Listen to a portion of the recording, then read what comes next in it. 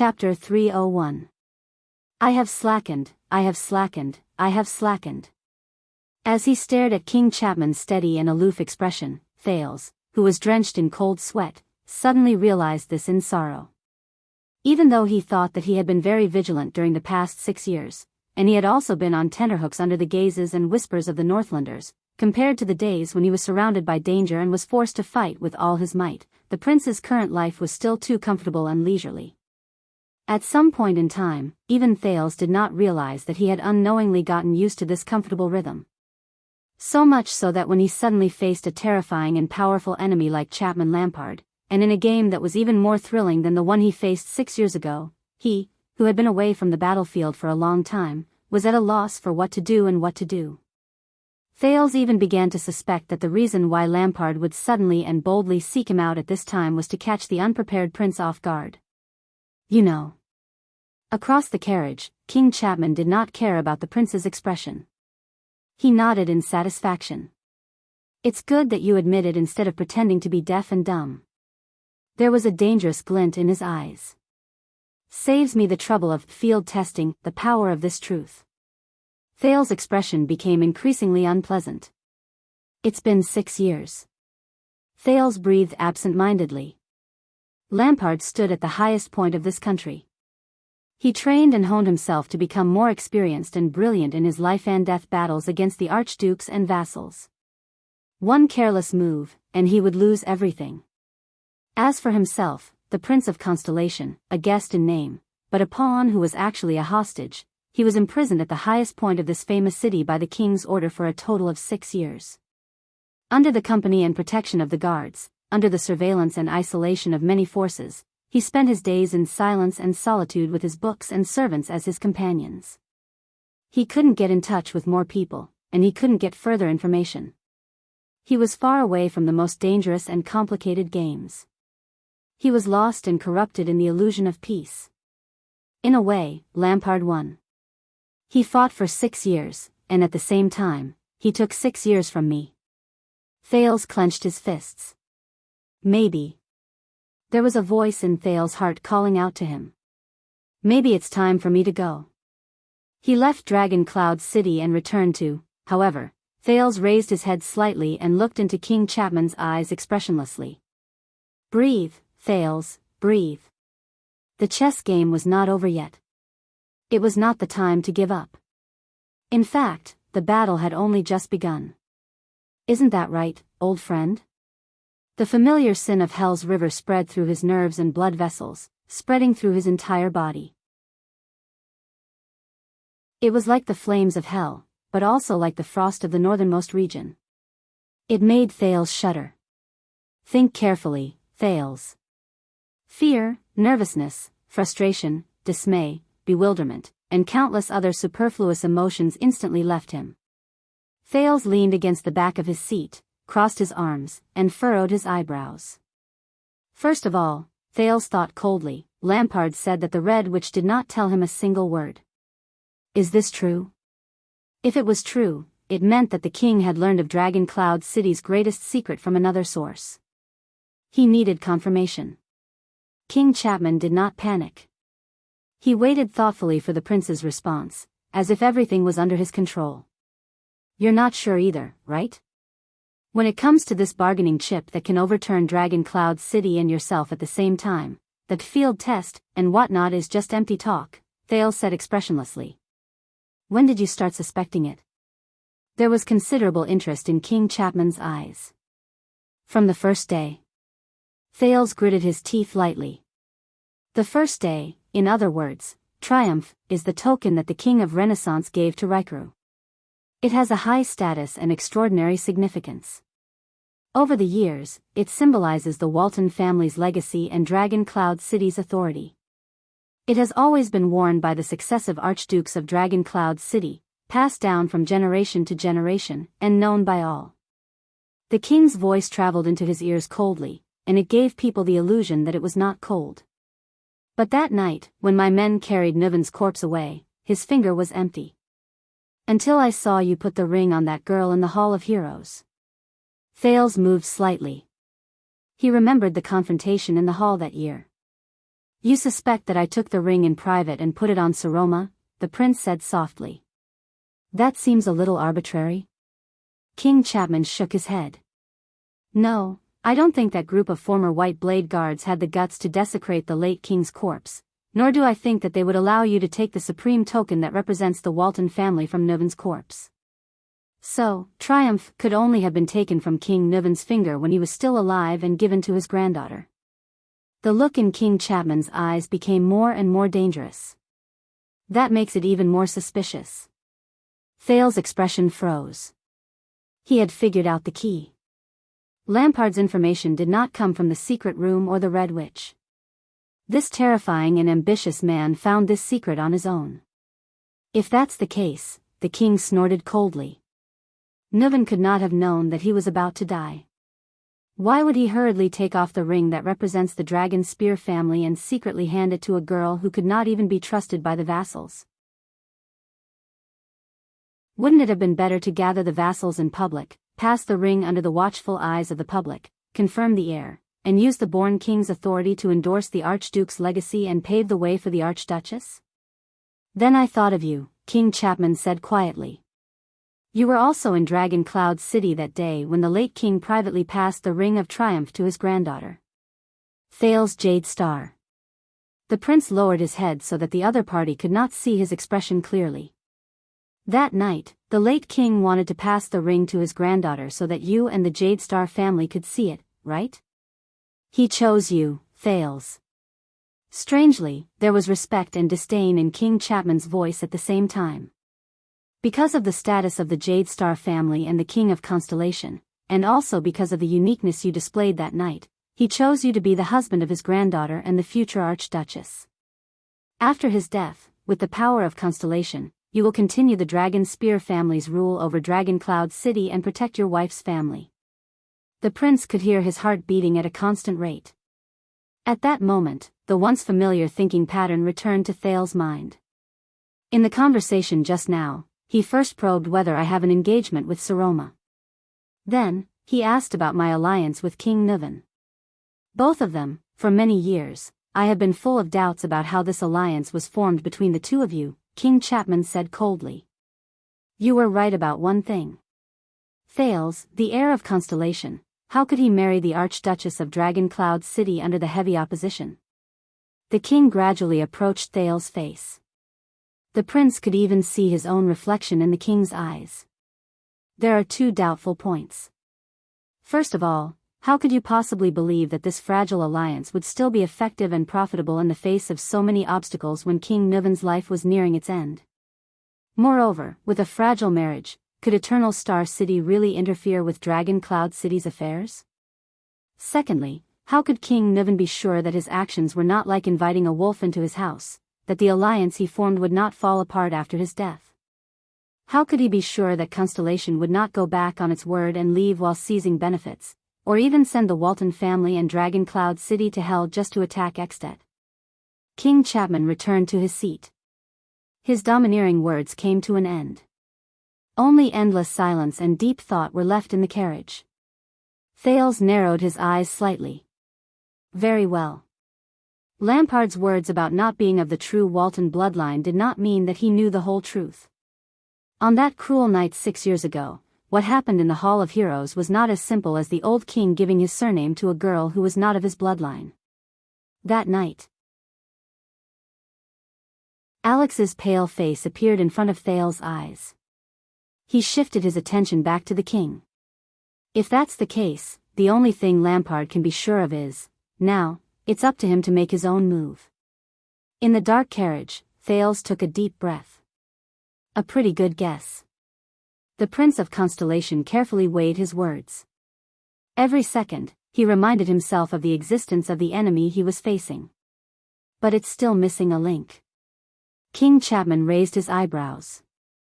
Thales said flatly, Croche, how much did she tell you? The carriage sank into silence. The prince waited patiently. As expected, in the next moment, King Chapman's face twitched. An emotion similar to surprise appeared in his eyes. Interesting. King Chapman did not seem to have expected this. How did you know? No, I don't. Thales said quietly in his heart. Until you confirmed it for me. Kenvida's audience, Thales answered straightforwardly. That cold-faced female warrior behaved very strangely. She was agitated when she faced the herald, her attitude towards Kenvida, and the baffling words she said to the Archduchess at the end. Of course, there was also her eagerness to invite me into the carriage, even at the cost of a fight. King Chapman stared at him quietly. A few seconds later, the common-elected king could not help but snort softly. Ash is a very interesting girl. I've never seen someone as arrogant as Lessa be so infatuated with any woman. I guess the Tower of Eradication does have its ways, right? A long time ago, Caslin was also infatuated with a woman from the Tower of Eradication. Thales shook his head. He did not want to listen to the king's nonsense. He went straight to the point. I guess she introduced you to her father, Lord Burnmerk? King Chapman's eyelids twitched. Not exactly. The king snorted softly. When we were discussing the Alliance of Freedom, we happened to talk about the eldest son of King Soria Walton, who broke Fort Liberté. My lovely vice-captain told me how she grew up under the care of the prince's consort, Lady Adele. Of course, her father, the late king's loyal administrator, Burnmerk, King Chapman said in a low voice. And how he tried his best to mediate the unfortunate marriage between Prince Soria and his wife. He protected the pitiful consort and advised the cruel prince. I see. Thales thought quietly. But then, he thought of something.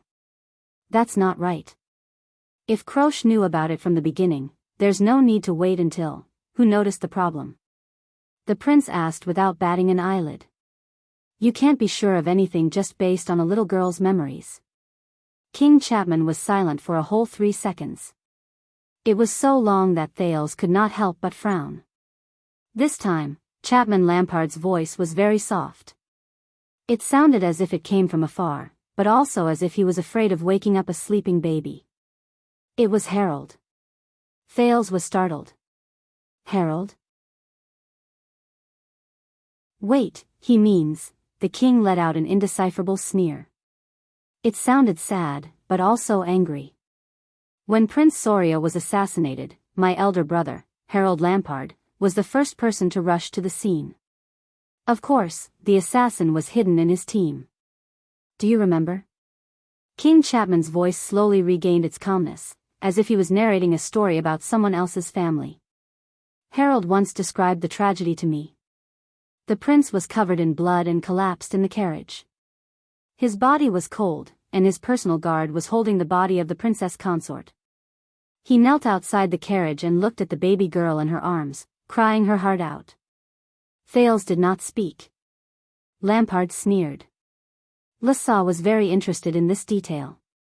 Why did Lord Merk, the White Blade Guard and later administrator, seem to care more about the consort? The prince's expression froze. He was getting closer. Following this clue, Lessa also discovered that after the king's selection, the Archduchess ascended to the throne, but Administrator Merk, who had guarded Lady Walton conscientiously for the past 12 years and was supposed to continue protecting Dragon Cloud City with his life, disappeared. For 6 years, even Ike did not know her father's whereabouts. It was as if he became disheartened overnight and gave up on everything, including his oath of blades and loyalty. The king continued speaking. Soon, he found more. Some of the servants and guards in a certain area of Heroic Spirit Palace had either disappeared or died during the calamity 6 years ago. None of them survived, and they happened to be the personal guards of the Archduchess, who was the baby girl. Viscount Lessa Kenvida. Thales sighed. Is this why people call him the Night Falcon? It makes sense. Is he good at hunting with his eyes open in the deep night, which ordinary people do not pay much attention to? The king shook his head and did not continue the conversation. Lessa made a bold conjecture, and Croche beat him up 3 times because of it. The current Archduchess of Dragon Cloud City is not her father's daughter, but Administrator Merk's bloodline. King Chapman's eyes shone with a terrifying, cold light. I'm guessing that in order to protect the secret of the bloodline, Regent Leespan made him disappear forever? Very well. He does not know. Thales told himself silently, I only know half of the truth. He only knows Alex. But he does not know Little Rascal, and he does not know Saroma. I can't believe you found out the truth just like that. Thales rubbed his forehead with a pained expression and said in a seemingly resigned manner, Your subordinates are really talented. The king gently grabbed the saber beside him. Finally, I understand the answers to the two suspicious points. In order to gain your trust and entice you, King Niven must have given you more than the marriage contract. He gave you a bargaining chip that could destroy Dragon Cloud City and the Walton family. He gave you a bargaining chip that even a trusted official like Leaseband would be wary of, so that even after King Niven passed away, Eternal Star City could still control the restless Dragon Cloud City from afar. And all of you are quite satisfied with this. King Chapman shook his head. It was unknown whether he was feeling sentimental or smug. I think this is one of the reasons why the Red Witch betrayed the late king, even though she never admitted it. Thales heaved a deep sigh. The battlefield was now very clear. So, this is a secret that can simultaneously eliminate the legitimacy of the Archduchess of Dragon Cloud City and weaken the legitimacy of the common elected king. We have each other's weaknesses, Thales said indifferently. I'm guessing that you want to draw Dragon Cloud City to your side? To stand on your side, or at least not on Rocknee's side. Thales, we have known each other for a long time. King Chapman snorted softly. We have fought against each other more than once, and this has allowed us to understand each other. The prince took a deep breath and shook his head. Why should I do this? This is just a grudge between you and Dragon Cloud City. He shrugged as if he did not care. If you want to be destroyed together with Dragon Cloud City, then go ahead. I can stay out of this. Chapman snorted coldly. Even if my mutual destruction with the Archduchess of Dragon Cloud City will cause you and Constellation's hopes and interests in Dragon Cloud City to fall through? The king said meaningfully. Hopes for Dragon Cloud City. Thales chuckled softly and retorted without showing any weakness. I am not even the king. It is still too early to talk about this. King Chapman narrowed his eyes.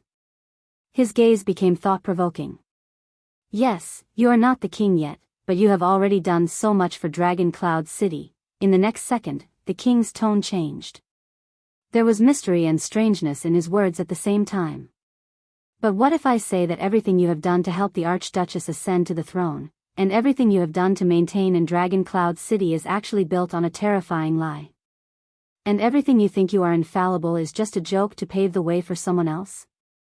At that moment, as he looked at King Chapman's expression, Thales frowned slightly.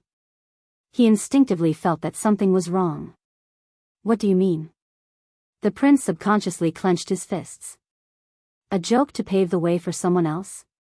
No, I remember the first time we met. When you rejected my offer, you told me to be careful with those who want to become your allies. King Chapman's expression was so cold that it looked like water was about to drip from it. No matter how sweet their words are they sincere? Thales' frown deepened. Thales. King Chapman shook his head. In a tone that made Thales' skin crawl, he spoke flatly. Do you really think that our beloved late king, Niven Walton, is an ally worthy of your trust? Thales' breathing gradually became softer. Do you think that he will be so magnanimous as to hand you a bargaining chip that can destroy his family, trust you wholeheartedly, and believe that you will protect the Walton family without regard for your own safety? Do you think that you and Niven have made a win-win deal? That you will obtain a wife who represents Dragon Cloud City, and he will obtain the continuation of the Walton family, and that everyone will get what they need? Do you think that Niven will be so tolerant as to tolerate a person who is not of his blood sitting on the Archduke's throne, and that all he cares about is that illusory and empty family name? The king said softly, You underestimate our late king too much. Thales stared at King Chapman with a face full of doubt. If you have nothing else to say, Mariah is still alive, the king said quietly. At that moment, Thales, who could not react in time to the slightly unfamiliar name, was slightly stunned. Feeling uneasy, he subconsciously said, Who? A strange and terrifying expression appeared on King Chapman's face. The next moment, the king uttered a name softly, Mariah. Mariah Walton. M.O. Mariah? Thales mulled over the name, and without realizing it, his face turned pale. What? That's, when I first found out, I was even more shocked than you were. The king added as if nothing had happened, yes, 6 years ago, the beginning of everything, the Prince of Exted who was assassinated in Constellation, which led to a series of drastic changes in our kingdoms, laid the foundation for our fates, and made you a hostage. At that moment, King Chapman's eyes seemed to burn with terrifying flames. Still alive. Time seemed to have stopped at that moment. It was as if even the air in the carriage was about to freeze because of this terrifying moment. Thales was completely stunned. What is he talking about? That prince? That Prince Mariah who was jointly assassinated by Lampard, Pofret, Arund, and Constellation's new star, ? Still alive? That means, a terrifying thought instantly crept into his mind. Only God knew how much effort Thales had to use to suppress the trembling of his entire body and the drastic change in his expression. A few seconds later, Thales widened his eyes. His expression was unpleasant, and he could not believe it. This is impossible. Do you still not understand, Thales? King Chapman's eyes shone with indignation, and he enunciated each word clearly, as if he was chewing on his deepest hatred. In Dragon Cloud City, whether it was the late king, Leespan, or the Star Killer, all of them knew and understood this. Thales' brain was in extreme shock and astonishment, and he struggled to maintain his ability to think. All of them knew it. They waited patiently, looking forward to the day Prince Mariah returned. Before he returned, they used a fake archduchess to temporarily preserve the Walton family's power. At the same time, they feigned civility with you and obtained Constellation's help. Chapman I's words were like the most terrifying poison, seeping into every inch of Thales' thoughts. From the beginning to the end, only 2 people were kept in the dark and knew nothing about it. This is why I came to you, Thales. The king stared at Thales, whose expression was almost frozen. His gaze swept past Thales' slightly trembling left hand, which was pressed against his knee. You, and that pitiful archduchess herself. Both of you are just puppets manipulated by King Nuven. Constellation thinks that it holds a bargaining chip that can keep Dragon Cloud City in check. It painstakingly maintains its relationship with Dragon Cloud City, conscientiously supports the Walton family's rule, and hopes that one day, it will reap rewards from the marriage between the king and the archduchess. However, many years later, when Mariah returns, his legitimacy will overwhelm everything. The archduchess' existence will be overthrown, your marriage will become a laughingstock, the promise you obtained from King Nuven will be proven to be nothing more than a stupid joke, and everything you built will be reduced to ashes overnight. He's lying. He must be lying. Thales could only tell himself this. To make me, Thales' eyes were still wide open in disbelief as he stared at the king. It was as if he had returned to that terrifying night. Alex, who was convulsing. Merc, who was howling in pain. King Nuven, who was laughing coldly. Anne. Saroma. No, it was Little Rascal. And the ring in her hand. At that moment, the prince felt that even his thoughts were about to be frozen. I told you, I know my uncle too well, unlike you, who only spent a short day with him. Nuven, he toyed with everyone in the palm of his hand. The king stroked the saber between his knees and sneered as he said these words. He used an unprecedented lie to deceive your trust and belief. He used a seemingly sweet and sincere bait to catch your persistence and loyalty. From your self-righteous thoughts, he harvested the prey that the great dragon wanted the most. King Chapman slowly raised his right hand and slowly curled his fingers. This is King Nuven's real trick and strategy. It is a gift from the late king. In the next second, Chapman Lampard clenched his right hand tightly. It was as if he had just seized someone's throat. Thales' breathing shuddered as he broke out in a horrified cold sweat. Welcome to the cruel, real world. In the darkness, an ugly and cold smile appeared on King Chapman's colorless face. "The guardian of Dragon Cloud City, Your Highness. Passengers boarding the train, for the sake of your health, please fasten your seatbelt at all times." Swordless, with a serious expression.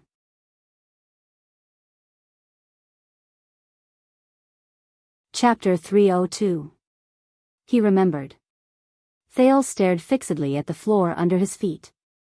6 years ago, in the secret tunnel under the gatehouse, the group of people who escaped were intercepted by the Red Witch. They could not advance or retreat. At that time, the exhausted Star Killer went forward alone and used a very large bargaining chip in exchange for their safety. Thales could not help but feel a deep suspicion rising in his heart. What did Nicholas tell the Red Witch that made Madame Calchon turn around and leave so decisively? What made her ignore existences like the Prince of Constellation and Miss Walton, as if they were just unnecessary outsiders? Is the secret room really so unconventional that they could leave without any hesitation after making up their mind to overthrow the stubborn King Nuven a moment ago, and leave without any involvement in anything the next moment? If, as Lampard said, Saroma's existence is just, Thales took a deep breath. Veins popped up on his hands. Ridiculous. He stared coldly at King Chapman in front of him. The heir of Dragon Cloud City, who was publicly acknowledged to have been dead for 6 years, is still alive? And me going north alone and being a hostage for 6 years, including our life and death battle in Heroic Spirit Palace 6 years ago, was all just part of a conspiracy? You expect me to believe you? What kind of baseless words are these? The prince looked offended. He stared at the king's eyes in dissatisfaction and retorted, "Why did Mariah deliberately fake his death? Why did he let his family be on the verge of collapse and Dragon Cloud City be in turmoil? Why did King Nuven come up with such a strategy where the gains did not make up for the losses, and even lost his life in vain under your counterattack? Asterisk bang. Asterisk, because he did not deliberately fake his death, and Nuven did not do it on purpose either." King Chapman punched his scabbard and responded to Thales' aggressive words with a frosty expression. "Do you think this is some kind of fun? Do you think I would be so bored as to fabricate such a lie to drive a wedge between you and Dragon Cloud City? Ever since I received this damned news, God knows how many methods, time, and resources I have used to get to the bottom of it, just to find out whether that useless prince is dead or not. To find out how long I can wear this crown I got 6 years ago." The king's sharp eyes were filled with murderous intent. "Believe me, if he is not dead, there is no one in this world who would want him to disappear as quickly as possible, without anyone knowing." Thales looked suspiciously at the anger and coldness hidden on the king's face. He had a vague feeling that the other party's emotions were not fake. The carriage was silent for a few seconds. "So, I didn't deliberately fake my death." Thales calmed down and tugged at his sleeves. "What do you know?" King Chapman snorted coldly and said, "This is from the secret room. To be exact, it's from my spy in the secret room. It said that the Red Witch has been investigating this matter for a whole 6 years, regardless of the cost. She only found some clues half a year ago." Deep in thought, Thales repeated slowly, 6 years. The king nodded solemnly. 6 years ago, Prince Mariah returned to Dragon Cloud City from his fief. In Heroic Spirit Palace, he had a fierce argument with King Nuven. Even though King Nuven had gotten rid of most of the people in the palace before he died, there are still people who are alive to testify to this. When King Chapman said this, his eyes shone with a strange light. It lingered between disdain and disgust. A few days later, Mariah left without saying goodbye and disappeared without a trace. Thales' gaze froze. "Left, what?" "Yes, Thales." King Chapman snorted in disdain. A prince who shouldered the heavy responsibility of a kingdom left home in a fit of anger because he was scolded by his dear father. The prince took a second to digest this news. He then looked at King Chapman with a burning gaze. Can you imagine Nuven's expression at that time? His son irresponsibly left behind everything, including his own identity and his original mission to Constellation. In one night, he disappeared from Nuven, Dragon Cloud City, and even all of Extet's sight. In order to escape safely, he even deliberately leaked his itinerary to Poffert as a cover. That's how everything happened after that. Maria Walton, Nuvan's useless son, the king said through gritted teeth in contempt and anger. He is practically the greatest disgrace of the Walton family in the past 600 years. Even if you search all over Ekstedt, you probably won't be able to find a piece of trash worse than him. My God, a prince, left everything behind, ran away from home? For some reason, another person's figure suddenly appeared in Thales's mind. Decades ago, Lady Gines was not as mature and charming as she was now. She was penniless and in a sorry state, but she resolutely walked out of her family's manor, followed the prince's fleet, and walked towards an unknown future. The king used a few seconds to regulate his breathing. He snapped out of his anger and resentment. Because of that, the born king, who was badly battered and exhausted, could only use a substitute with a similar face to replace his runaway son on a diplomatic mission to Constellation. Anyway, as a symbol, the prince only needed to smile. We found information about that substitute. He was born in a small noble family in the suburbs of Dragon Cloud City. His ancestors were blood relatives with the Waltons. He was found by the White Blade Guards 18 years ago, and from then on, entered Dragon Cloud City to work. Of course, he was actually being trained to become Prince Mariah's substitute. King Chapman continued coldly, "You know what happened after that. You know what happened after that. Mariah's substitute died in Constellation." I guess Nuvan was very surprised, but he took advantage of the situation and made it real. He pretended to be angry and demanded corresponding compensation from Constellation, but internally, he cleaned up the restless archdukes. Thales tried his best to pull himself out of the shock Mariah gave him. He looked at the king with an indescribable feeling. This is why I began to suspect the Archduchess' identity. There is no reason for Nuvan to leave behind an Archduchess and a son who can overthrow the former. He caused Dragon Cloud City to sink into a terrifying whirlpool of a fight for succession. Believe me, from Alcius of Prestige Orchid region to Rose of Enlenzo dukedom, this is the most terrifying disaster for a noble family.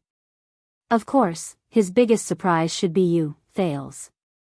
You are the Prince of Constellation who can save the Dragon Spear family in the future when Mariah disappears, when Dragon Cloud City is beset with difficulties both internally and externally, when his power is waning, and when he passes away.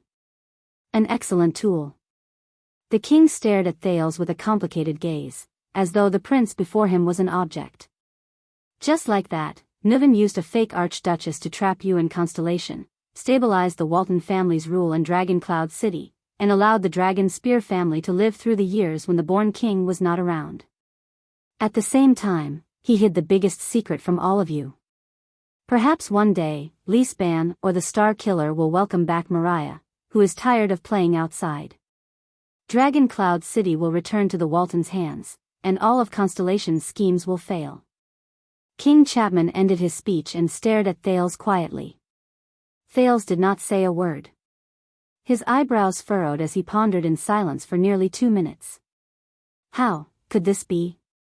King Nuvan's back appeared before his eyes. The heroic and shrewd former king turned around in his mind and flashed a cold smile that made people shudder. Nuvan Walton. He dared to fight in front of the vassals, and used a vicious scheme without hesitation.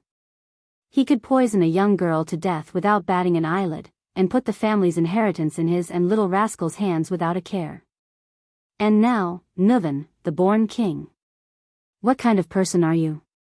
Is this what you want to say? The second prince said in a weary tone, everything that happened 6 years ago, the grudges between our two kingdoms, the conspiracy in Renaissance Palace, the confrontation in front of the fortress, the disaster in Dragon Cloud City, all originated from Mariah's willful departure? It's hard to believe, isn't it? King Chapman sneered. But the origin of everything is so absurd, ridiculous, comical, and completely unreasonable. You were a hostage in the north, trapped for 6 whole years because of an unjust accusation. I almost gambled everything, and I almost lost everything. With each word, the hatred in King Chapman's eyes intensified. Arund was reduced to a prisoner, Poffert's neck was twisted, and Ekstedt even had a new king. Since then, all the bloodshed and turmoil. All of this originated from a good-for-nothing who left his home. The king suppressed his hatred. His gaze was ruthless, as if he was about to open his mouth and eat someone in the next second. The carriage was silent for a few seconds, as if they wanted to remember the heaviness of this moment. The prince closed his eyes gently and slowly opened them again. But what Nuvan did not expect was that his nephew in Black Sand region would do something beyond his expectations. When he had just started setting up his plan, Nuvan had already taken the king's life and put on the crown himself. That's why you're sitting here and talking to me. Thales's gaze on the king became calm again, and there was no emotion in it. In the carriage, King Chapman's breathing gradually calmed down. It's not just me, Thales. King Chapman leaned back against the carriage. His eyes were bright and piercing. There's also you. Thales narrowed his eyes. Don't forget, we built my crown together, the king said faintly. Thales sighed softly, then snorted. It's still baseless nonsense. The prince rubbed his forehead sleepily. Mariah's death. Everything is based on the empty words you told me. Yes, so that's all I have to say, King Chapman answered without hesitation. But I believe that you have your own conclusions, and you've been here for 6 years. You're more familiar with the people and things in Dragon Cloud City than I am. You can absolutely find the truth on your own. Thales lowered his head. He only felt tired. Whether it was Mariah's life or death, Saroma's identity, Nuvan's schemes, or Chapman before him, all of them made him feel like his brain was about to explode. This is too much. So tiring. Assuming this is true. Then, I've been deceived and toyed with by a dead man for 6 whole years? The prince chuckled for some reason. This feeling is really strange. Across him, the king's expression changed slightly. Only 6 years. That's not bad. Thales raised his head. What do you mean? But King Chapman only stared at him quietly and snorted softly. Don't forget, whether it's the generations of Extet's boorish and unrestrained archdukes, or the groups of Constellation's scheming and astute nobles, all by a seemingly mediocre and cowardly king of Constellation, a dead man who passed away 100 years ago, he sighed with emotion and said, deceived and toyed with for more than a century. In the next moment, Thales' gaze became clear again. He looked at Chapman Lampard seriously. What do you want, Lampard? Finally, King Chapman leaned forward and curled up the corners of his lips slightly. It was as if this conversation had just begun. Leespan and the Star Killer had been keeping a close eye on Heroic Spirit Palace. I can't get close to that girl, but you can. There was a profound look in the king's eyes. You also know what I want. Thales snorted softly. Rockney and Letko, Stustel of the Sentinel region, and Cameron of the Glacier Sea. The joint condemnation of the 4 archdukes is not easy to deal with, is it? He shrugged. That's why you spent so much effort to incite the Alliance of Freedom, and even schemed about Dragon Cloud City's choice of stance. King Chapman nodded. I've said it before, this is not an easy task, and every archduke is not easy to deal with, he said seriously. But Thales interrupted him. You know, 6 years ago in Heroic Spirit Palace, you said. Every one of you was born shackled by the endless struggle between the king and the archdukes, and you will never be able to free yourself. You want to break it. The prince spoke in a tone the king had never heard before. He seemed to be sentimental, but there was also a hint of mockery in his voice. But for some reason, your current actions remind me of King Nuvan. For a moment, Thales saw the tendons in King Chapman's hands tremble slightly. Those who want to break the shackles rack their brains to study the structure of the shackles, and are fascinated by this game of escape, Thales said softly. Until one day, he realizes that the shackles on his body have grown into a part of him. He can no longer leave the shackles he once wanted to break. Thales sneered subconsciously and asked the same question he asked another king 6 years ago, don't you feel tired? Or is it that the pain the shackles inflict on you has already made you unable to feel the heaviness they bring to you? King Chapman did not speak. His face did not move in the dim carriage. The silence lasted for a long time. Thales exhaled and laughed involuntarily. He averted his gaze and no longer paid any attention to King Chapman, who did not bat an eyelid. He shook his head. This reminds me. Perhaps his choice, Mariah's choice to run away, allowed him to escape from this shackle and be free from it. Unlike us. Regardless of whether Lampard would find him or not, to a certain extent, Mariah Walton, the willful prince who abandoned everything and ran away, had already left the shackles given by his bloodline. But, what about me? What about Thales Jade Star? When will he be able to break free from this shackle? At that moment, Thales suddenly thought of the air mystic and the hand he had extended to him. But what followed was a warning look from High Priestess Holm, who was in Bright Moon Temple. King Chapman's expression was so dark that it looked like it was about to drip water. He did not.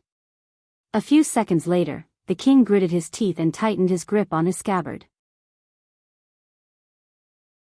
Walking away is not an escape. Running away weakly is not a form of release either. But he will. King Chapman's voice grew deeper, and there was a terrifying meaning hidden in his words. After we find him. Thales heaved a long sigh and tried to pull his thoughts back to the vortex in front of him from his emotional state. Mariah, assuming that he is still alive, as you said, the prince braced himself and forced himself to meet the king's gaze. Then, where will he be? When he heard this topic, King Chapman also recovered from his anger and resentment. He tapped his saber gently. Recently, a person who matches Mariah's description appeared on the southern side of the Great Desert, near Sarah Dukedom. We only managed to investigate up to this point. That is the Constellation's territory, and it is difficult for the secret room to infiltrate. But we will not stop. Let us work together to find Mariah and kill him, Thales, the king said coldly. No matter who does it, let us put an end to this baffling threat together. Let Nuven and his joke to fool the world go to hell. King Chapman slowly drew closer to Thales' face. After this incident, I hope that you will understand, Thales. In this seemingly peaceful Dragon Cloud city, who are your friends and who are your enemies? Who treats you as a worthy opponent, and who treats you as a puppet in a farce? The corners of Thales' lips curled up. He imagined the prince roaming the world with his name hidden. He then thought of Lisban and Nicholas. You have a good idea. Killing two birds with one stone. The prince shook his head and spread his arms. He leaned back against the carriage without a care for his image. But you know, I can still shout now, or simply reveal the truth about what happened in the carriage. Then, your words, your secrets, and your ideals. Thales narrowed his eyes. Thales narrowed his eyes. I'll go to hell with you. Chapman stared at him and did not look away for a long time. The temperature in the carriage seemed to have dropped to freezing point again. I have a question, Thales. After an unknown amount of time, the king said slowly, once Mariah returns, what will await your little girlfriend? Thales' mood darkened. You know the answer. Will the kind Lisban and the kind Star Killer give her a certificate of commendation after Mariah is restored to the throne, in recognition of her contributions to the stability of Dragon Cloud City while she sat in heroic Spirit Palace pretending to be an archduchess for the past 6 years? The king sneered. If Mariah's matter is true, then this secret will not be buried with my death. One day, together with your enemies, it will fiercely devour you and that girl. This is the meaning of the choice you face today. Thales stared at Chapman without moving. His eyes were dull and devoid of emotion. Choice. Another choice. He clenched his fists. The prince said coldly, I can leave and watch from the sidelines. You can play your own game of chess. The king smiled. You won't.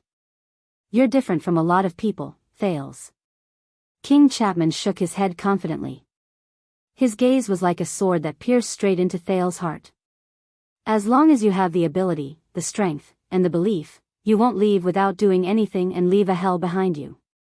You'll cold-bloodedly watch others cry in pain, and you'll hypocritically console yourself that this is the best choice and the most realistic one. He raised his hand in the darkness and pointed outside the carriage at the highest point in Dragon Cloud City. Otherwise, you wouldn't have walked right into the trap and returned to Heroic Spirit Palace 6 years ago. Thales clenched his fists tighter, almost to the point where his palms were about to break. Damn it. He sighed tiredly in his heart. No one in the carriage spoke again.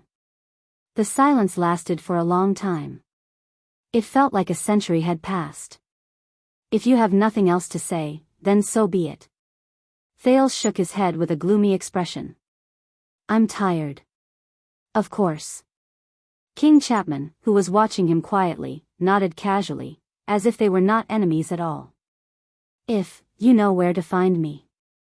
When Thales heard this, he sneered. You still can't bear to leave? You know, a storm is coming, and Dragon Cloud City's future will not be peaceful. In that second, the king's gaze became very subtle, and there was an indescribable meaning hidden in it. I'm not the one who can't bear to leave, Thales, Chapman Lampard said in a calm and thought-provoking manner.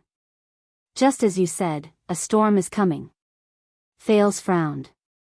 As his Adam's apple bobbed, he stood up and placed his hand on the carriage door. There's one more thing, Thales. With his back facing the king, Thales stopped in his tracks and turned his head slightly. King Chapman turned his head to the side and glanced at him with a strange gaze. 6 years ago, under Broken Dragon Fortress, you dared to charge in the opposite direction, even at the risk of losing your life. You made a bet with me on the battlefield where swords and sabers are blind. But today, 6 years later, in the peaceful Dragon Cloud City, you don't dare to risk the Archduchess' life. You don't dare to be stubborn to the end and make a bet with me on the battlefield where there are hidden undercurrents. Thales was stunned. The king laughed and said, What's wrong, Thales? Is it easier to make a decision in a dangerous and bloody situation than in a strange and indecipherable situation? Or is it because it's harder for you to make a decision when you're facing another person's life than when you're facing your own? Thales gritted his teeth and frowned. That's different. Back then, the people around me and I were all in a dangerous situation. I could risk my life without hesitation, even if it was hopeless. But today, Saroma, or did you become cowardly, hesitant, and merciful during your 6 years in Dragon Cloud City? Chapman said softly. Thales maintained his posture of pressing against the carriage door. His expression was stern. We are different, Lampard. The second prince did not turn his head. His side profile was still facing Chapman. He said coldly, You are a cold-blooded gambler. King Chapman raised his eyebrows slightly. What about you? What are you? This time, Thales did not hesitate. He opened the carriage door and got off without turning his head. Be careful, Thales. The king's voice traveled faintly from behind him.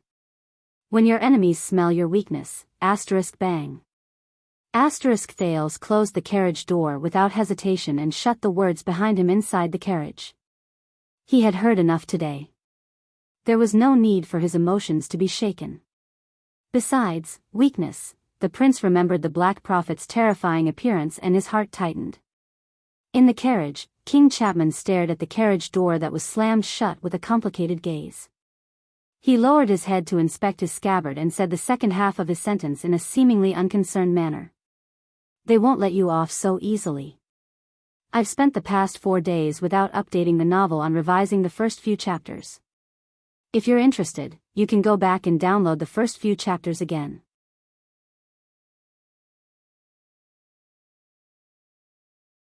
Chapter 303.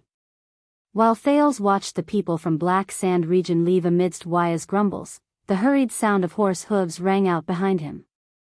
The vigilant Waya and the others instinctively blocked the prince, but Thales, who had expected it, sighed and turned around calmly. They came so quickly. And so impatient. As the horses neighed in dissatisfaction, the person got off his horse. Accompanied by his attendants, he passed through the personal guards and walked towards Thales with a stiff expression. Beside him, Lord Justin bowed respectfully. It was Count Leespan. The old but still spirited regent of Dragon Cloud City stood in front of Thales with an unhappy expression. Your Grace. The prince's gaze swept past the group of Dragon Cloud City patrols who came with the count, and he politely nodded at Count Lisban, as if he was not surprised by his sudden appearance. Should I be surprised that you are so concerned about my itinerary? But the count, who had rushed over after hearing the news, had a dark expression on his face. He had no intention of exchanging pleasantries with the prince. Do you know how arbitrary and reckless this is? Directly boarding Black Sand Region's carriage? Thales shrugged helplessly and walked towards Jenny with Lisban. Waya, Ralph, and the others were a step behind them, maintaining a distance that was neither too far nor too close. The former Prime Minister's gaze became solemn as he looked around. The personal guards, who had just breathed a sigh of relief, became nervous again. What happened? What did Black Sand Region say to you? What did they say? The prince remembered the secret King Chapman told him, and he could not help but feel gloomy. Mariah, Saroma. They are very interested in Dragon Cloud City, but they can't contact the Archduchess directly. Thales gestured in the direction where the people from Black Sand Region left with a relaxed expression. For this reason, they want to rope me in. Lisban's gaze changed a few times. You? They tried to rope you in? Do you need me to remind you of the relationship between Dragon Cloud City and King Chapman? Or what role you played in the storm 6 years ago? Thales blinked. I don't think that Black Sand Region would place their hopes on a foreign prince who is almost their mortal enemy without any assurance. The count's expression was gloomy. Or do they have a very good reason to talk to you? Thales clenched his fists slightly in his sleeves and began to size Lisban up again. How sharp. So, Prince Thales, is there anything I can help you with? Lisban's tone was polite but compelling. Thales could not help but feel wary. How credible was Lampard's words? In Dragon Cloud City, who were the enemies and who were the friends? How should he choose? Thales took a deep breath. He could not help but think of the terrifying secret Lampard had mentioned. A gift from the late king. The prince looked at the count in front of him with complicated emotions. His gaze swept past his white temples. During these 6 years, what kind of emotions did the most powerful minister in Dragon Cloud City harbor as he watched Saroma grow up? What did he think of Saroma, his titular ruler? Archduchess?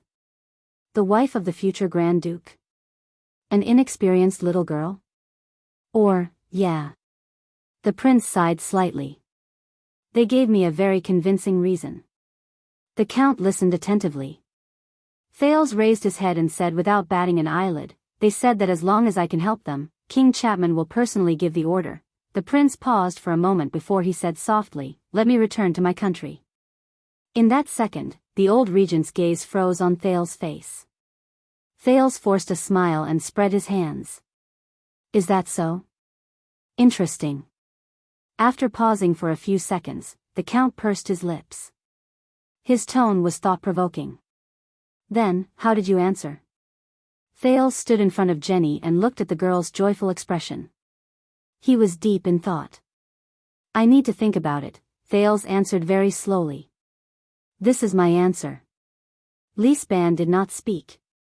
After a few seconds, the regent raised his eyebrows slightly.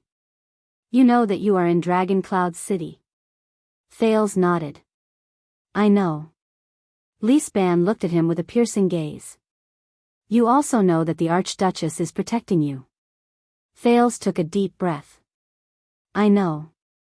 But you still need to know. This time, Count Lisban raised his voice slightly. There was a fierce look in his eyes. 6 years ago, during the King's Selection Congress, when the 5 archdukes agreed unanimously to not let you leave Ekstedt. How the lonely Lady Saroma stood in the Hall of Heroes and threatened the archdukes in front of High Priestess Holm that if she was not allowed to keep you in Dragon Cloud City, she would refuse to be chosen as the king and be destroyed in Dragon Cloud City with the 5 of them. Thales was stunned. He lowered his head and stared at the ground with a dazed expression. He remembered how Archduke Letko patted his shoulder earnestly and told him to take care of himself in Heroic Spirit Palace. About this, I really don't know, the prince said absent-mindedly. Lisbon looked at Thale's expression and nodded slightly. Please don't let her regret that decision. You should return to the palace. You don't want to offend Lord Nicholas at this time. You have an outdoor class tomorrow. After the regent finished speaking, he glanced at the prince, who was deep in thought, and turned to leave. Regent Lisbon. Thales stopped the count. Will you miss him? Lisbon turned around and looked at the prince expressionlessly. He raised his eyebrows slightly. Will you miss King Nuvan?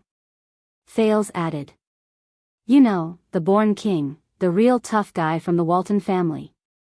The prince's expression was slightly gloomy. He looked like a sentimental poet. Thinking about how good it would be if he was still around. This time, the silence between the two lasted for a long time. It was so long that Waya, who was a few steps away, could not help but signal Thales, but he was stopped by Ralph. After a long period of silence, Count Lisbon finally spoke calmly. Every day, I miss him, especially when there are mountains of documents and chores piled up on the table again. You can't imagine how deep our friendship is. Thales stared at him. Yes. You know, when King Nuvan was still around, Dragon Cloud City and even Extet were far from being like this. Thales sighed. The vassals were in their positions, and their actions were orderly. The subjects had their own duties, and everything was in order. Thales stared at the count's face and said with a faint sigh, but after he left, during the Archduchess' reign, the entire Dragon Cloud City was in turmoil, and the people were in a state of panic. Now, even Black Sand region dares to come to Dragon Cloud City to contact me. Lisbon looked at him without moving. She has not ruled for long, and the people are not used to it yet. We need time and patience, the count answered without missing a single detail. Thales narrowed his eyes slightly. Yes. Perhaps to Dragon Cloud City, a weak and powerless girl is still a notch below Archduke Walton's position. The prince shook his head faintly. There was a hidden meaning in his words. Perhaps she is still far from having the right to rule Dragon Cloud City. Lisbon frowned slightly and said in a displeased tone, Please do not interpret my words as you wish, Prince Thales. Thales closed his eyes and heaved a long sigh. Your Grace, the prince asked in a seemingly nonchalant manner, if one day, the Dragon Spear family's bloodline is cut off, and the Waltons have no successor. Count Lisbon's expression froze. What will you and your family do in Dragon Cloud City? Once he said this, Lisbon gave him a profound look. Even if we are allies, your words just now can still easily cause misunderstandings, Prince Thales, especially after your meeting with the emissary of Black Sand region. The count's words were already laced with politeness but unquestionable sternness. Even now, 6 years later. Thales smiled apologetically. Please understand that the current situation in Dragon Cloud City worries me, whether it is the Alliance of Freedom and the City of Faraway Prayers in the west, or the emissary of Black Sand region in the city, and of course, the vassals of Dragon Cloud City. I have to think more and plan ahead. Lisbon stared at him firmly and did not move. Dragon Cloud City will always belong to the Walton family, the count said slowly. Riker's descendants have ruled this land for nearly 700 years. But it is not without reason that the Cloud Dragon Spear flag is still passed down to this day. There will be news from both the Alliance of Freedom and the City of Faraway Prayers. Please don't worry too much. Thales stared at Count Lisbon for a long time. A myriad of thoughts ran through his mind. I understand. The prince said meaningfully. In the next second, he nodded slightly and got on Jenny's saddle without hesitation. He spurred the horse and left, leaving Count Lisbon and the group of patrols far behind.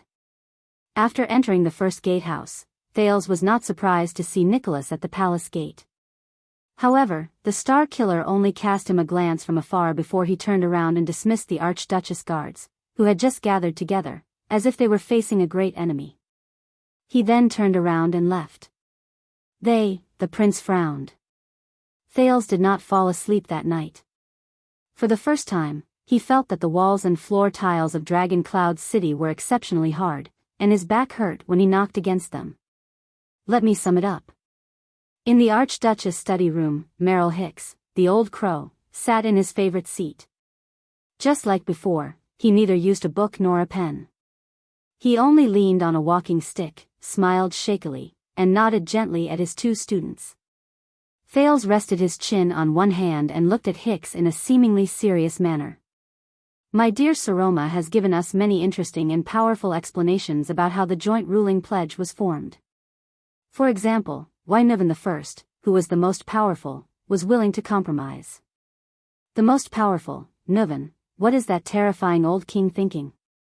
Hicks' voice continued to travel. For example, the prestige of King Raikaru and the Queen of the Sky is still deeply rooted in the hearts of the people.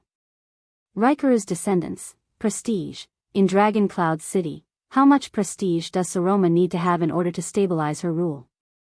Even her bloodline, for example, the defense line at Glacier requires power that far surpasses that of an archduke to maintain.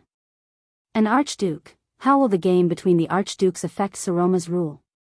For example, as we mentioned in the first lesson, the boundaries of governance.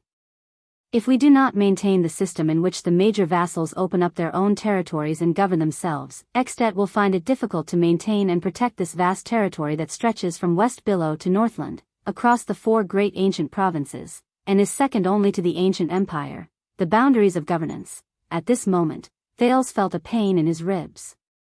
He turned his head in a daze and watched Saroma pull her elbow back as if nothing had happened. Thales stared at her in a daze. What's wrong?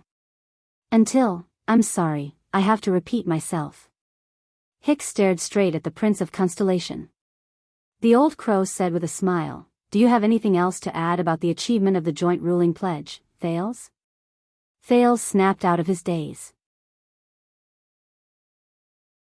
He had unknowingly become absent-minded. He hurriedly flipped open his notes, shook his head apologetically, and nodded. I'm sorry, Yes, I have something to add about how Extet's joint ruling pledge was achieved. Hicks raised his head slightly, showing an interested expression. Constellation. Thales raised his head and answered, the achievement of the joint ruling pledge is largely thanks to Constellation's contribution.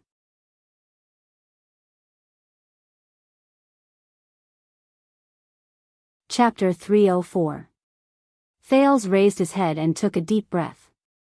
He adjusted his breathing and pulled his heavy thoughts back to the lesson. I have seen relevant historical data in 2 books, including The Joint Ruling Pledge and The Disaster of Black Eye.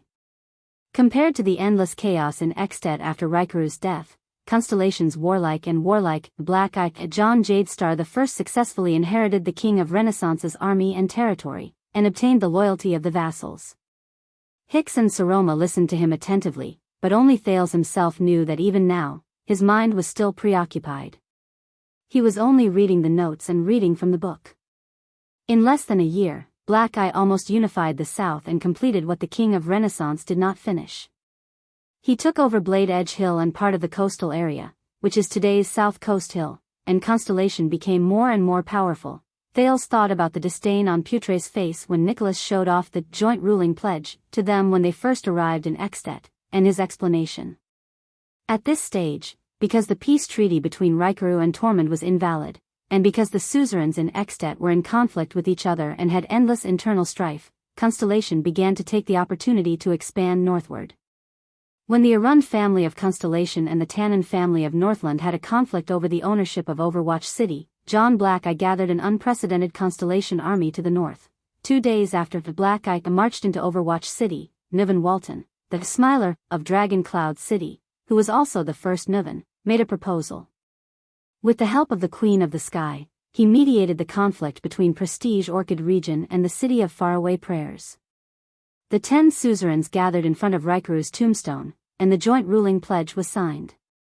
Nuvan I was crowned king, and the 9 suzerains were promoted to archdukes. Thales exhaled and flipped through the notes he made in the library a few days ago.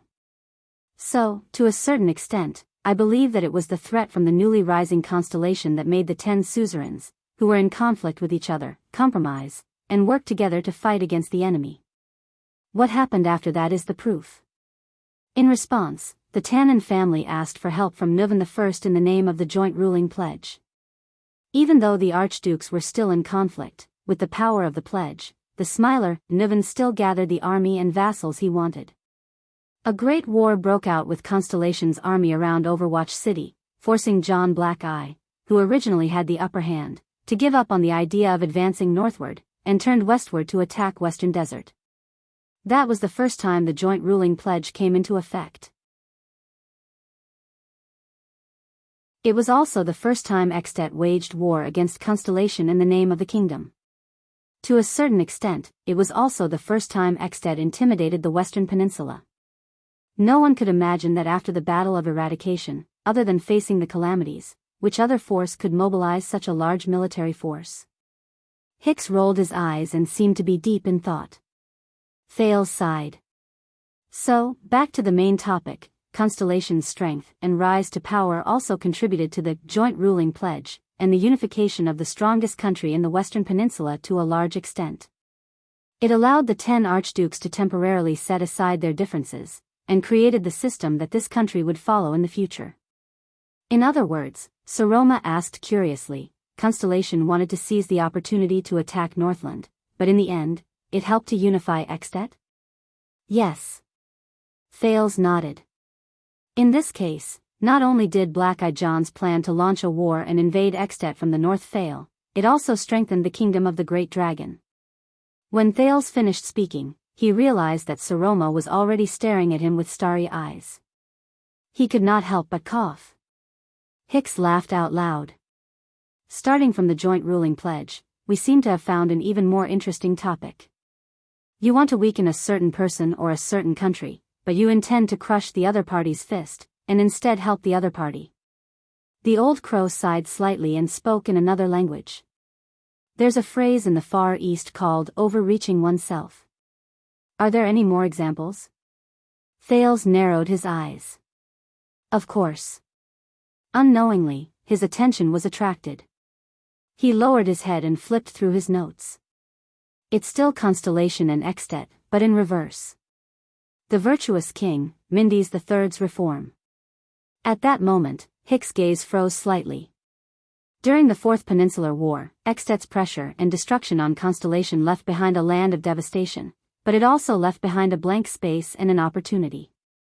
The suzerains in various parts of Constellation became weak and were in urgent need of assistance and recovery.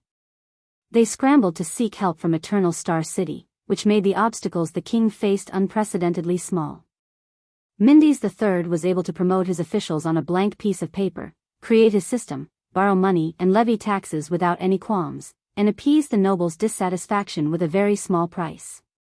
The Great Dragon's threat and invasion, on the contrary, made it convenient for him to start his own game of chess, and formed the system of Constellation today. Thales quickly concluded this example that he was all too familiar with in one sentence. He raised his head, only to find that Hicks was looking at him with a strange gaze. My dear, I really didn't expect you to use the virtuous king as an example. The old crow snorted softly. You must know that even in Dragon Kiss Academy, the evaluation of the virtuous king is mixed. Of course, it's focused on his imitation and innovation of the main Nox official assessment system, as well as his support for the establishment of a private academy. Thales scratched his head. I'm sorry, due to various reasons, I'm still quite familiar with this part of history, so I tried my best to find historical materials in this area in the library. Hicks coughed softly. Then, according to what you just said, war is a very complicated topic, because temporary victories and defeats seem to only be superficial, and the positions of the victors and losers can change at any time. Thales' gaze had already left the notebook. He suddenly thought of King Nuvan and Lampard, King Kessel and Arund. King Nuvan attacked Black Sand region and suppressed the Lampard family for decades, but created a terrifying and ambitious person who would take his life in the future. Arund plotted to usurp the throne and plunged Constellation into a crisis, but after his failure, he gave Kessel a reason to control the Northern Territory with the royal authority. What about himself? He seemed to have saved the Walton family's fate perfectly and cleverly, sent the Archduchess to the throne, and ensured Constellation's interests. But, all the things that he thought he was infallible in the past became questionable after Lampard's visit. Thales sighed slowly. Suddenly, he had a deeper understanding of the virtuous king's words. A momentary victory or defeat is but a fleeting moment. How interesting. Thales raised his head and said quietly, in fact, I think that simply using victory or defeat to describe the outcome of a war is lacking in consideration. The old crow raised his eyebrows slightly. Do you mind saying a little more? Thales cleared his throat, as though he had returned to the past in his dream. War is not a carpentry game, and the opponent is not a piece of wood.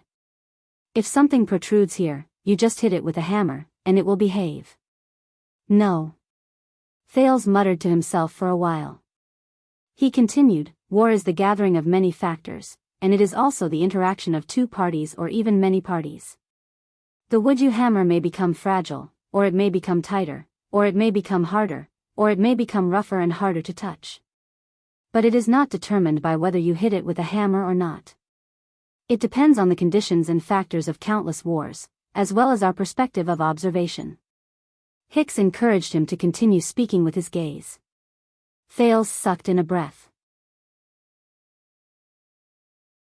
War is a declaration of war, the ideal of a country's unification, reconciliation of contradictions, sharpening of weapons, and defining one's own moment in blood and fire, but it is also the opportunity for Njangwa to react spontaneously in a crisis, to decisively break away from his old ways, to reconstruct himself, to close his loose fingers, to clench his fists tightly, and to face the enemy in a brand new state. Even after the war ends, this influence will still continue. He could not help but think of the virtuous king. And after the war, both parties will no longer be the same. I think Constellation and the Great Dragon are the best examples. Over a longer period of time in history, the two sides of the war will change and change accordingly. The forces of power will rise and fall, and the balance will shift. That is why the society we live in and the situation we live in will become what it is now, and it will deeply affect our lives until today. Perhaps, compared to what we can see in a short period of time, the glory or pleasure of victory, and the humiliation or pain of defeat, this is what we have always ignored when we face war. After Thales finished speaking, he sank into deep thought. Very good. Hicks clapped softly. I have to say, it has exceeded my expectations, young sir. Saroma furrowed her eyebrows and said thoughtfully, so, in other words, when we face war, we should consider more, and not just stop at the superficial level of whether we can win or what will happen if we lose. Thales' eyes lit up, and he gave her a thumbs up. Hicks smiled faintly. You are right, my dear Saroma. I like this conclusion very much. He blinked his eyes casually, revealing a trace of slyness. So, I can still sum it up. Both students showed expressions of interest. The old crow sighed, and his eyes behind the lenses trembled slightly. First of all, Constellation and Dragon, your fates are intertwined with each other. This is definitely not an empty statement.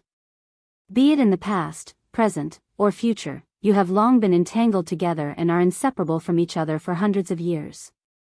Your origins are so deep, you are so close to each other, and you are so closely connected that any change in either of you will have an impact on the other party that is difficult to detect immediately, but cannot be ignored and irreversible in the future. Is that right? The two students nodded vigorously. Their teacher sighed and coughed uncomfortably. I think we can at least reach a consensus. War is not that simple. It is neither simple destruction and reconstruction, nor is it simple plundering and reconstruction. As for victory and defeat, this is the most superficial of all. Hicks looked out of the window. There seemed to be emotions flowing in his eyes. So, both of you have the conditions and the power to wage war in the future, even against each other. I am not advising you to hate war, but before you make up your mind to wage war, I think you should first think clearly about whether doing so will really achieve your goals. How many unexpected things will happen because of this? What additional consequences will there be? What will it symbolize in the long-term future? How will the impact on both of you be calculated? Thales and Saroma fell silent as they pondered about something. War is not an overly idealistic game. It is not a one-way assault by one party against the other to determine who is superior or inferior. I actually hope that it is that simple. So simple that we only need to sit in the tent and count the number of chips and listen to the battle cries outside the tent. Then, victory and defeat will be decided, and everything will be over. Hicks stared out of the window in a daze, as if he had forgotten that he was just summarizing and chatting. He continued on his own, but it is not. It is not. Death? Sacrifice? Benefits? Price? Victory and defeat? These are only the most superficial things in war. The old crow was rather sentimental. More importantly, the fate of thousands of people in both countries will be decided by this. The direction of the future for thousands of years will be affected by it. All factors will be tested in this cruel furnace. And you and I, whether we are suzerains with high positions of power or commoners who rise and fall with the wind, are just the most powerless chess pieces, because most of the time, it is not up to us to decide, even if you are the instigator or the victor of the war. Please remember, dear gentlemen and ladies, beyond the hypocritical moral accusations, beyond the simple calculation of benefits, beyond the illusory warrior's honor. Hicks sighed deeply, as if he had remembered something from the past. Do not belittle war itself. It is not as simple as you think. It is not a game in which you must win or lose, in which you must pay a price, and in which you must live or die. Thales and Saroma stared at their teacher's expression and seemed to feel the heaviness in it. They looked at each other and did not dare to breathe loudly. All right, it's just a little sentimental. Hicks snapped out of his daze and smiled nonchalantly. So, let's go back to the main topic. Do you have more examples where the outcome of a battle cannot be determined by the outcome of a battle? The old crow did not wait for them to speak. He blinked his eyes behind his spectacles in a seemingly unintentional manner. If not for the time being, then I would like you to continue thinking about an example. Thales and Saroma were slightly taken aback. Then, the weak old man uttered a word. The bloody year. Apart from victory and defeat, from what perspective and to what extent should we evaluate the gory year that was full of wars? Thales froze on the spot and stared at his teacher in a daze. He had the illusion that the moment Hicks said that word, he glanced at him lightly. It was a scrutinizing glance, and it was a stark contrast from his usual relaxed demeanor. Consider it your extra homework, but you don't have to hand it to me, because we won't discuss it next time. The old crow stood up laboriously and laughed. Then, let's call it a day. Before Thales could think about the meaning of the question, the two students quickly and respectfully sent their ailing teacher out of the door. Asterisk thud, thud, thud, asterisk, Saroma.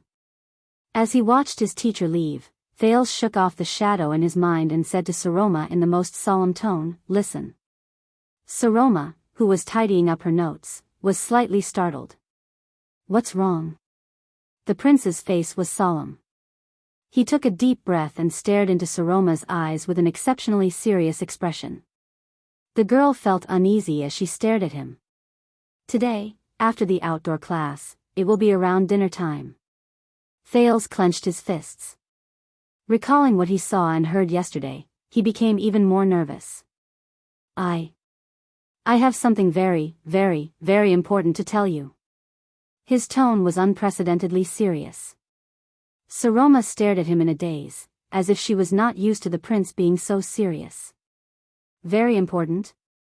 Yes. Thales seemed to feel that she was not paying enough attention, so he quickly added, "You must consider it seriously. It's about our futures. It's something that will affect our entire lives." The Archduchess was stunned. She blinked behind her pince-nez, then, she blushed. Okay. The girl cleared her throat. She was a little flustered, but she immediately displayed her usual dignity as an archduchess. She raised her neck arrogantly and snorted softly.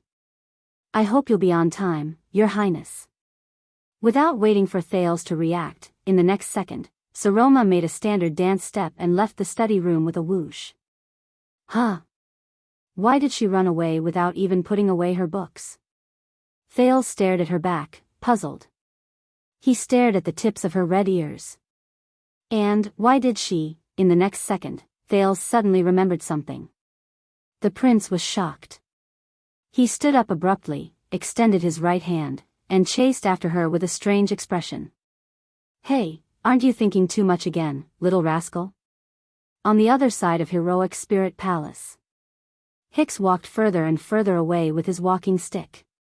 He walked out of the corridor. He exhaled a mouthful of air from his weak lungs and coughed painfully. Then, he waved his hand and rejected the servant who wanted to help him.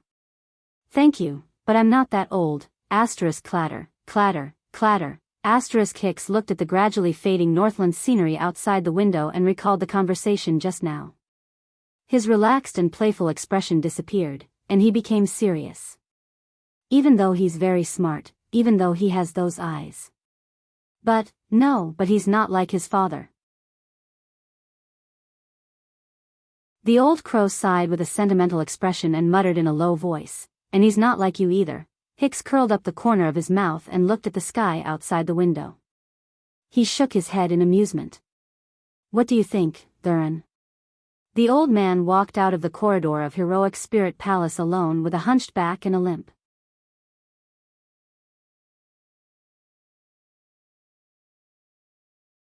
Chapter 305. That afternoon, Thales grabbed his longsword and shield and walked out of the blood court. Accompanied by his guards and attendants, he went to the training field. He stepped on the tiles under his feet, walked over every step, walked past the grass and trees of Heroic Spirit Palace, looked at the palace guards and the Archduchess guards, who were sculpture-like or fierce-looking, and watched as they dutifully and responsibly cleared the way for him and defended him. These things, these people, this place, and me. Thales clenched his teeth lightly. What's wrong, Your Highness? Thales snapped out of his daze and looked at Waya, puzzled. What's wrong? Since yesterday, the prince's attendant looked worried. He looked around and said in a low voice, especially after talking to the people from Black Sand region. Thales' footsteps froze for a moment. He stopped. As the prince suddenly stopped, the Archduchess guards around him seemed to have sensed that something was wrong. They spontaneously got into formation, held their weapons, and guarded any entrance that could break into the prince's side from outside the courtyard. Of course, it would be the same if the direction was reversed.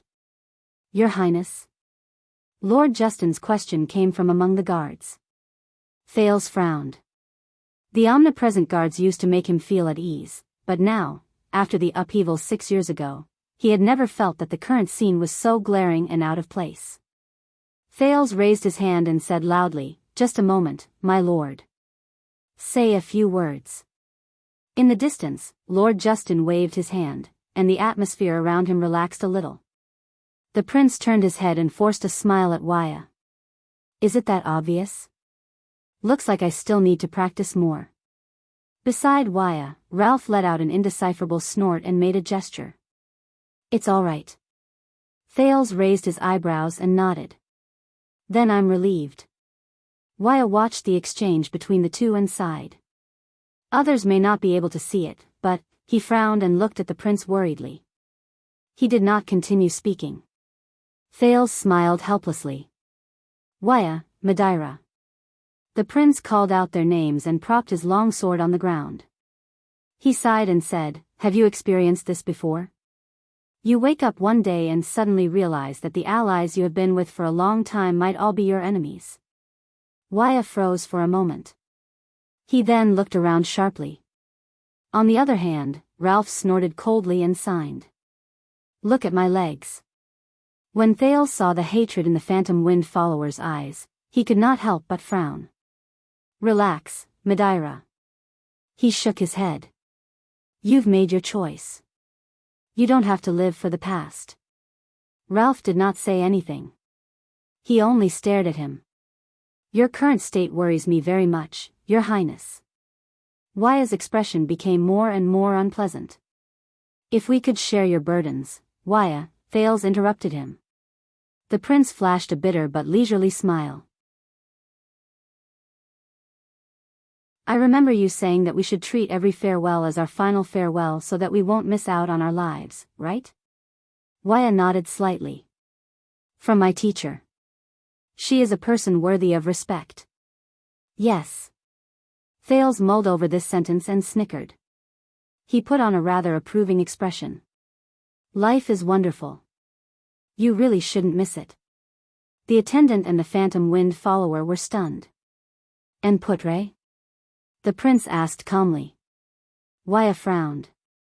He has his own things to do. He went out early in the morning. Is that so? Thales pondered for a few seconds before he raised his head. Get ready. Waya looked puzzled. Get ready for what? Thales shook his head. Don't ask. No matter what is about to happen, don't panic. He sighed. Trust me. Trust your prince. As the two of them looked at each other in confusion, the second prince took a deep breath and strode towards the training field again. The Archduchess guards, who had formed into groups, followed him. Their movements were agile and their footsteps were firm.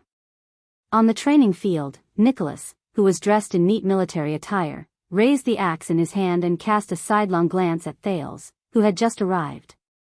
I heard that you caused trouble for Lisban again yesterday. You were in Dragon Cloud City, having a heart-to-heart talk with the people of Black Sand region? Thales adjusted his breathing and exercised his joints while he calmly looked at the pale man before him. The Star Killer. The person who took Horus Jadestar's life. What kind of person is he? The prince remembered how arrogant and domineering he was when he intercepted him outside Dragon Cloud City, how fierce he was when he threatened him in Heroic Spirit Palace, how cold and merciless he was when he watched that scene in the Hall of Heroes, and how tenacious and heroic he was when he blocked the enemy single-handedly in front of the gatehouse. What kind of existence am I in his eyes? And now, Dragon Cloud City has enough troubles on its own. There's no need for me to cause trouble for them. Thales finished warming up and walked to the training field expressionlessly. About 10 steps away from them, Saroma had already started practicing self-defense with a dagger. The Star Killer narrowed his eyes. Yes, because you yourself are a big problem. Hey. Thales snorted softly, raised his shield, knocked on the surface of the shield, and got into a fighting stance. I forgive you magnanimously, Your Grace. Perhaps one day, I will still miss that stinky mouth of yours. Nicholas was slightly stunned, then he curled his lips. You are exceptionally brave today. Come on. Thales' tone was calm, but there was a solemn look in his eyes. He said softly, this is the moment when you and I fight. Don't be careless. The next moment, the Star Killer's axe struck like a bolt of lightning. Thales, who had expected this, calmly observed his opponent's footsteps. He was not fooled by the feint. He took a step back and did not rush forward. Instead, he steadily withstood the second wave of attack hidden under the axe. Asterisk thud. Asterisk Thales withstood the blade of his opponent's axe and grinned.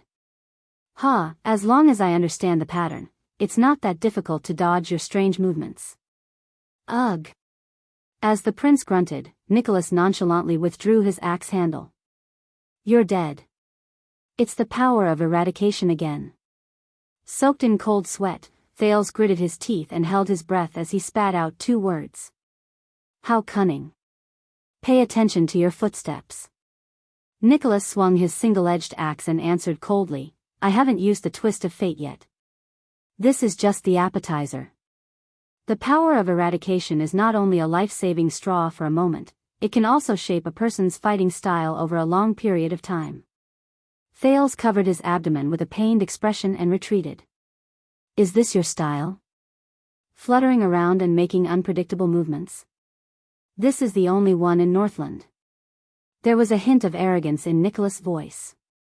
He swung the axe in his hand, then miraculously changed its direction and turned to the left.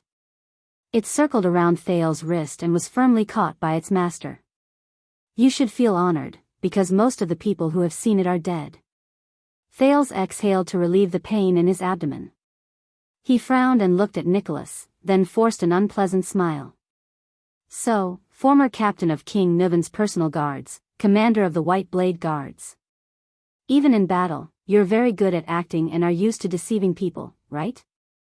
Nicholas' expression changed slightly. You still have the leisure to provoke your opponent. It seems like you're very confident. In the past, training would end after you died 30 times. But today, I'm in a good mood. The Star Killer stared at Thales coldly and snorted. How about relaxing it to 100 times? With a hostile expression, he slowly raised his axe. At this moment, they know. Thales leaned on his sword and his shield as he said, intentionally or unintentionally. Nicholas furrowed his brows slightly. They? Know what? The prince inhaled and raised his head to look at the Star Killer before him. They already know. Thales solemnly met Nicholas' sharp gaze. They know that Saroma Alex Zoria Walton is not a true descendant of the Walton family. At that moment, it was as if time had frozen in the area around them. Nicholas' gaze paused in the air for a few seconds. His lips parted slightly, and the muscles on his pale face trembled slightly. Thales patted his shield and stared at him calmly but worriedly. You mean? The Star Killer's expression was unpleasant, but he quickly reacted. Yesterday, in Black Sand region? That's what they told you? Thales nodded expressionlessly. Nicholas widened his eyes and stared at him. He did not move. Even the heavy axe froze in midair. His expression was like that of a sailor sailing alone in the sea who had just discovered that the bottom of his ship was leaking. Thales looked at the Star Killer's face and exhaled. The only thing worth rejoicing about is that he won't easily use this to threaten us. In the face of the puzzled and worried Nicholas, Thales tapped his shield gently. The Archduchess was one of the people who chose the king back then, and she was the most important vote for the new king. She ensured that the King's Selection Congress was legal and effective. Once she loses her position due to her bloodline, King Chapman's crown will also be on the verge of falling. This is the only reason why we are still safe. Nicholas did not seem to have recovered from the shock just now. He mumbled, in that case. Thales nodded solemnly. The current situation is like us. Dragon Cloud City and Black Sand region both have a sword at our throats. The hilt of the sword is in each other's hands, and we can destroy each other at any time. The silence lasted for a long time. Then, without warning, Thales took a step forward, leaned his shield forward, and thrust his long sword forward. Asterisk clang. Asterisk even though he was absent-minded, Nicholas still had terrifying instincts and awareness. He swung his axe backhandedly at an astonishing speed and split Thales' long sword. Then, he spun around and pushed against the prince's shield with his elbow. Thales' hand trembled, and his vision blurred. Asterisk thud. Asterisk faint cries of surprise came from the crowd of onlookers. By the time Thales reacted from the pain and saw what was in front of him clearly, he had already been pushed to the ground by the Star Killer. His sword and shield had fallen from his hands. And the handle of the axe in Nicholas' hand was pressed against Thales' chest. Lampard and Black Sand region. Nicholas increased the strength of his grip.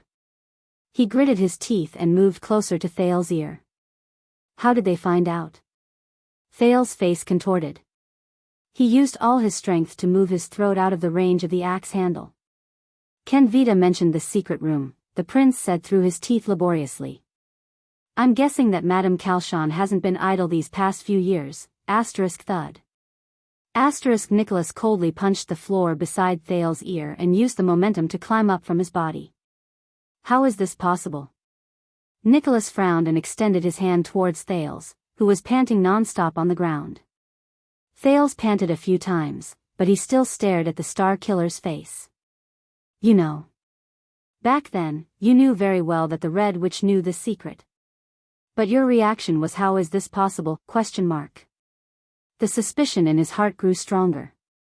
Thales took a deep breath. I recognize your expression, and I'm very familiar with it. The prince grabbed Nicholas' hand and used it to stand up. It's surprise and puzzlement.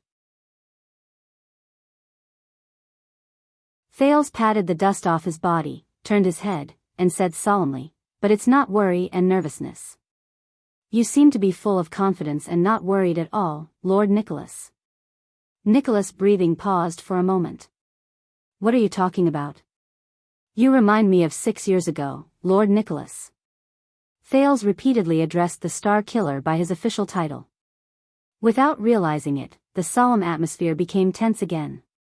"When we, the old king, and the Archduchess witnessed that scene together in the Hall of Heroes, there shouldn't have been a fifth person." Thales sighed. He picked up his sword and said, "Intentionally or unintentionally, you remind me of 6 years ago, Lord Nicholas. Theoretically, there shouldn't be anyone else who knows about the secret of Little Rascal." Nicholas transferred the axe to his left hand. His gaze slowly became terrifying. "What are you trying to imply?" Thales snorted, lowered his head, and said softly, "You're right. Do you still remember? It was still 6 years ago, when we met Madame Calchon in the secret passage under the gatehouse." The Star Killer's frown grew deeper. "Sorry, Nicholas, among so many people, you are the only one who had a secret deal with the secret room and the Red Witch, Madame Calchon." Thales sighed. His gaze was still fixed on the man's face, unwilling to let go of even the slightest detail. "The contents of your deal are still in doubt. And yesterday, Black Sand Region learned the truth about the Archduchess through the secret room." Asterisk shick. Asterisk. The blade of Nicholas' axe struck the sand violently. An abnormal shade of red appeared on the Star Killer's pale face. His gaze became focused, and his tone was filled with danger. "Are you suspecting me?" What welcomed him was Thales' merciless slash with both hands.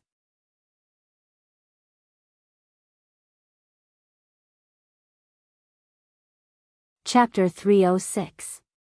Asterisk clang. Asterisk. The sword and axe clashed. With a cold expression, Nicholas blocked Thales' path.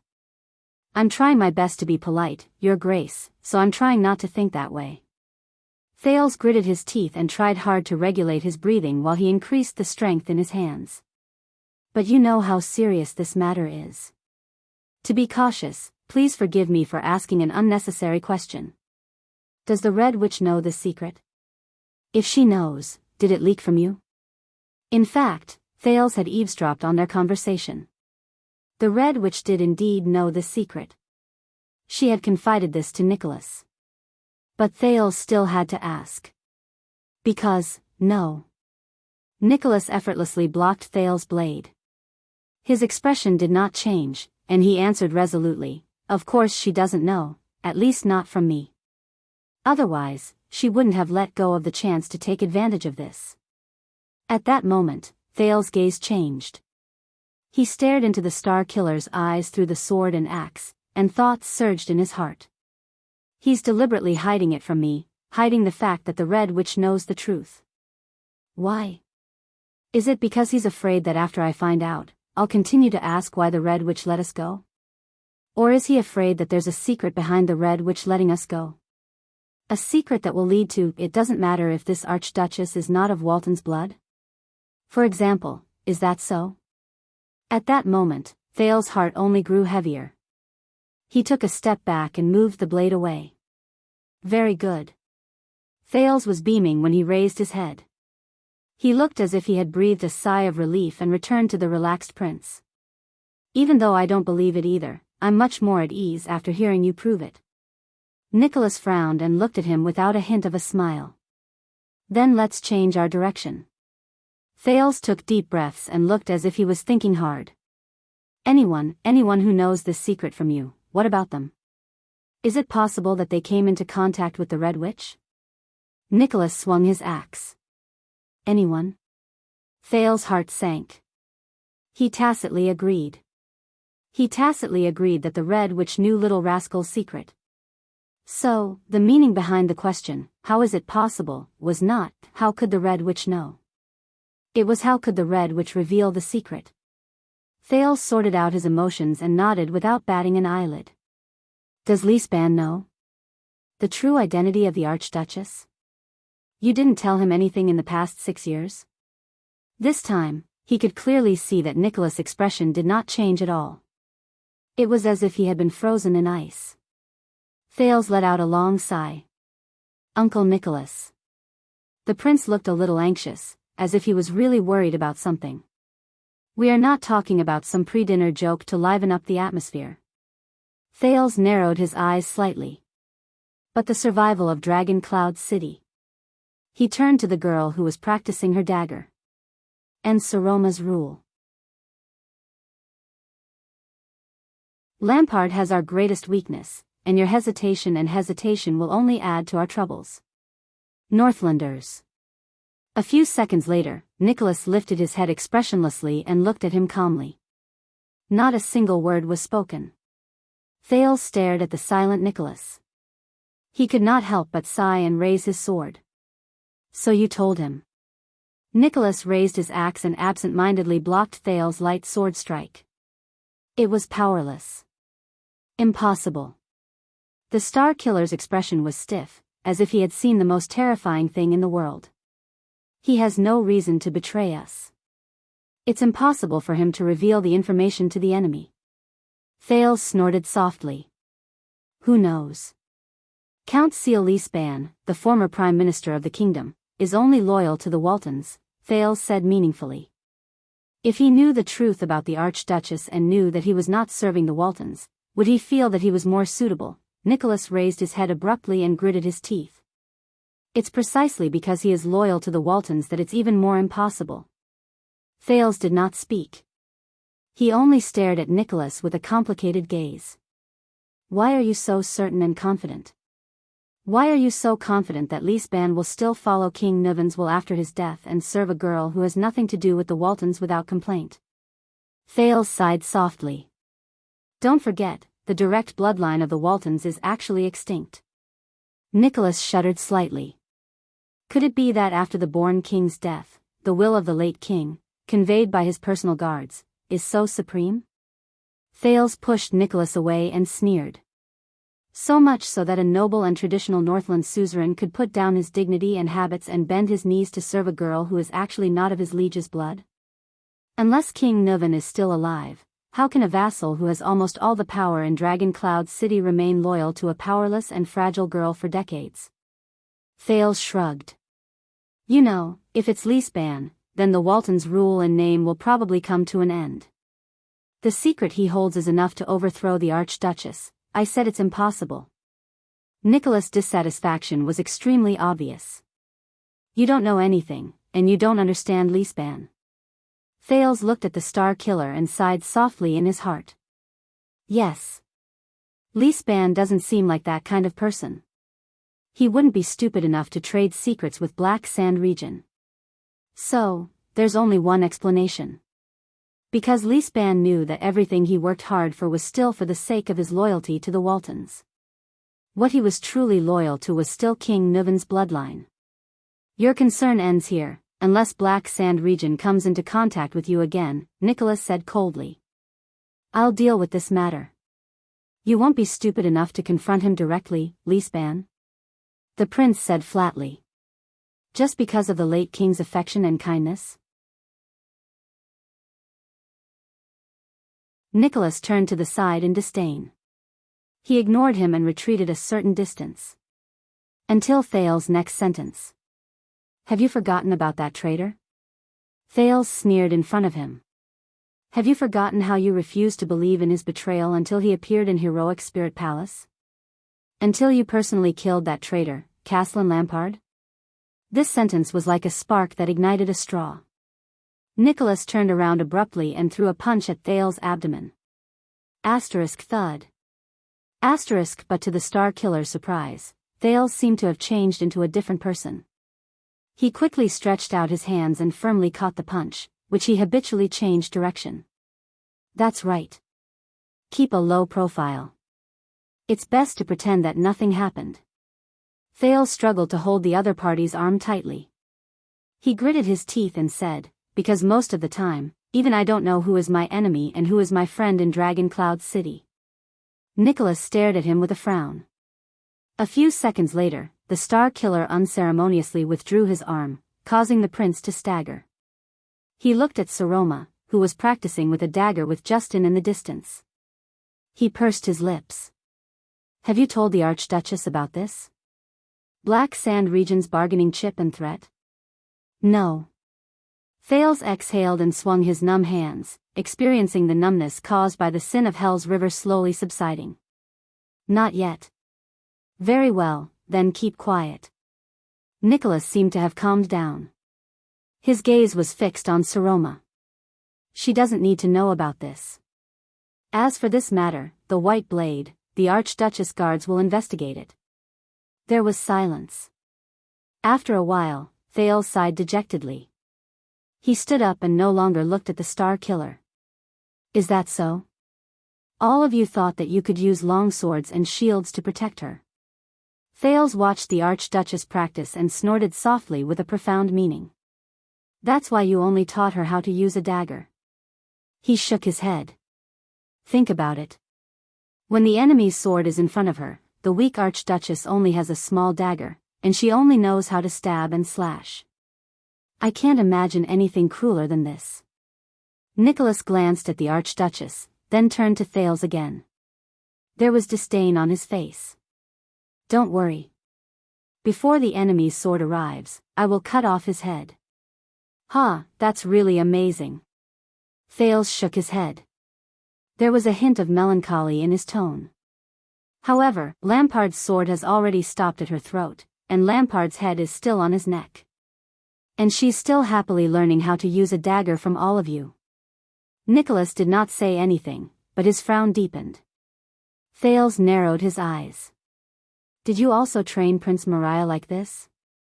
Teach him the secret of using a dagger to defend himself and keep him away from all dangers? The prince lowered his head and patted his hands. He sighed and said, no wonder Moriah didn't return from Constellation. Women don't belong on the battlefield, and Moriah isn't a woman. Nicholas interrupted him coldly. His training was much harder. He was also a courageous swordsman and axeman. And the reason he didn't return was definitely not because his skills weren't good enough. Thales crossed his arms and was silent for a moment. Of course, Moriah. Thales shook his head. There seemed to be a different meaning in his gaze. A legal male heir to the Archduke's throne. If he were still around, Dragon Cloud City would probably be stabilized. Then, I probably wouldn't need to come to Ekstedt. Nicholas snorted coldly, as if he did not realize what the prince wanted to say. But she. Thales gestured at the Archduchess with his chin, as if this was just a casual conversation. She's a woman, and she's not even of the Walton bloodline. This brings about a lot of problems. She can't just know how to defend herself with a dagger. That's far from enough. That's not something you should worry about. Just take care of yourself. Nicholas bluntly cut him off. That's my business. You're really confident. Thales snorted softly and shook his head. It seems that with just one word from you, Dragon Cloud City will instantly become stable, and Leaspan and the other suspicions will be eliminated. Is that so? Nicholas? That's all for today's lesson, Nicholas said stiffly. Practice on your own for the rest of the time. Thales sneered in his heart and shook his head. What happened to the 100 times we agreed on? But the Star Killer only cast him a cold glance, turned around, and left without hesitation. Thales stared at his back and slowly furrowed his brows. It was still early, and the sun was still shining. Ending so early? Waya walked forward and took the sword and shield from Thales' hands. Puzzled, he said, today's training seems a little different. The second prince took a deep breath and shook his head gently.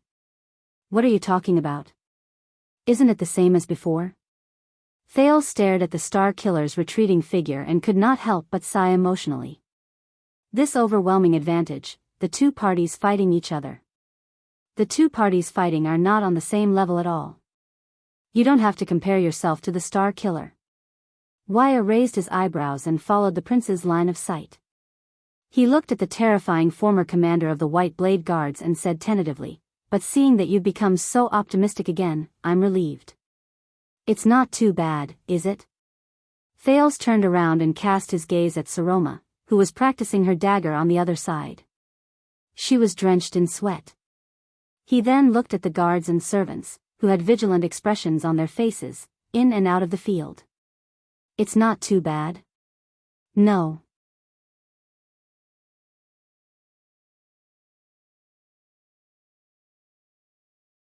Chapter 307. Thales walked in the corridors of Heroic Spirit Palace, feeling gloomy. Nicholas was a terrible liar. He had concealed King Nuvan's decision all those years ago, and even Mariah's matter.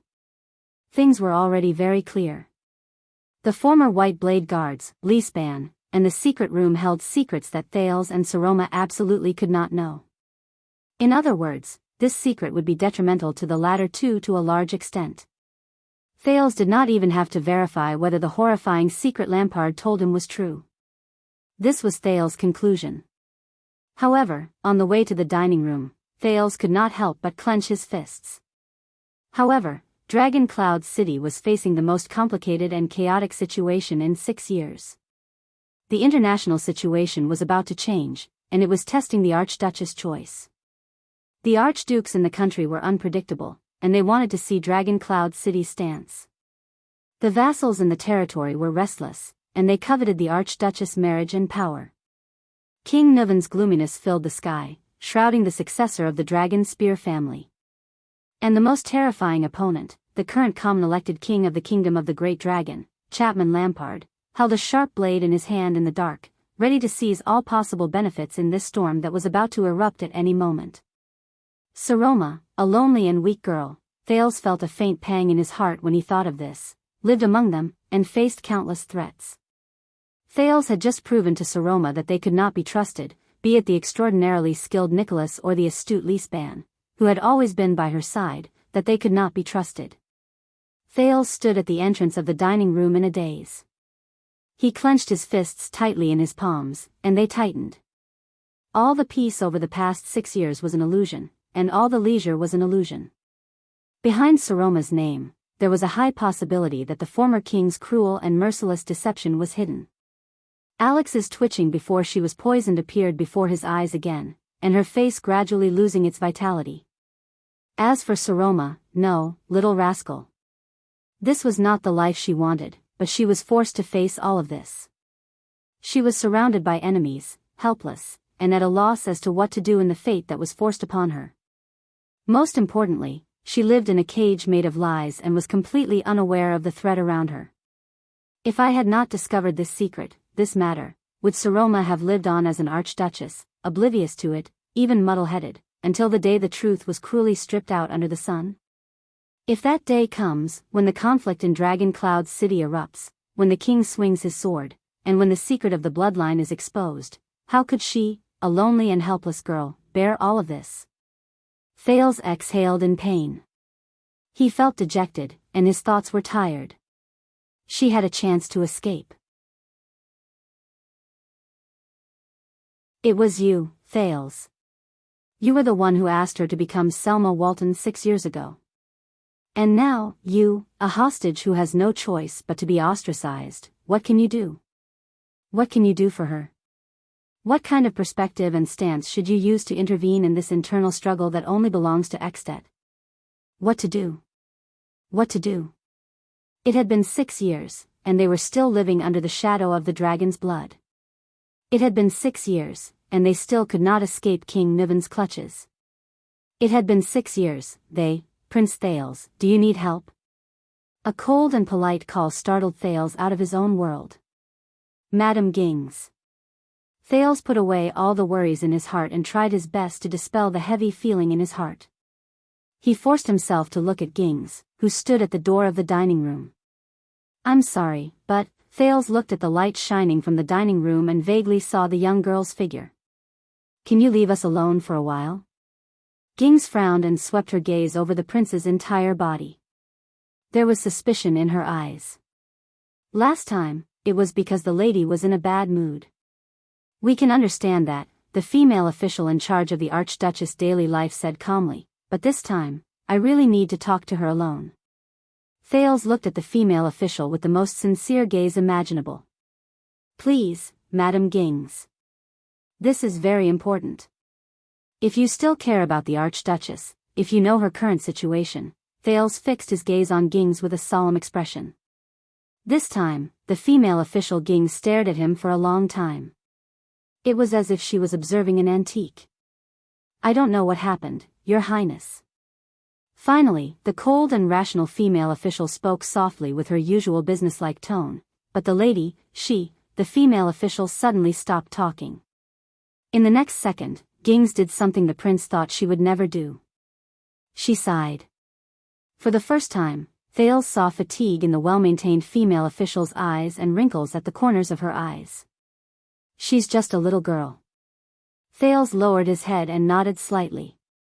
I know, but she's not just a little girl, Gings interrupted him in a manner that brooked no argument. She's also the ruler of Dragon Cloud City. Thales raised his head and looked at her strangely. He felt that the female official was a little different today. Most of the time, it's because of Your Highness' constant concern, consideration, and companionship that the lady feels that she's safe and lets down her worries and wariness. As a friend, you take care of her and worry for her. The female official's tone was no longer as stern as before. Instead, it was filled with resignation and sentimentality. This is her fortune. Ging's next sentence had another meaning.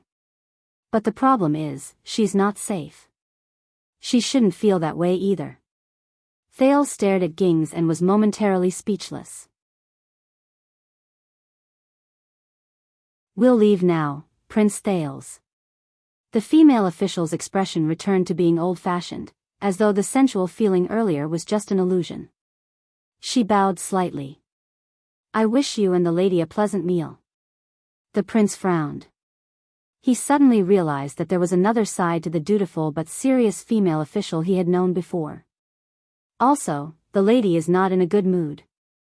Today, Madame Gings lowered her voice and said in an extremely obscure manner. You know, it's been another month since you were kicked in the knee. Another month? Thales was slightly stunned. By the time he realized what she meant, Gings had already turned and left. It's because of Your Highness' constant concern, consideration, and companionship that the lady feels that she's safe. The second prince watched her leave with the two female servants with complicated emotions. He lowered his head and hesitated for a moment. He took a deep breath and tried hard to adjust his emotions before he stepped into the Archduchess' dining room. Saroma sat quietly at the dining table. She looked lonely under the lights on both sides. Wow, lettuce. Thales sat opposite the Archduchess. He looked at the food on the dining table and smiled. I haven't eaten for a while. As expected, the table was filled with bland foods like vegetables and fruits. Even the broth was piping hot. This was a rare sight. Under Nicholas' threat, it was nothing new for the chefs in the kitchen to make a dish turn cold after checking it repeatedly for a few times. This is the Archduchess' monthly recipe. Saroma raised her head under the lights. The prince could not help but notice that she was a little tired. So, is it because of her physiology, or, hey? The Archduchess stared at him with a gaze that the prince rarely saw. The latter could not read the meaning behind it. Thales. Her voice did not seem to carry much emotion. You said that you have something important to tell me today? Thales exhaled. The troubles he faced earlier seemed to have instantly returned to his mind. Yes, Thales took a deep breath. The words were at the tip of his tongue, but he was tongue-tied. He stared at Saroma, whose face was slightly gloomy. He maintained the most basic polite smile, but suddenly did not know what to say. Saroma, you are actually facing an extremely terrible situation and are not safe. Even if you survive this storm, the forced marriage of the vassals, and the fight between Rockney and the king, you are still in a difficult situation. Because the people you think you can trust are actually lying to you? You are alone and helpless, you are in danger, and even your biggest secret is in someone's hands? Saroma's gaze fell on his lips. There was a slight puzzlement in her eyes. But Thales furrowed his eyebrows tightly. He slowly clenched his fists under the table. He was still smiling, but he was struggling in his heart. He did not know where to start. Should I tell her the truth? Nicholas and Lisbon are not loyal to her, at least not faithfully. Perhaps they are hatching a scheme that King Niven set up. Are you just a puppet at their mercy? Isn't this exactly what Lampard wants? He wants to use me to destroy the internal harmony in Dragon Cloud City and the relationship between the Lord and the vassals. But, does Dragon Cloud City still have a so-called harmony? If she does not know and is kept in the dark, will she be hurt even more when the secret is revealed? What's wrong with you? Saroma looked at his silent expression and asked softly. Are you troubled by something? Finally, Thales unclenched his fists and exhaled. It's the same as usual. You know, outdoor class, and I got beaten up by Nicholas. The prince turned his smile into a self-deprecating one. Maybe I should try using lime powder next time. Based on usual practice, Saroma should frown and size up his wound, then smile in response to the prince's teasing. But today, no. Saroma stared at him and shook her head firmly. It's not because of this. Thales was slightly surprised. He cast her a questioning look. I can feel it. Is it because of something else? Saroma asked keenly. What are you trying to tell me? The second prince stared at the serious archduchess and remained silent for a few seconds. Listen to me, little rascal. In the end, Thales calmed down and put away his fake smile. He asked in a rather heavy and tired voice, You've been an archduchess for 6 years. That's not a short time. Saroma stared at him. The girl turned her head to the side. Under the light, her expression could not be seen. She nodded. But during these 6 years, Thales watched the girl sit on the hard and wide chair. He remembered how she sat alone in the Hall of Heroes and felt a little sorry for her. Do you feel tired, annoyed, depressed? The girl seemed to be a little surprised. She raised her head. What? Thales sighed and braced himself to say, What I mean is, ever since you took the position of Archduchess, you've been forced to bear the vassals' gazes, the people's suspicions, countless affairs, and schemes. The archdukes are eyeing you covetously, the king harbors ill intentions, even Nicholas and Lisbon. As he spoke, Thales could not help but lower his head, feeling a little dejected. I know you actually don't want all of this. He felt a little guilty. Moreover, you had the chance to leave that year, to leave that piercing chair. At this moment, I was very afraid. Thales raised his head. At that time, when you wanted to return to Heroic Spirit Palace and wanted me to become Saroma to save this country, I was very afraid.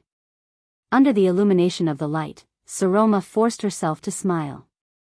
I was thinking that at that time, if you wanted to go back and face the archdukes, you might not be able to come back. And I wasn't prepared to be an archduchess at all. The girl sat at the other end of the dining table. Her slightly red face reflected the light, which did not seem to fit in with the solemn decorations around her. But at that time, you didn't hesitate. You said that with 2 countries and so many people's fates on your shoulders, you can't just walk away and leave behind a sea of fire.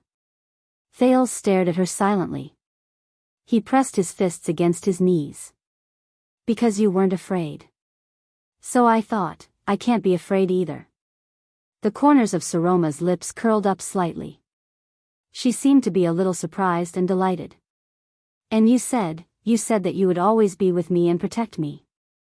Just like that time in the Hall of Heroes, when you took me away from His Majesty without hesitation, and for the past 6 years, when you, Seal and the others have been protecting me, I know that no matter what happens. When he heard this, Thales could no longer hold it in. He raised his head abruptly. But I can't. The Archduchess widened her eyes in shock and stared at the emotional prince in confusion. I can't protect you. You are the Archduchess of Dragon Cloud City in a game of chess that ordinary people cannot imagine, and I am just a powerless prince. Thales remembered Lisbon's meticulous rhetoric, remembered Nicholas' gaze that was trying to hide something, and remembered the omnipresent vigilance and strict supervision in heroic Spirit Palace. He gritted his teeth and said, "You are the Archduchess of Dragon Cloud City." He gritted his teeth and said, "We face too many threats, too many dangers, and too many problems." Lampard, Rockney, the Counts of Dragon Cloud City, and Thales took a deep breath and struggled to say, "You know, I don't have the ability to protect you at all." Saroma stared at him in a daze. Her lips trembled slightly. Thales recalled Ging's hint and could not help but add, "I can't protect you forever either," and even Lisban and the others. The Archduchess cut him off. Black Sand Region's suggestion. Thales paused. "What?" The girl pursed her lips. Her face turned pale, and her smile slowly disappeared. She forced a smile and muttered, "Seal told me in the afternoon that you went to meet the people from Black Sand Region. So this is what you came to me to talk about today." Thales immediately felt a headache coming on. The prince sighed. "Listen, Lampard may indeed want to rope you in through me, but Thales," the girl's voice was very low and intermittent. "You want to go home, don't you?" The Archduchess' expression reminded Thales of 2 years ago. At that time, when she read the tragic bardic poem, Jasmine's Battle Flag, the indomitable Jasmine eventually died in battle in the rain, she probably had the same expression on her face. "This is the condition the king gave you, to let you return to the kingdom?" Without waiting for Thales to answer, Saroma sneered. "And you feel bored, tired.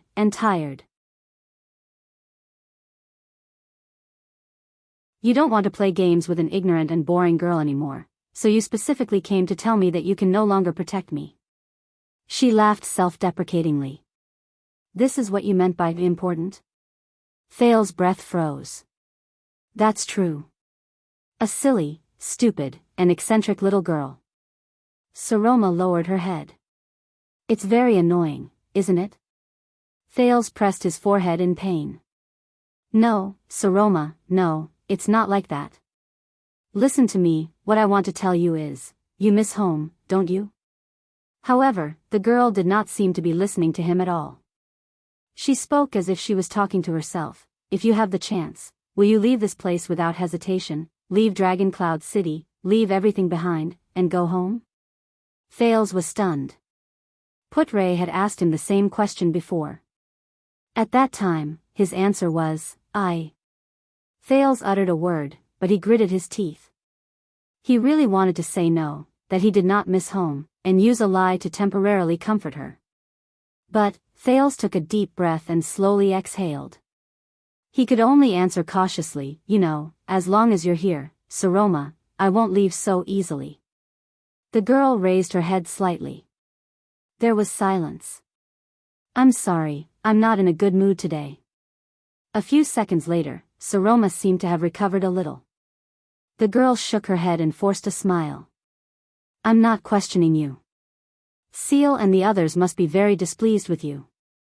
I'm just sorry." She apologized and turned her head away. "You've been imprisoned here for a whole 6 years.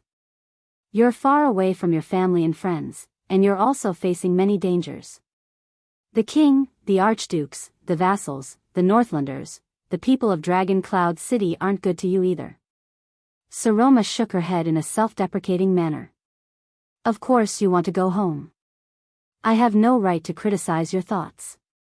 She hung her head dejectedly.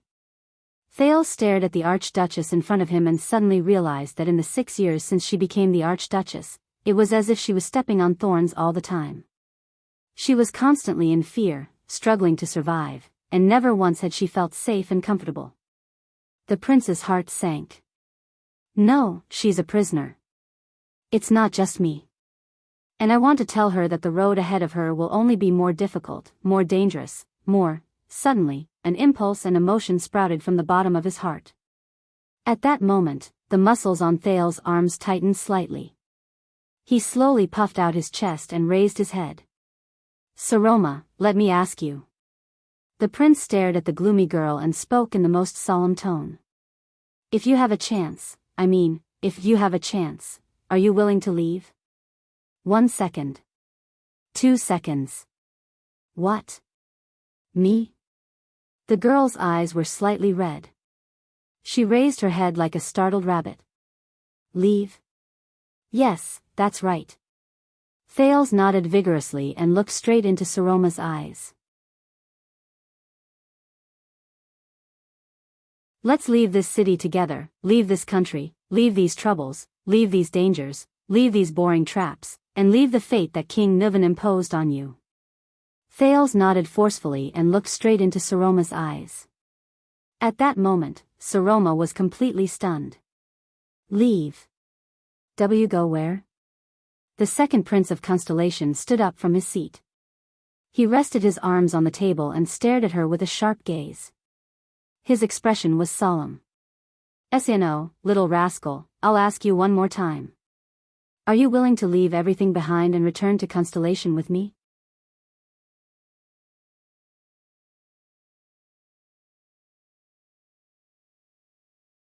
Chapter 308. Saroma recovered from her initial shock and bewilderment.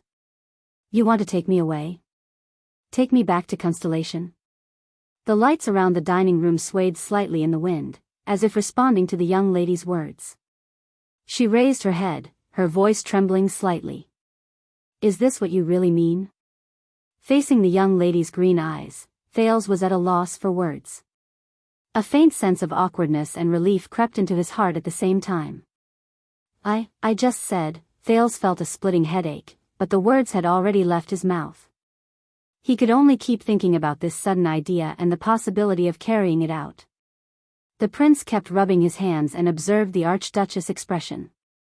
I think, but Thales immediately shut his mouth.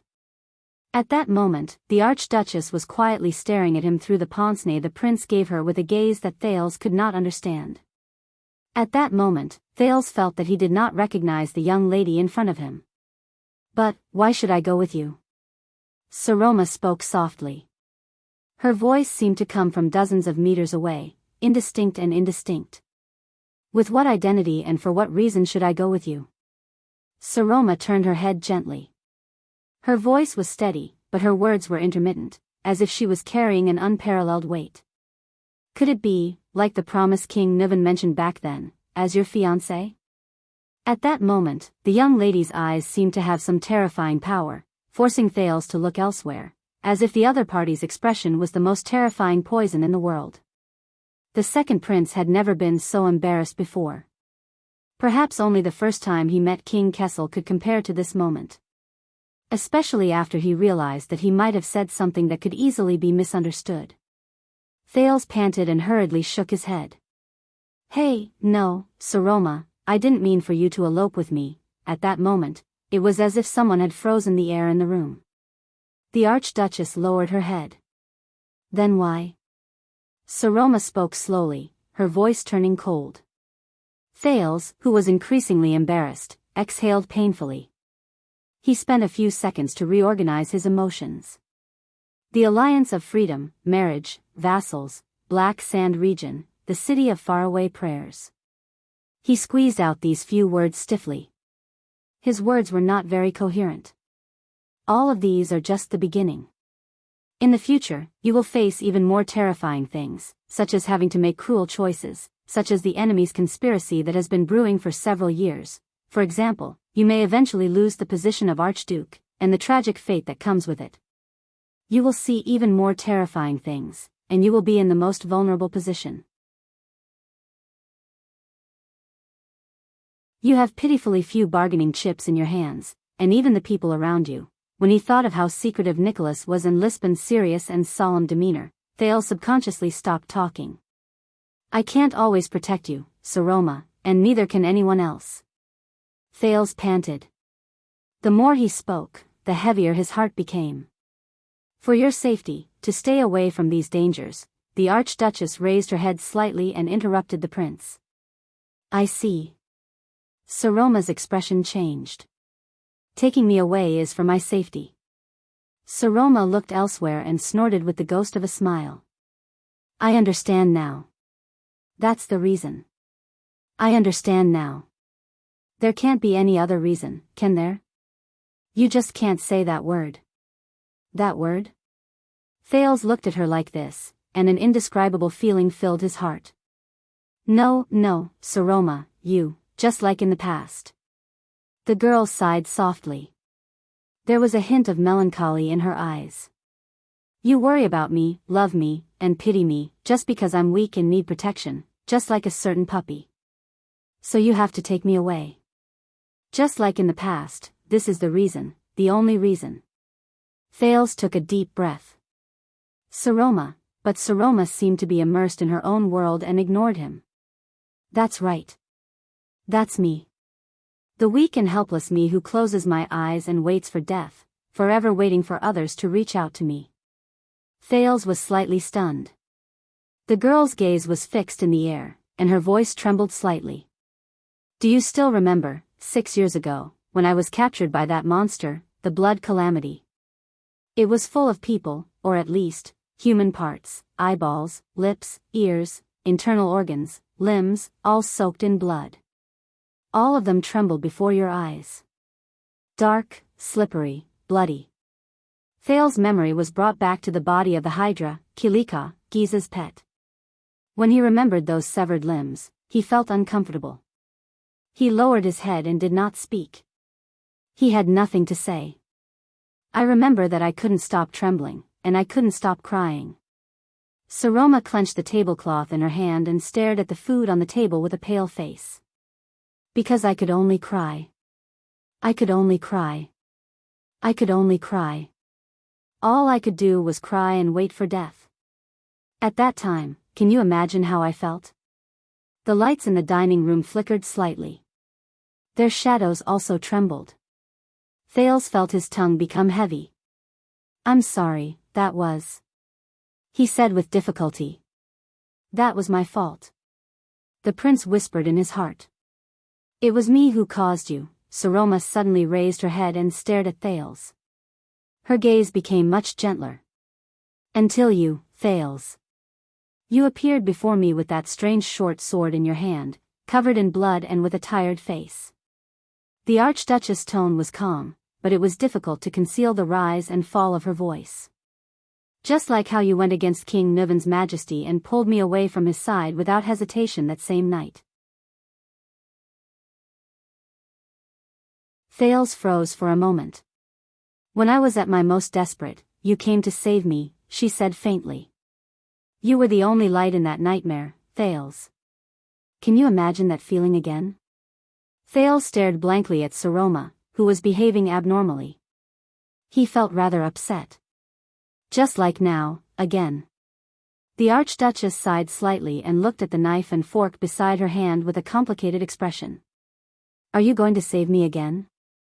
Save the girl who has always been under your care and protection, save that cowering, timid, and trembling little rascal?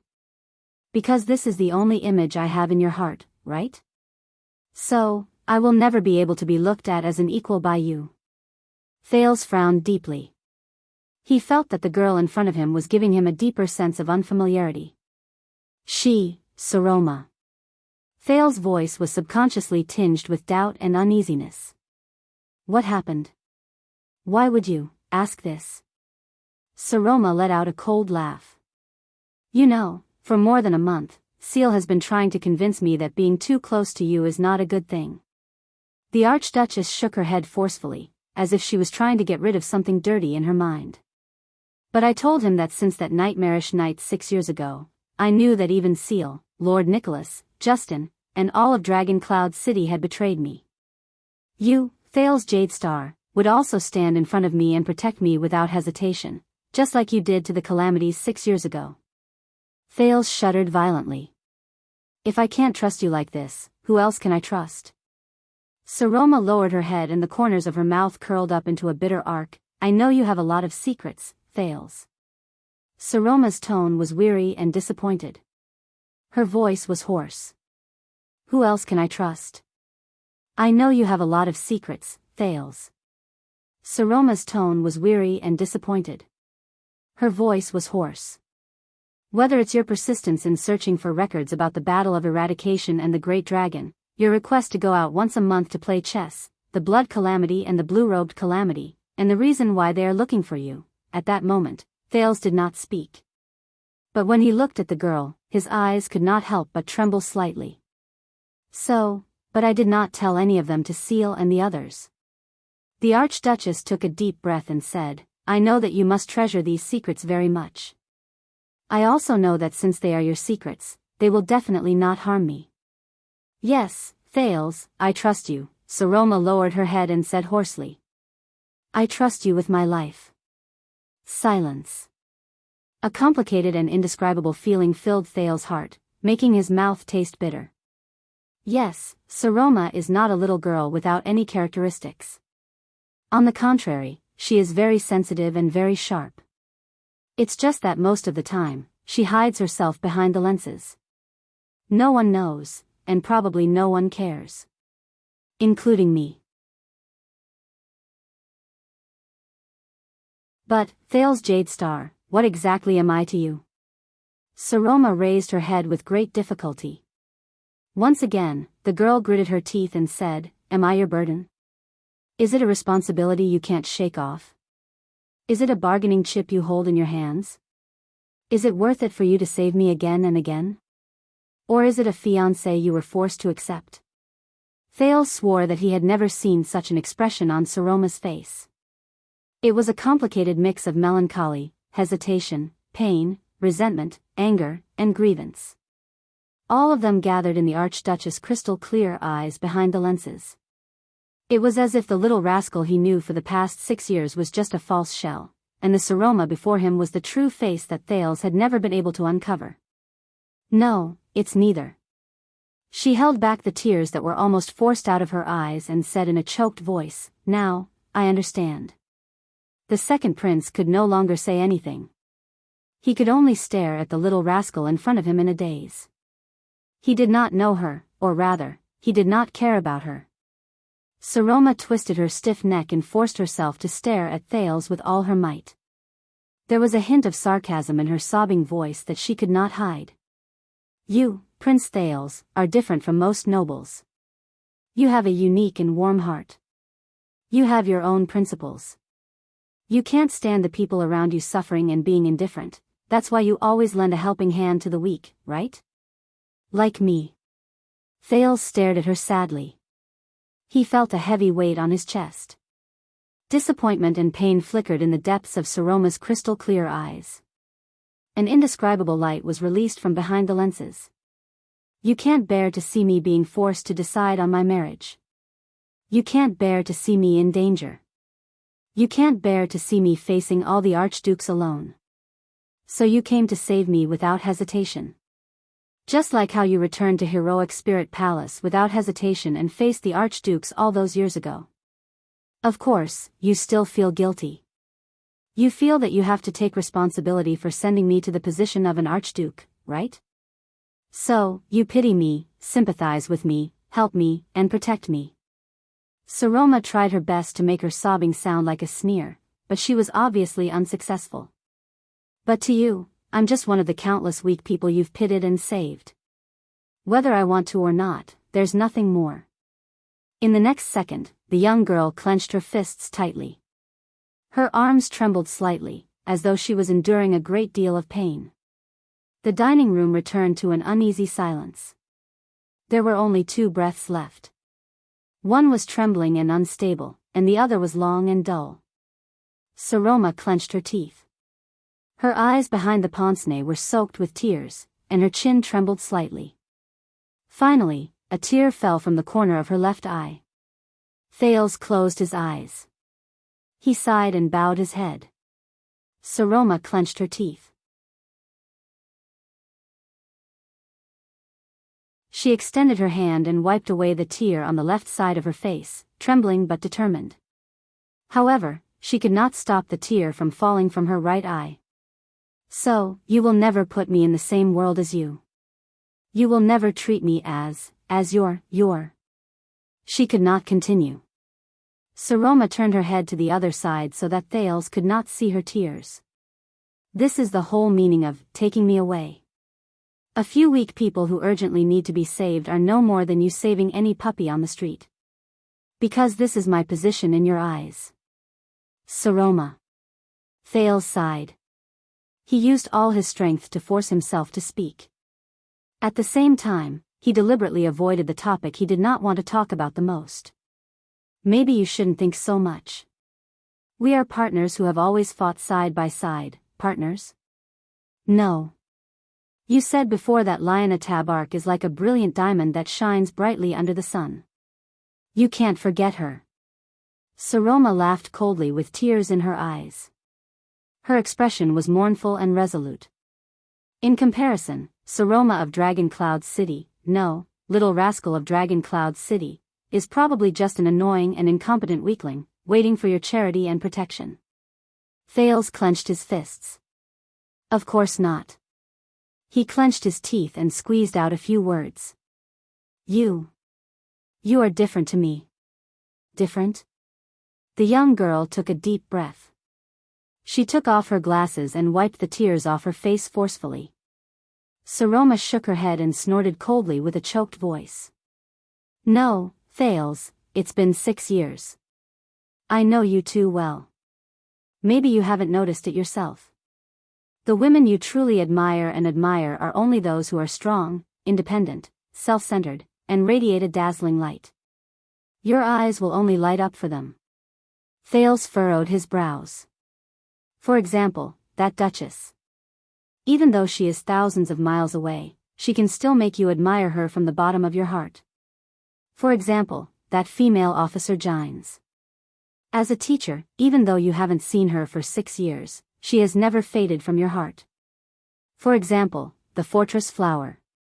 She is a warrior who stands in front of the storm like an iron wall. The second prince took a deep breath. He only felt that his tongue was stiff. Even the female vampire you're talking about, the one who betrayed you and pushed you into a corner, the ugly one called Serena or Terina. At least she is strong and terrifying. She can make you extremely fearful and inexplicably vigilant every time you mention her. Then, you place her in the most important position in your eyes. Saroma put on her pince-nez again. Her eyes were slightly red and swollen. Only people like them can attract your attention and make it hard for you to forget them. Only people like them can stand in front of you, look straight into your eyes, and talk to you as equals and independently. Her tone became calm again, but the emotions in her words were cold. And that girl who only knows how to hide in the library, obedient to the vassals, terrified of politics, and trembling in the face of difficulties, she can only hide in the corner of your eyes forever. She can always be protected, led, pitted. She can only be helped by you, receive your grace, and be saved by you forever. She can never stand in the same world as you. Even someone as noble as you, even someone as kind as you, is actually no different from my vassals. Only strength can make them submit. Similarly, only independent and self-reliant women can make you look at them. Just like that female warrior from Black Sand region not long ago. And if I am just a weak girl, I will receive contempt and disdain from the vassals. When it comes to you, it will be pity and sympathy from a superior. Thales had nothing to say. He really wanted to tell her that it was not like that. He wanted to tell her that all of this was unnecessary speculation. But, Thales remembered what Gings, the female official, had told him before. Most of the time, it is because of your highness' constant care, consideration, and companionship that the lady will feel that she is safe and let down her worries and vigilance. But the problem is, she is not safe. She should not feel that way either. Yes, little rascal, Saroma. What is she to me? Responsibility brought about by guilt? Sustenance kept because of pity? Or because of her? Thales raised his head and looked at the girl's beautiful face. It was slightly red against the background of her platinum hair. He only felt a sense of oppression in his heart. The little girl who raised her head in a daze in the library seemed to appear before his eyes again. It's been 6 years. When I brought her out of that hall, I probably did not think that this day would come. But it's been 6 years. I thought I knew her very well. I thought I was helping her, protecting her, planning for her on my own wishful thinking. Thales sighed. But in truth, I never understood her, and I never tried to understand her. I only treated her as... Have you forgotten, Thales? Saroma stared at the already cold broth on the plate and snorted, seemingly subconsciously. You told me before that you don't want me to be forced to become what others want me to be. You want me to become the person I want to be. This time, the Archduchess of Dragon Cloud City did not hesitate. She looked up without hesitation. So, I refuse, Thales. The girl did not turn her head, nor did she look elsewhere. She looked straight into Thales' eyes and said in a firm tone. I will not go with you. If I listened to you and left obediently, retreated, and rejoiced, then I would forever be the little girl you helped. I've had enough of being a little girl, Thales. Saroma exhaled. With a pale face, she pressed her hand on her lower abdomen. She gritted her teeth, and her gaze was firm. I've had enough of being your little girl. I've had enough of being taken away from danger by you and living in a greenhouse. Saroma's eyes shone with a cold light. Behind her lenses, she released an indescribable coldness. And, as the Archduchess of Dragon Cloud City, I will not and cannot leave with a Prince of Constellation. No matter what kind of difficulties and obstacles I face, powerful enemies, and fierce battles, this is my home. I was born here, and I will die here. Until one day, I can stand face to face with you. Thales. She said quietly. The dining room returned to silence. The Archduchess and the Prince sat on both sides of the dining table, facing each other quietly, as if the food on the table was just for decoration. After what felt like a century, Thales finally spoke with difficulty. Saroma, with a sense of disappointment, he did not know whether it was for himself or for her, he said in a low voice, all right. The second prince heaved a long sigh. His gaze was gloomy. I understand. Saroma chuckled and let go of her hand on her abdomen. Her expression relaxed a little. I'm fine. The Archduchess seemed to be in low spirits. She shook her head. I know, she said faintly. I know you're just being impulsive sometimes. Thales frowned slightly. You're not alone, Thales. Saroma stared out the window with a complicated expression, as if she was looking at a painting covered by a veil and indistinguishable. You still have your country and your people behind you. Have you thought about the consequences of kidnapping the Archduchess of Dragon Cloud City? The Archduchess shook her head with a smile, as if she was trying to dispel his mockery. However, that smile seemed rather difficult to Thales. You took me away from my troubles, but it will only bring more people and even more terrifying disasters. If you come back to your senses, Saroma sighed and said, if you reconsider this choice, you won't say that again, because the reason you want to save me is the same as the reason you can't bear to see them suffer and suffer. In this world, there's probably no girl who's worth paying such a huge price for. Thales clenched his fists. No, you're different, after all. At this moment, the door to the dining room rang. My lady, Prince, forgive me for disturbing you, Count Lisbon's sonorous voice rang steadily. May I come in? The strange atmosphere in the room seemed to have been broken in an instant. Thales and Saroma quickly composed themselves, adjusted their state of mind, and welcomed the regent in. Count Lisban was still dressed in his solemn attire. His expression was indifferent. It was as if he did not see the Archduchess' reddened eyes or the prince's dejected expression.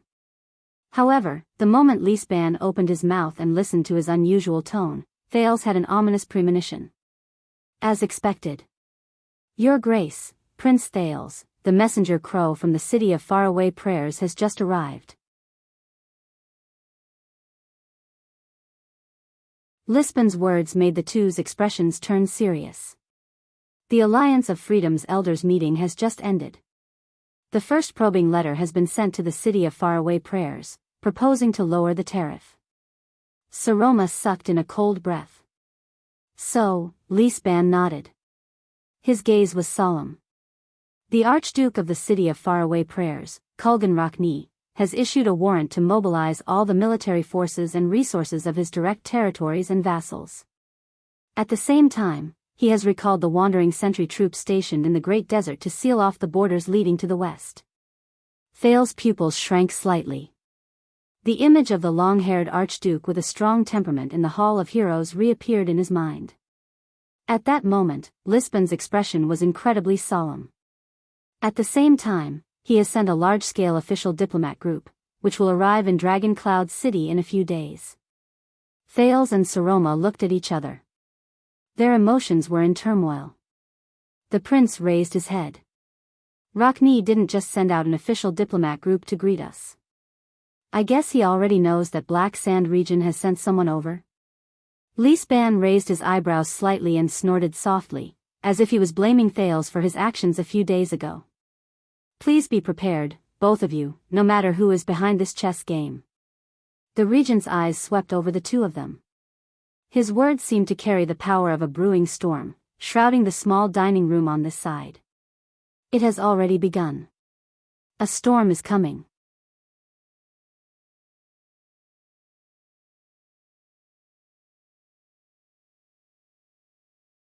Chapter 309. What? Disappear for a while? What does that mean? In the chess room in Spear District, Thales stared at the air mystic in front of him in astonishment. How many lessons have we had in total? And most of the time, we've been asking and answering questions for no reason. And now you're telling me that you're going to disappear for a while? Forget about little rascal. That's because she's on her period. Forget about Putre. That old man has been going missing like a maniac. Forget about Lisban and Nicholas. They're just like that anyway. But you, the prince took a deep breath and stared at the man in blue in front of him in dissatisfaction. According to what you said, are you really my guide? Waya and Justin, who were standing at the door, noticed the prince's loss of composure when he was talking to himself.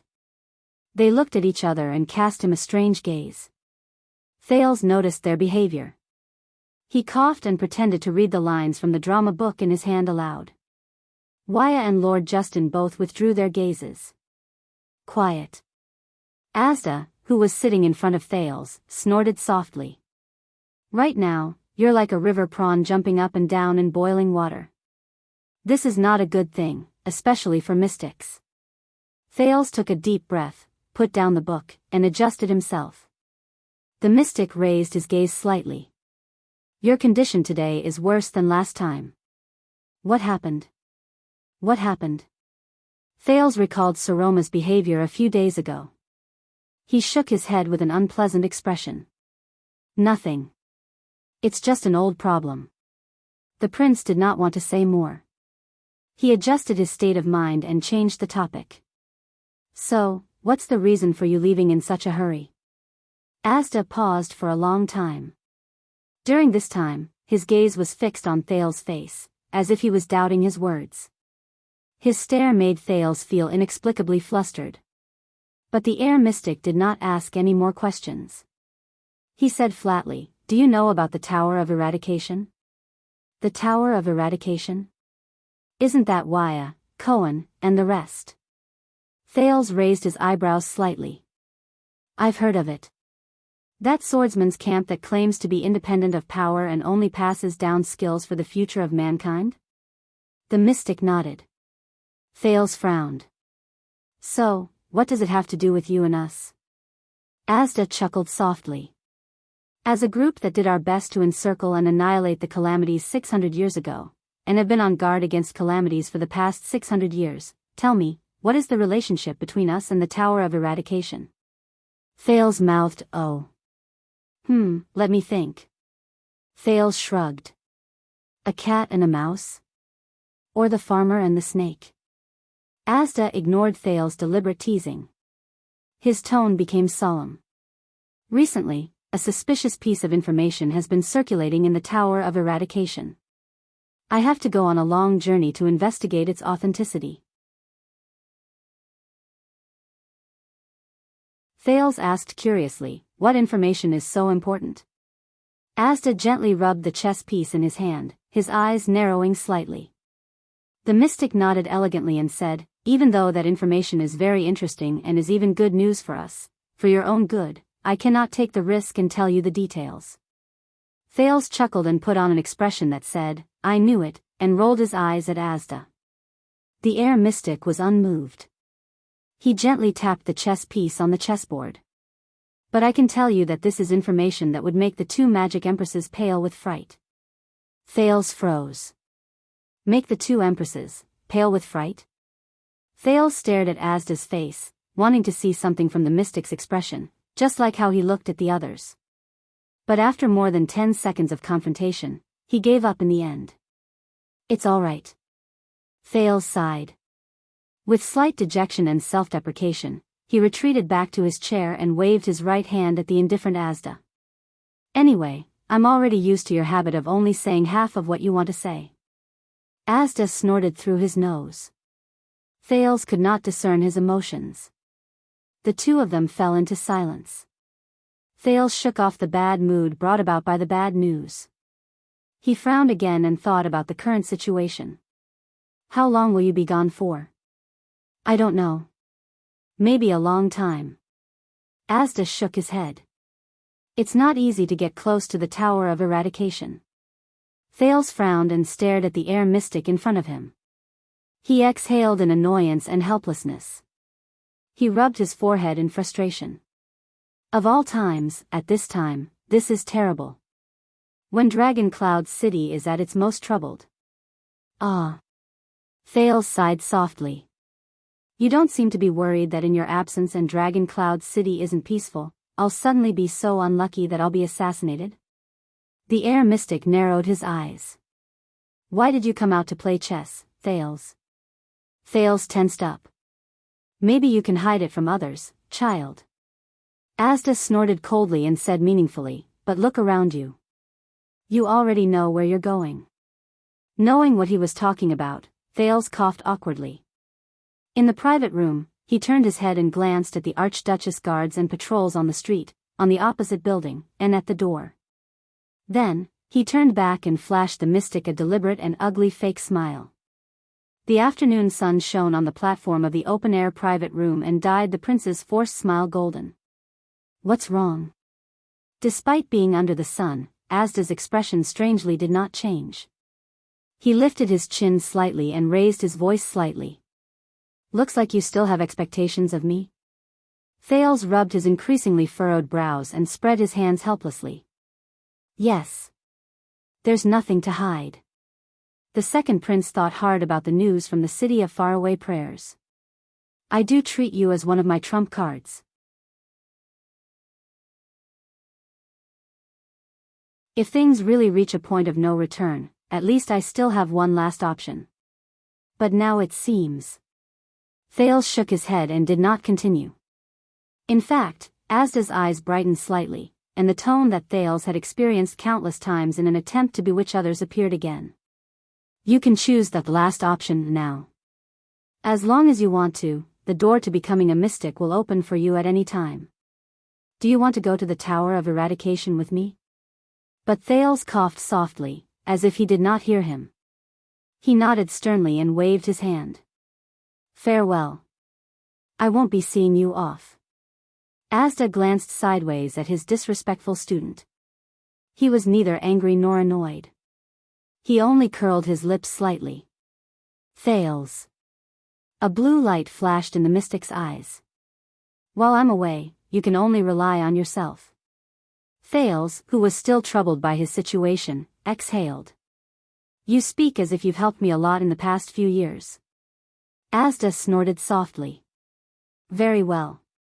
As a parting gift, Thales," the air mystic said softly, "let's finish the content of the first lesson." "The first lesson?"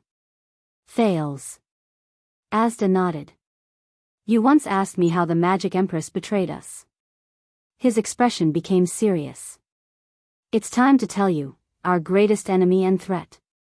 Looking at the unusual expression of this unusual teacher, Thales also became a little nervous because of him. "Oh, that's a surprise." Thales nodded awkwardly. Then, he looked around suspiciously. "Wait, you're not going to suddenly end the class in the next second, are you?" The corners of Asda's lips curled up. He sat up straight and personally placed the queen's piece, which he had been stroking for a long time, back on the chessboard. This was really a rare thing for the air mystic. He then said faintly, speaking of the Battle of Eradication, Thales, this was not a quick, one-sided war. Instead, it was a bitter tug-of-war that lasted 10 years. It was about beliefs and standpoints, resistance and compromise. Thales focused. He could not help but notice that Asda did not mention whose beliefs and standpoints it was. He also mentioned who was resisting and who was compromising. On one hand, the war between the warriors and the army, as well as politics and schemes, has been going on and on. On the other hand, the war between the 2 obscurists and the 6 extremists has never stopped. That war even involved the gods and demons, as well as the dragons and the magic towers. I've read some incomplete records. Listening to the mystic's narration, Thales nodded and muttered, it's about how the king of Renaissance and the dragon rider king mediated and gathered the people's hearts in a complicated political situation, and how the Holy Sun Church repeatedly issued orders to enlist and appeal to the people. I think that the battle that decided the fate of the world might not be as simple as we think it is. No. According to my discussion with Hicks a few days ago, no battle is simple, whether it's between us or the enemy, victory or defeat. Asda did not comment. He habitually crossed his fingers and narrowed his eyes slightly. After the magic tower was destroyed, the survivors still worked tirelessly to study the mystic's weaknesses. They also obtained results. The warriors who wore anti-mystic equipment were more or less immune to some of the mystic's abilities, but they were still at a loss as to how to restrict the mystic's movements. Anti-mystic equipment. Thales grasped this familiar yet unfamiliar term. In the next second, Asda's tone suddenly changed. However, the real turning point came in the 11th year. The atmosphere around them was like a chamber with a curtain pulled down. It became dark and obscure due to Asda's gloomy tone. Even Thales could not help but frown. The first mystic to fall was Ban, Asda said calmly, as if he was talking about something that had nothing to do with him. But Thales could clearly feel that he was in a different state. When he once again displayed his terrifying ability and descended upon the nightmares of tens of thousands of people, his chest was pierced by the only enemy who was conscious with an unusual anti-mystic equipment. Ban. Thales vaguely remembered that Giza had also mentioned this name a long time ago. Then. Asda narrowed his eyes slightly. Ban disappeared. Disappeared. After a mystic's chest was pierced by a weapon, disappeared? The mystic's choice of words was very simple, but it made the prince shudder. Thales looked at Asda and recalled what he knew and heard in the past. In his uneasiness, he had a premonition of the ending of the story. This news is very frightening. During those few days, almost all the mystics evolved, knocked on the door, and ascended to their original forms just to search for Ban, who had disappeared from their senses. Asda's expression remained the same, but his tone became deeper. But we could not find any trace of Ban anymore. Only a lump of dead matter was left in the nightmare mystic's world, and it was completely unconscious. A lump of dead matter. Completely unconscious. Thales could not help but recall the moment he knocked on the door, that year, and the various strange things he encountered in that intoxicating darkness. Whether it was the extremists on the battlefield or us who lived in seclusion, all of us were at a loss in our shock and bewilderment. Asda stared at the void. His expression did not change, but the rhythm of his voice made others feel even more uneasy. Giza and Eric believed that the humans had used some sort of method to hide Ban. Hence, they destroyed 9 cities in one night and interrogated 9 kings and suzerains just to find Ban. Lebla, who was rather rational, put down his usual pride and complacency and tried to contact us, but was forced to leave by Solovsky's sarcastic remarks. Furlan decided to seek help from Taurus, but there was no more news from her. Sula had a good relationship with the Obscurists, but according to her, neither old Zarkal nor Kirai knew what happened. Thales blinked in surprise. He even forgot to ask about the names of these people. As Asda's tone became more serious, the rhythm of the story also became more urgent. Until we realized that even though such a major incident had happened, other than Taurus, there were two other mystics who had not responded. A strange blue light slowly appeared in Asda's eyes.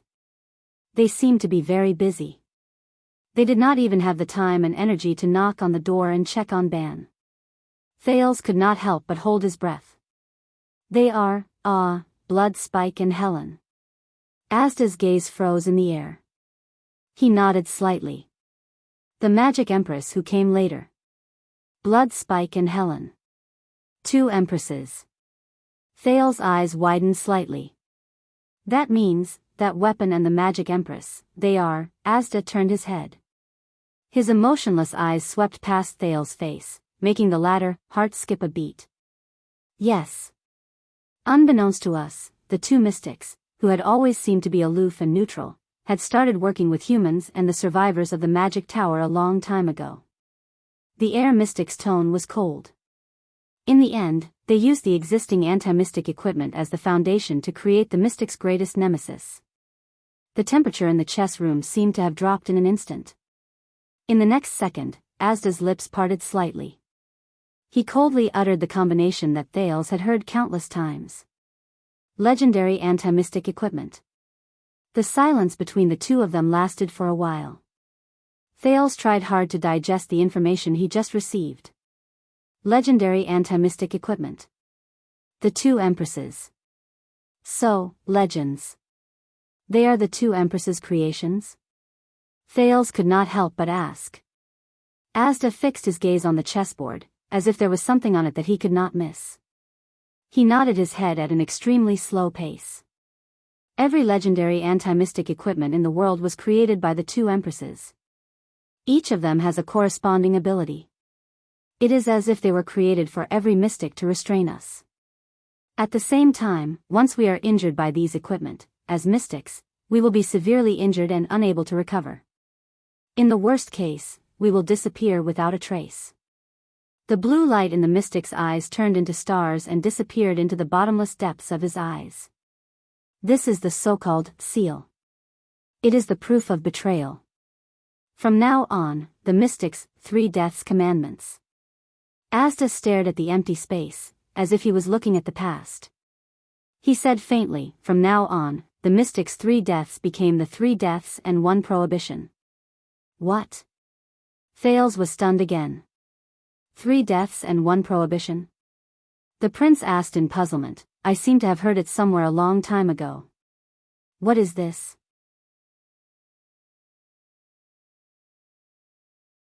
But Asda just shook his head. In his most usual manner, he casually said, You are not at the stage where you can understand it. Understanding it too early will only do you harm and not benefit you. Thales raised his eyebrows in dissatisfaction. But the prince, who knew Asda's temperament very well, sighed in the end and gave up on the idea of getting to the bottom of it. So, what is the principle behind the legendary anti-mystic equipment? Thales suppressed his scattered thoughts and pulled his curiosity back to the current topic. Since it is a seal, does it mean that the sealed mystic is not dead yet? Just like how you were in Eternal Star City 6 years ago, is it just temporary? Ever since they started talking about this topic, Asda's tone became very low. This time was no exception. The secret of the legendary anti-mystic equipment has always been in the hands of the two empresses. We still do not know about it.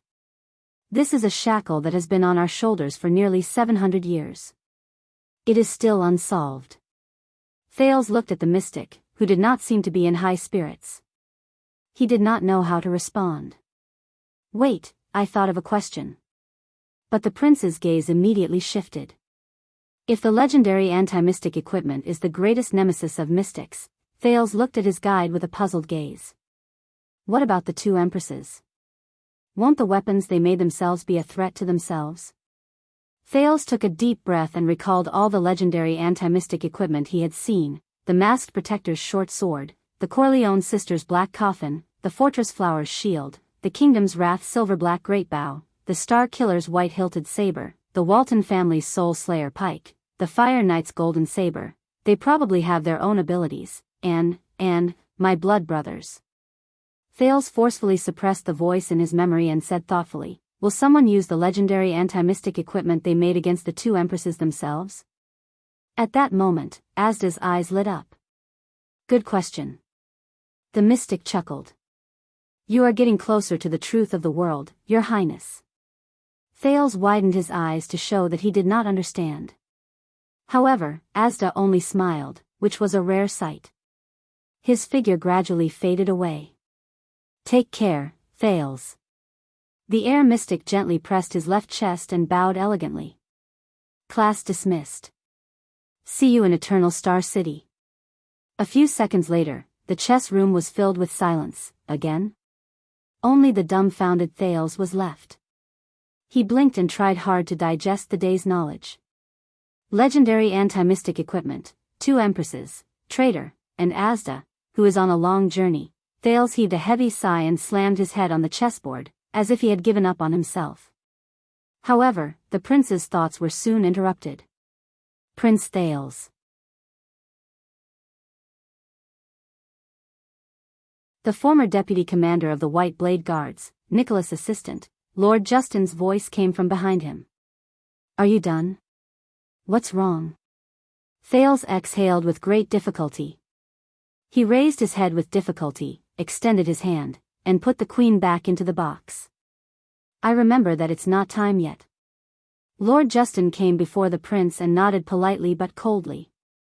But the official diplomat group from the city of faraway prayers has already arrived in front of Dragon Cloud City. The Lord's words lifted the prince's spirits. The Archduchess and the Prime Minister, I mean the Regent, have invited you to Heroic Spirit Palace to welcome the guests from the city of faraway prayers and attend the welcoming banquet. Me? Thales slowly furrowed his eyebrows. Why? It doesn't seem appropriate for a prince from an enemy country to be present at this kind of event. Because this is a request from a guest, Justin said flatly. It is a strong request from Archduke Rockne's eldest son, the heir to the Code of Knights, and the next Archduke of the city of faraway prayers, Ian Rockne. Thales paused for a few seconds. Ian Rockne? I don't understand, the prince said, rather puzzled. I don't know him. Justin did not speak, because another person answered for him. I think so too. Putre, whom they had not seen for a long time, walked in from the door of the private room. He bit on his pipe and greeted Waya and Ralph. Then, he turned around and said to his prince with a smile, however, regarding the matter of inviting you, I heard that young Sir Rockne said this. Thales looked at his former vice-diplomat and felt his heart tighten. He said. Putre exhaled a puff of smoke and shook his head emotionally. Of course there must be a witness for a marriage proposal.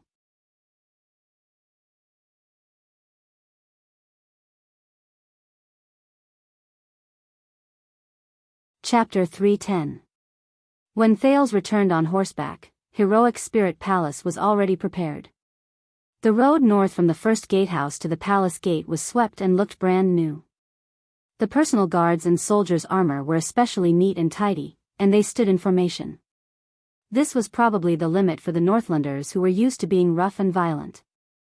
Perhaps the next time you come back, you won't bring bad news with you. With a heavy heart, the second prince carefully held Jenny's reins and spoke to Putre, whom he had not seen for a long time with a straight face. I see. Putre's eyebrows twitched. He narrowed his eyes and revealed a strange expression.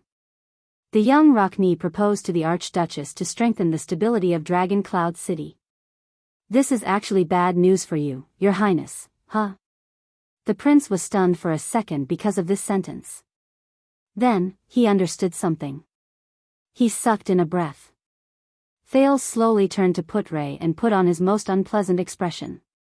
He enunciated each word clearly, you just had to mention, but he was interrupted. Ah, sorry.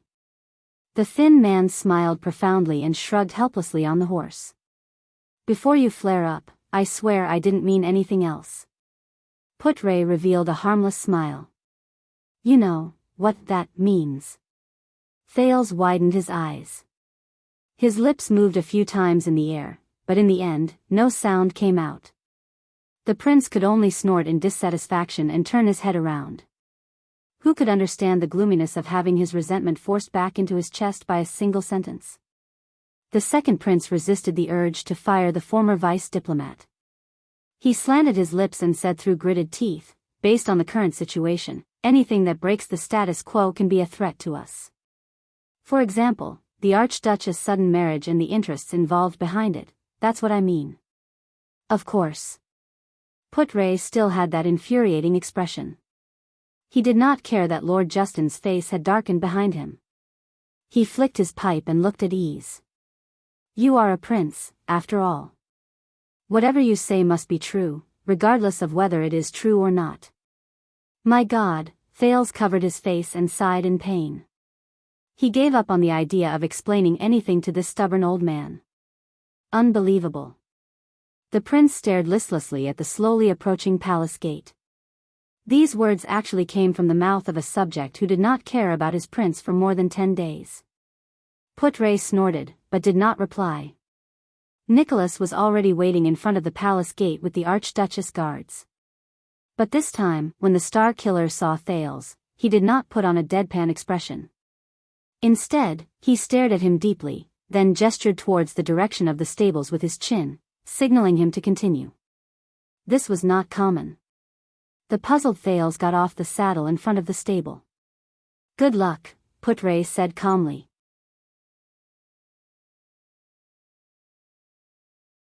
After the welcoming ceremony, I will wait for you in your room. That's really comforting. The prince, who was already annoyed, waved his hand in dissatisfaction. Thales handed the reins to the coachman. Then, accompanied by Waya and Ralph, he walked towards Nicholas, who was standing at the entrance of the palace. The Archduchess and the Count are in the Hall of Heroes. Go and meet them. Nicholas waved his hand without changing his expression. I still have to welcome the vanguard of the diplomat group here. They are especially formal this time. Because the matter is especially serious? Thales snorted. What happened to the matter last time? You know, regarding the Archduchess. Be good and shut your mouth, Nicholas interrupted him stiffly. The vanguard of the city of faraway prayers is here. Thales turned his head. As expected, a group of cavaliers with different banners slowly rode out of the first gatehouse. Under the gazes of countless dragon cloud city guards on both sides, they walked towards the palace gate. Their banners were embroidered with a thick book that was flipped open. The pages were engraved with several letters of the Empire, but their meaning was unknown. The Knights Canon, the emblem of the Rockne family, the legitimate and noble rulers of the city of faraway prayers. It was said that they were a prestigious family of knights that had been stationed in the north since the era of the ancient empire. They had nurtured countless great knights who left their mark in history. Even when the emperor demolished the Temple of Knights and the tradition of knights gradually declined, they still maintained a great reputation in the north. Until the Battle of Eradication. Thales recalled the knowledge given to him by his teachers in Northland over the years. Among the cavaliers, the leading knight looked rather special. His face was dark, his eyes were rather flat, and his temples were shaved, leaving only the short, reddish-brown hair on the top of his head. He had a sturdy body, but he wore light leather armor, which was not commonly seen in Northland. All sorts of small tools that Thales could not understand were tied to the belt around his shoulders. Other than a short knife at his waist, he only had a crossbow on his back and a quiver of arrows hanging on the saddle. What caught people's attention the most was that even though he was riding on a horse, his demeanor and temperament made him look as if he was taking a stroll in a park. The vanguard of the city of faraway prayers diplomat group actually has this kind of attitude? That means, just as Thales furrowed his eyebrows, Nicholas, who was beside him, reacted faster than him. The Star Killer revealed a surprised expression, which was rarely seen on his face. He stared fixedly at the brunette knight who was the leader. Oh, what a surprise. The Star Killer's expression slowly became serious. Thales narrowed his eyes and looked at Nicholas, then at the knight in leather armor who was walking forward leisurely. You know each other? Nicholas ignored him. Instead, he made a few gestures to his subordinates and went forward alone. It was only then that the prince noticed that a few of the Archduchess guards, who were experienced, also had the same expression on their faces. Thales looked strangely at the brown-haired knight, who did not look like an ordinary Northlander. He is. Nicholas walked slowly to the front of the cavaliers from the city of faraway prayers. He watched them get off their horses in unison with a cold expression. The brown-haired knight was of medium build.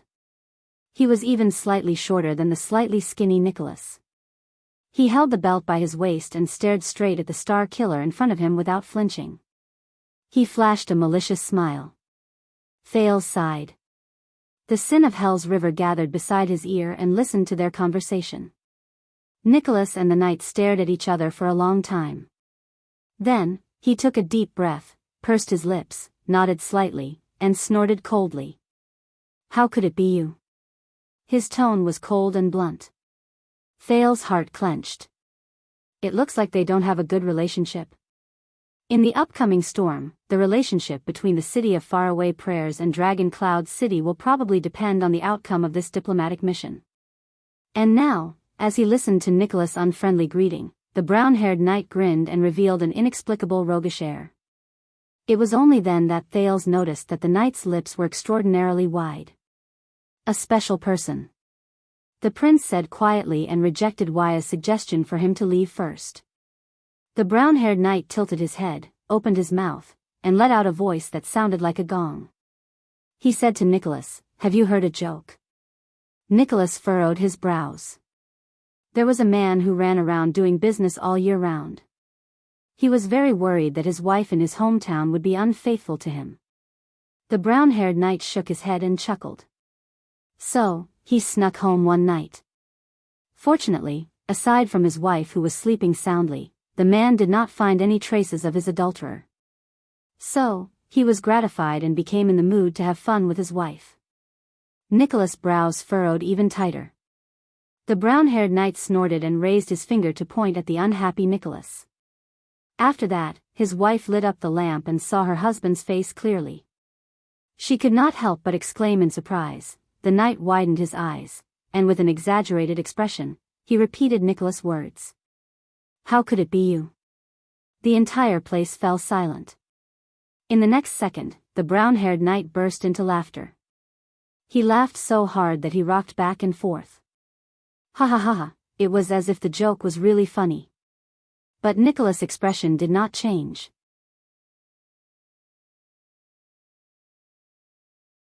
The companions behind the knight had strange expressions on their faces. They averted their gazes, and someone coughed softly, as if deeply ashamed of their leader's joke. Thales could not help but frown as he listened to all of this from afar. What's going on? Only the brown-haired knight continued to look at Nicholas with a strange smile. He shrugged. Finally, after what felt like a few centuries, Nicholas relaxed his cold expression and let out a long sigh. It's the same as before. Nicholas lowered his head and snorted coldly. It's not funny at all. The brown-haired knight stopped smiling. His expression changed. Oh, my God. The knight looked at the star killer with a disappointed expression. Your sense of humor is still as shitty as ever. Thales listened to their conversation curiously and began to doubt their relationship. That brown-haired knight, just who is? Nicholas stared at him quietly. How many years has it been? The star killer asked softly. The brown-haired knight's smile slowly disappeared. 18 years. He stroked his brown hair and snorted softly. Since I returned to the city of faraway prayers, we haven't seen each other for 18 years. The star killer nodded slowly. But the brown-haired knight's expression suddenly became lively again. I guess you still don't have a wife, right? And with your status, it's impossible for you to have an extravagant affair. The noble ladies probably don't like you either. The brown-haired knight looked at Nicholas in disdain, and revealed a rather profound, naughty smile. Don't tell me that you still used your hands to settle these 18 years. This time, his companions behind him coughed unnaturally. Nicholas remained motionless as he stared at the brown-haired knight who uttered those indecent words. Then, the corners of his lips curled up, and he suppressed his laughter. Nicholas' laughter and the brown-haired knight's laughter gradually overlapped, as though they had laughed at each other countless times.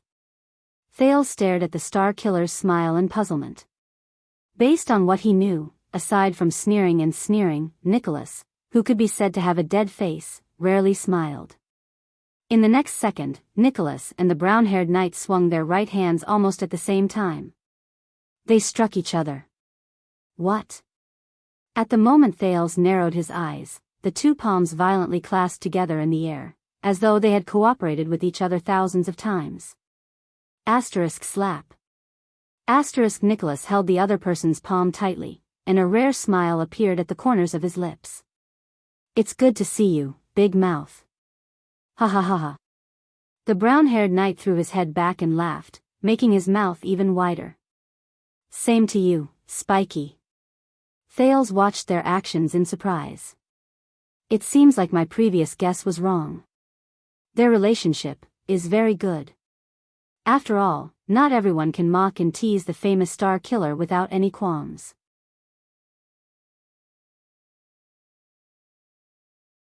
That brown-haired knight. Who is he? This guy was sent as a member of the diplomat group from the city of faraway prayers. This means that Archduke Rockney is. Nicholas and the brown-haired knight let go of each other and walked towards the palace gate side by side. The people from the city of faraway prayers seemed to heave a sigh of relief and followed behind them. The brown-haired knight raised his head and observed everything in Heroic Spirit Palace. There was a lot of emotion on his face, as though he was revisiting an old place. So, I heard that you single-handedly killed the boss 6 years ago.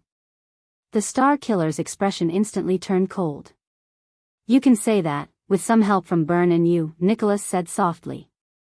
Me? The brown-haired knight seemed to be deep in thought. As expected, you used the secret I told you? Yes. The star killer's face seemed to turn paler. And I'm not proud of it. Besides, he was already heavily injured at that time. There was silence. Their footsteps did not stop, but their conversation came to a slight halt in the subtle atmosphere. I understand that feeling, the knight said faintly a few seconds later. When the boss recruited us into the guards, you probably didn't expect this day to come. Nicholas did not speak. The brown-haired knight raised his head and looked at the cliff of the sky above Heroic Spirit Palace. His gaze focused on Rikuru's statue and he said with a sigh, it's hard to imagine that in the blink of an eye, we're almost 50. Guards. The boss. Thales moved slightly. He already had a guess about the knight's identity.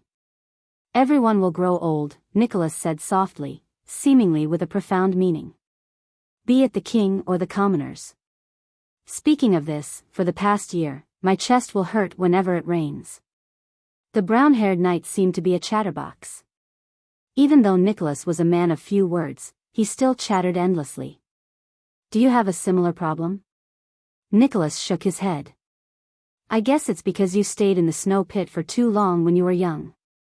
However, for some unknown reason, Thales did not feel that there was anything out of place when he saw Nicholas, who was usually quiet and had his arms crossed, walking together with the knight, who talked non-stop and moved in an exaggerated manner. They chatted casually about their daily lives. It was as if they had always been like this. A long time ago, a military doctor named Ramon told me before. The brown-haired knight rudely dug his ears as he said, after we pass the age of 40, our physical strength will obviously decline. Our bodies will start to gradually age, and some of our illnesses will also show up. My God, I even laughed at him at that time, Nicholas sneered. But at the same time, our experience and skills will gradually increase and accumulate.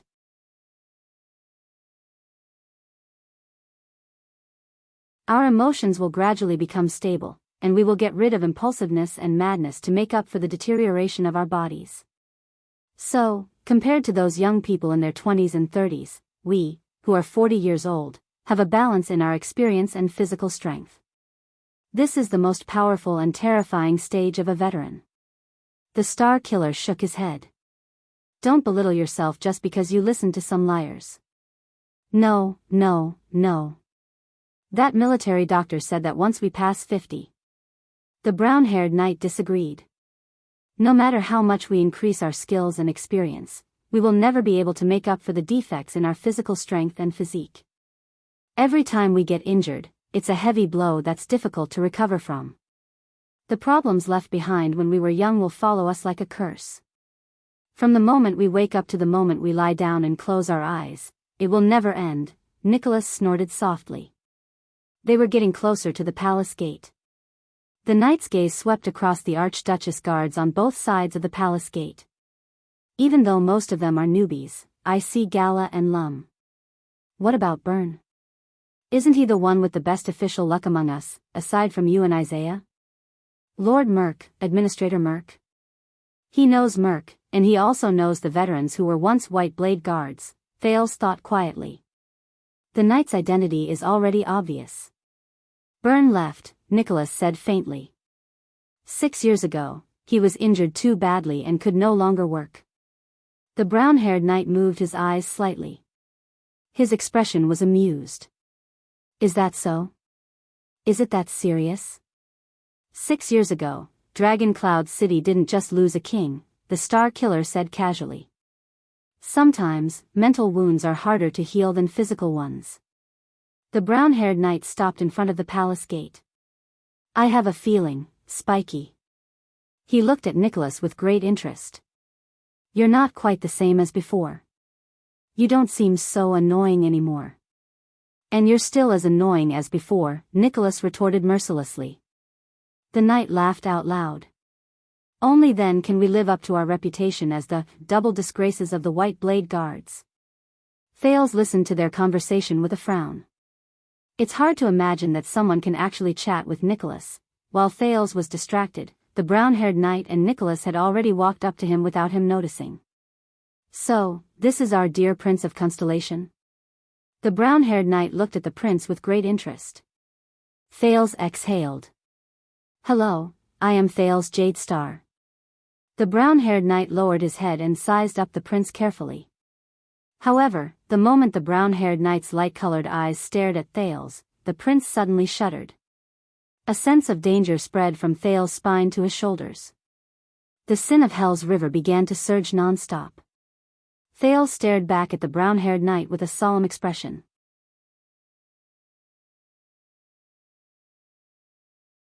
He raised his guard to the highest.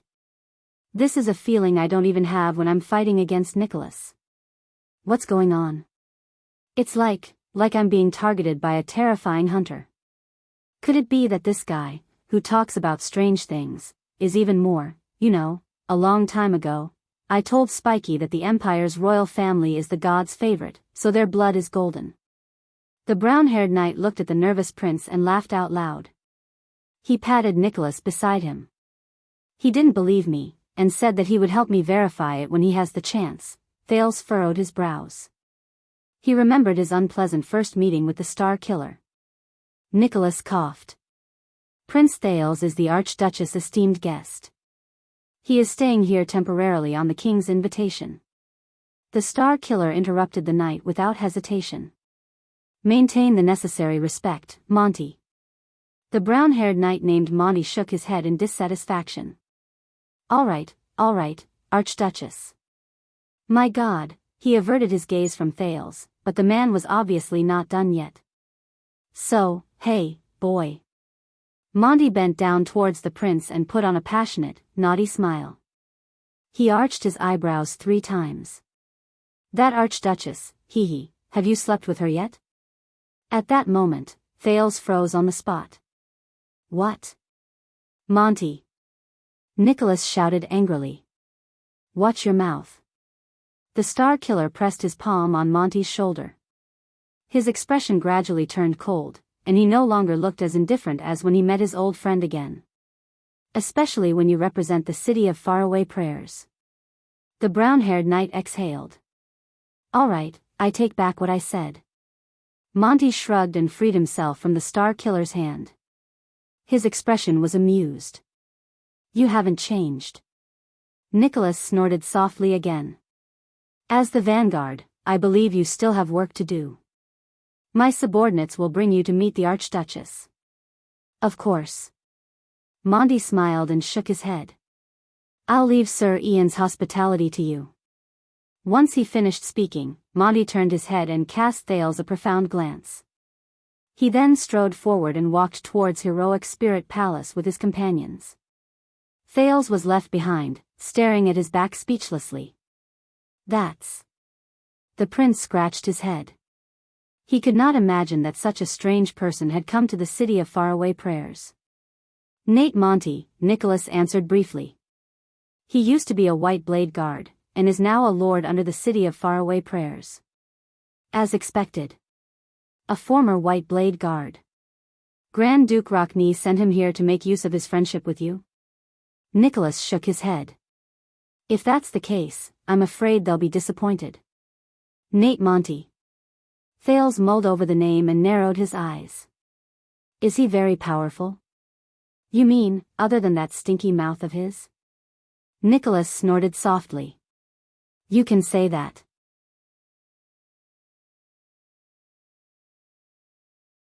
Some bored people combined me, him, and the other three, and called us something, the 5 war generals, right? Thales reacted quickly. And the Fire Knight of Black Sand region. So, Monty has also reached supreme class, Thales said curiously. Between you and him, who is stronger? Nicholas cast him a glance. His gaze was filled with disdain. Supreme class, this title has always been deified in many people's hearts. Nicholas snorted softly.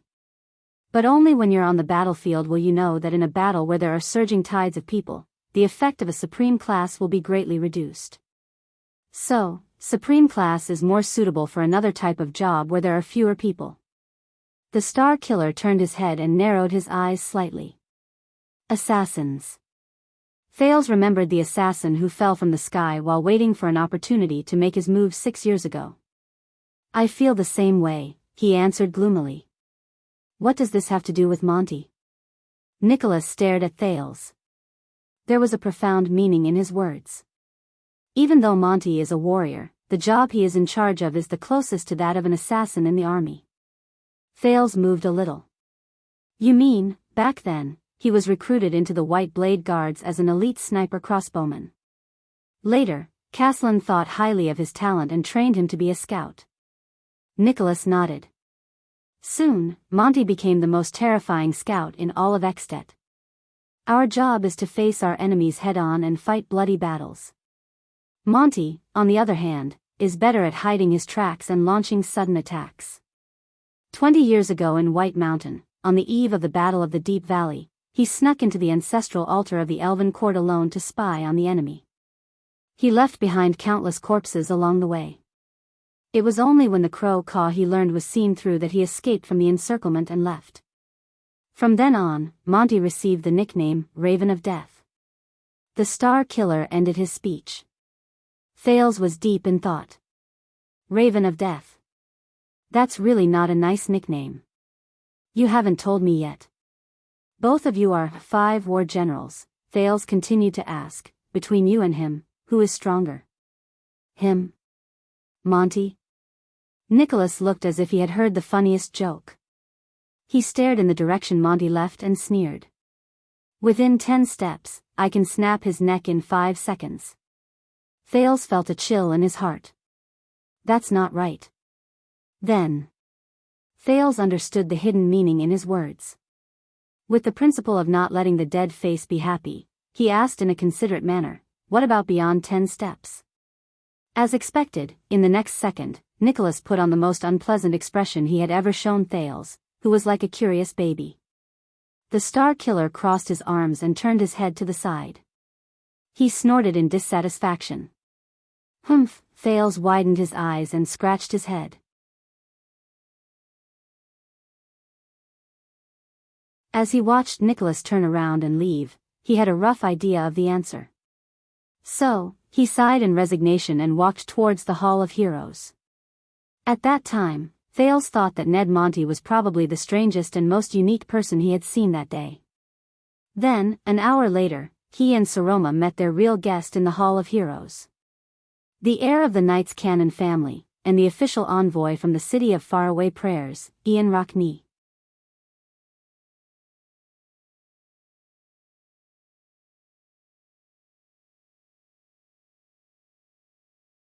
Chapter 311. An hour later, the Prince of Constellation, who had just finished dressing up in the Blood Court, was walking along the corridor towards the Hall of Heroes, accompanied by Ralph and Waya. Thales took a deep breath and walked past a group of guards who were staring at him fiercely. He looked at the familiar layout and furnishings in Heroic Spirit Palace, and his heart was heavy. "Are you all right, Your Highness?" This was the slightly worried Waya. "I can't be better," Thales replied with a straight face. "Why do you ask?" "Because when we were outside just now, Lord Putray said that young Rockney is here to propose. If this bothers you." Waya abruptly stopped talking. He turned his head and saw Ralph clasping his hands tightly on his shoulders. Ralph's gaze was stern as he shook his head forcefully. "That's because when we were outside just now, Lord Putray said that Rockney is here to propose. If this bothers you, see, this is the problem." Thales exhaled. "Everyone is thinking in the same direction, even you." Waya and Ralph looked at each other. "But the real problem is..." Thales' mind raced and he subconsciously clenched his fists. "This is impossible." "Yes. Propose. What kind of joke is this?" Just as Waya and Ralph became more and more puzzled, the sound of footsteps and conversations came from behind the corner in front of them. "Oh, the pattern engraved on this beast's skull, 5-headed flail? I know, this is the personal emblem passed down from the smiling Nuvan to Big Hand Shalon Walton 600 years ago. At that time, Walton's symbol was not the cloud dragon spear." This was a slightly frivolous young man's voice. He seemed to be looking around as he walked. "Ah, this weapon must be the Army Crusher, Monster Nazir's black-striped greatsword from 300 years ago?" The Prince of Constellation stopped in his tracks. "That is..." Waya said doubtfully. Soon, they no longer had to wonder. "That is just an imitation." This was Nicholas' voice, but he sounded a little uneasy. "The real one was buried with Monster, in the White Blade Guard Cemetery." The frivolous man sighed. "Is that so? I have to say, I am a little disappointed, but it's okay. Soon, I will see the long-awaited, famous Soul Slayer Pike." Thales narrowed his eyes.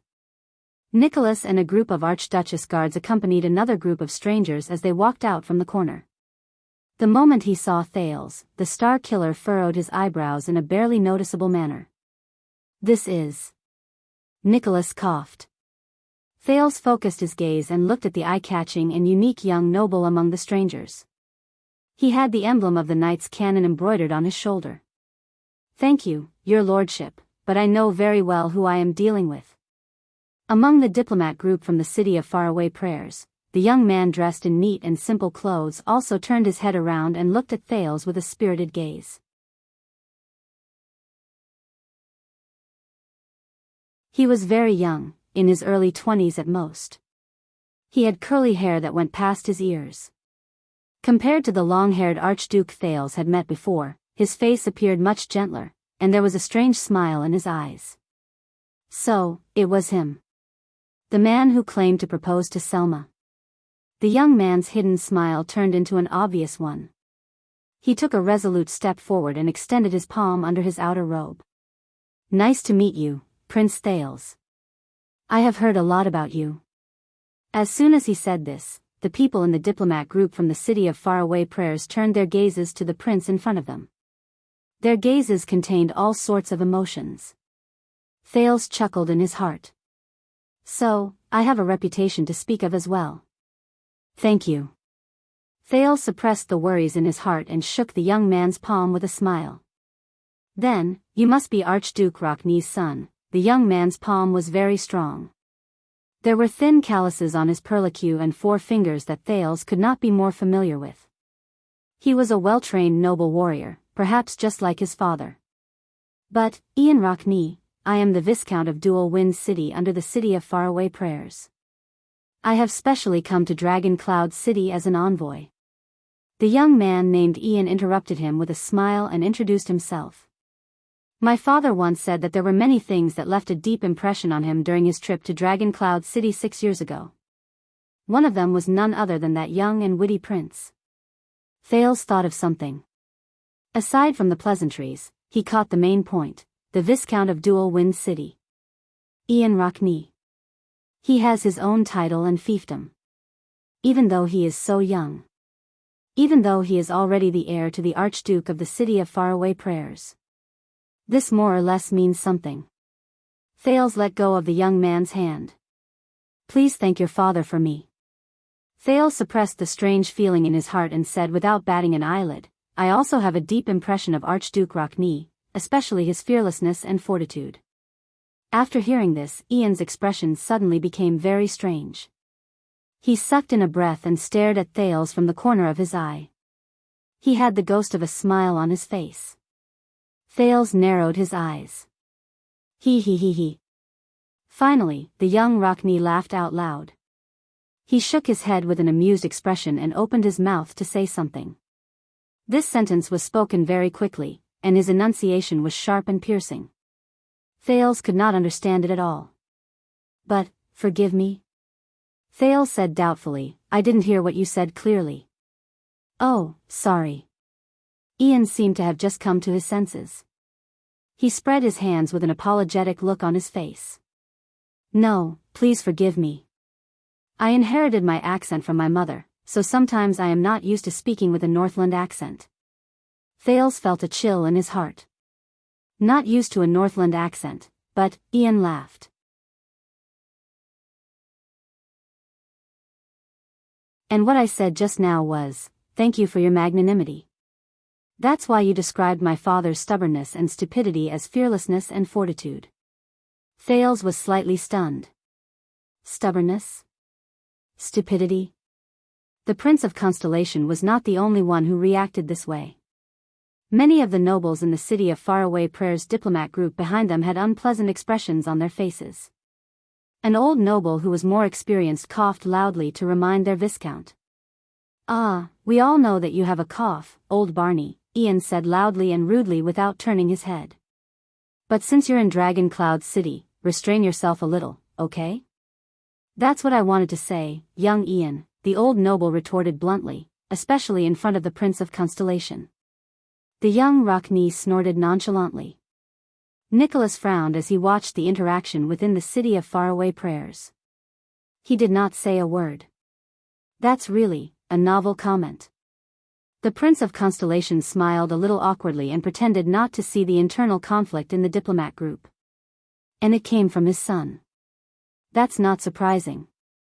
Thanks to your resourcefulness and righteous act 6 years ago, his stubborn head is still on his neck, instead of following the late king to Hell's River to show his loyalty and throw the City of Faraway Prayers into a mess. Ian swung his hand with a playful smile and put on a thoughtful expression. Of course, if that really happened, I might have inherited the City of Faraway Prayers earlier. This sentence made Thales speechless again. Undisguised coughs came from the diplomat group again. This time, they were especially loud, as if they were very dissatisfied. But that's my father, a typical Northlander. Ian sighed in a seemingly regretful manner. Then, he immediately put on a smile. And my mother used to say that all Northlanders have a hole the size of a fist on their foreheads, facing the sky. During spring and winter, it's filled with snow, and during summer and autumn, it's empty. Ha ha ha ha. As soon as he said this, the expressions of the people from Dragon Cloud City on both sides and the people from the City of Faraway Prayers diplomat group became unpleasant. Ian was the only one who smiled happily. Wyatt widened his eyes and exchanged glances with Ralph. The latter made a gesture to show that he agreed. Thales' face twitched and he laughed dryly. He had a feeling that this Ian Rockne was really a little, how should he put it, a scam. Thales thought of the bold and courageous Archduke Rockne, then looked at the frivolous and impetuous young master in front of him. He sighed in his heart. Ha ha ha ha. The prince chuckled. I have to say, you are really not like your father's son. Ah. Am I really my father's son? The young Rockne laughed heartily, and his words shocked everyone once again. This is also the suspicion that has troubled my father for many years.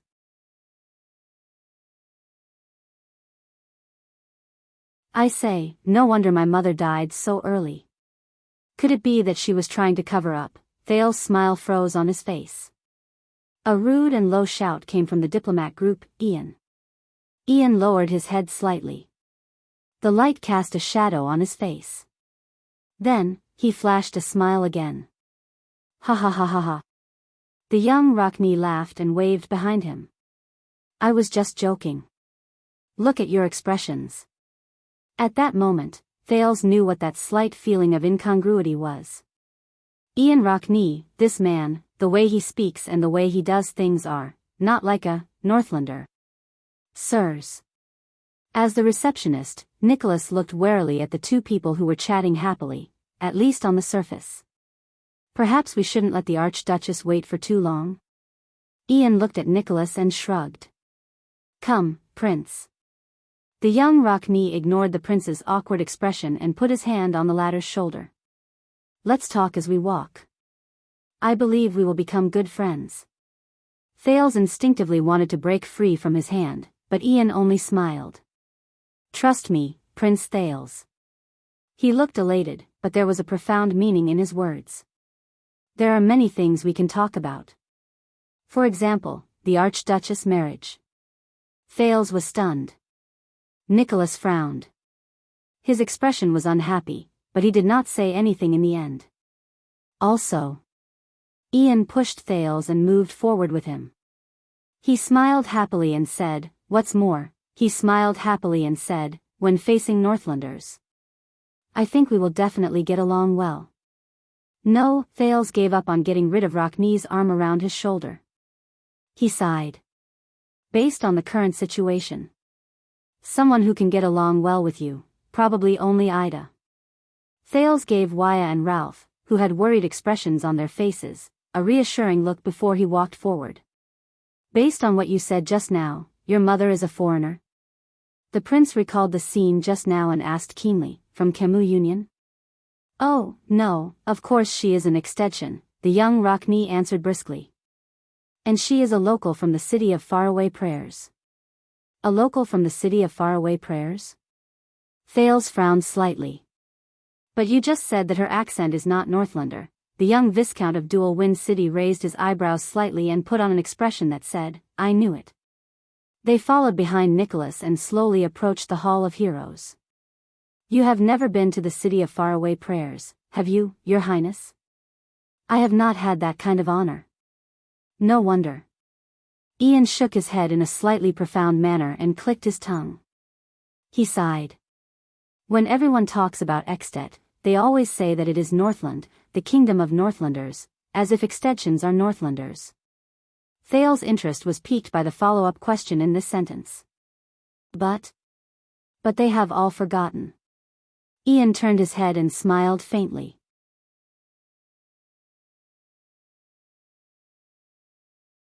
At the western border of Ekstedt, there is at least one piece of territory that does not belong to the old Northland. Its people are not just rough and hot-tempered Northlanders. Thales was slightly moved. The city of faraway prayers? Ian nodded. His voice was steady and powerful. The city of faraway prayers. No one knew whether it was intentional or not, but their footsteps slowly fell behind Nicholas. Long before the ancient empire, there was a barren and barren land like this. The land stretched from West Billow Cliff in the west to the land of barren rocks in the east. The people who lived there struggled to survive, and they were called troubled citizens. That land was designated by the ancient empire as their West Billow province.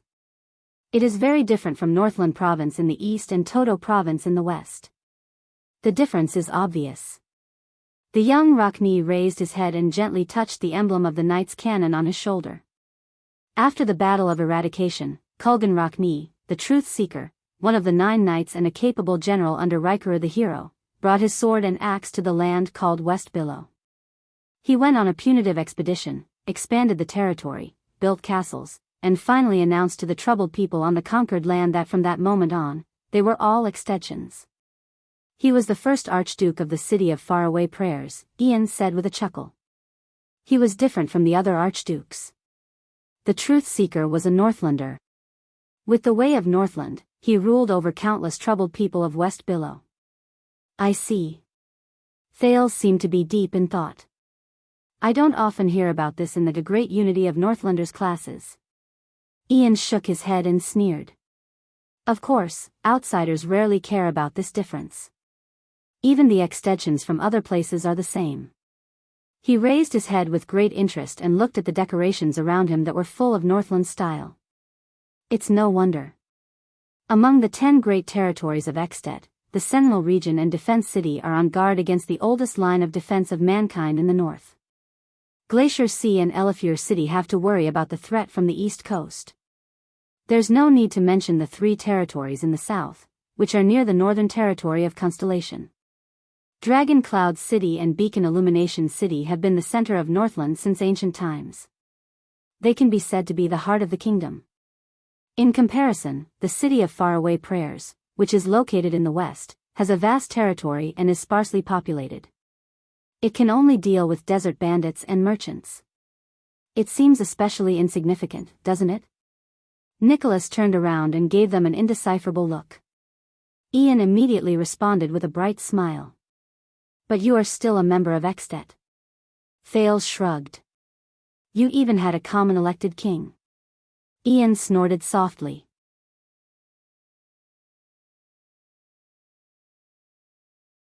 "300 years ago, if the Nightwing King had not dealt a heavy blow to the eastern part of the kingdom," he said with a sigh, "the common elected throne would never have fallen into the hands of the Rockne family.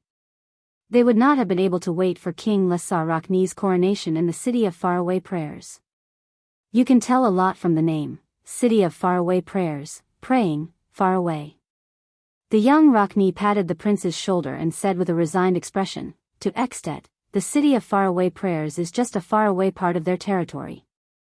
It's so far away that no matter what happens in that wasteland, the other people in the kingdom only need to pray from afar, and it'll be considered that they've shown great mercy."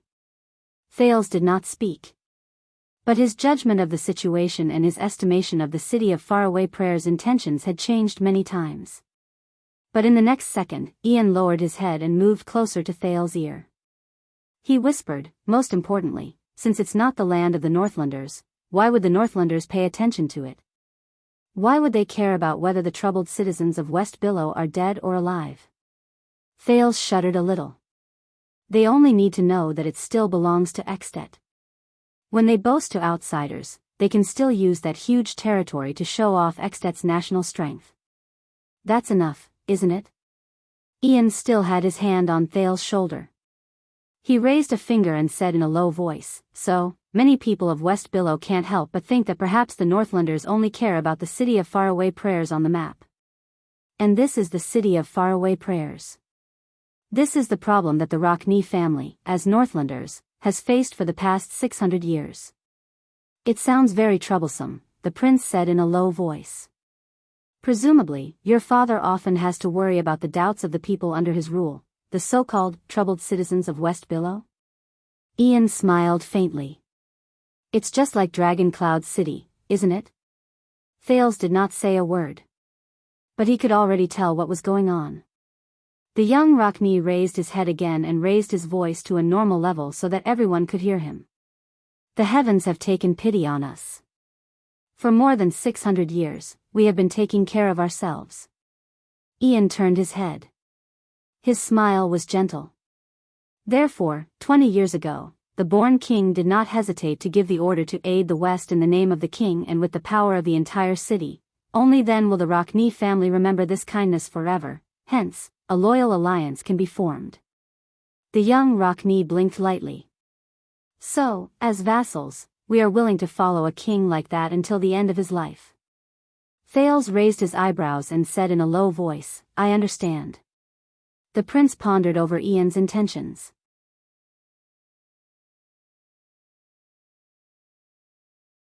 "This Viscount of Dual Winds City seems to be frivolous, meddlesome, and speaks without thinking, but, from just now until now, beneath the surface, what he wants to convey is..." Thales raised his head and said in a low voice, "Why did you send a message to invite me here, Viscount of Dual Winds City?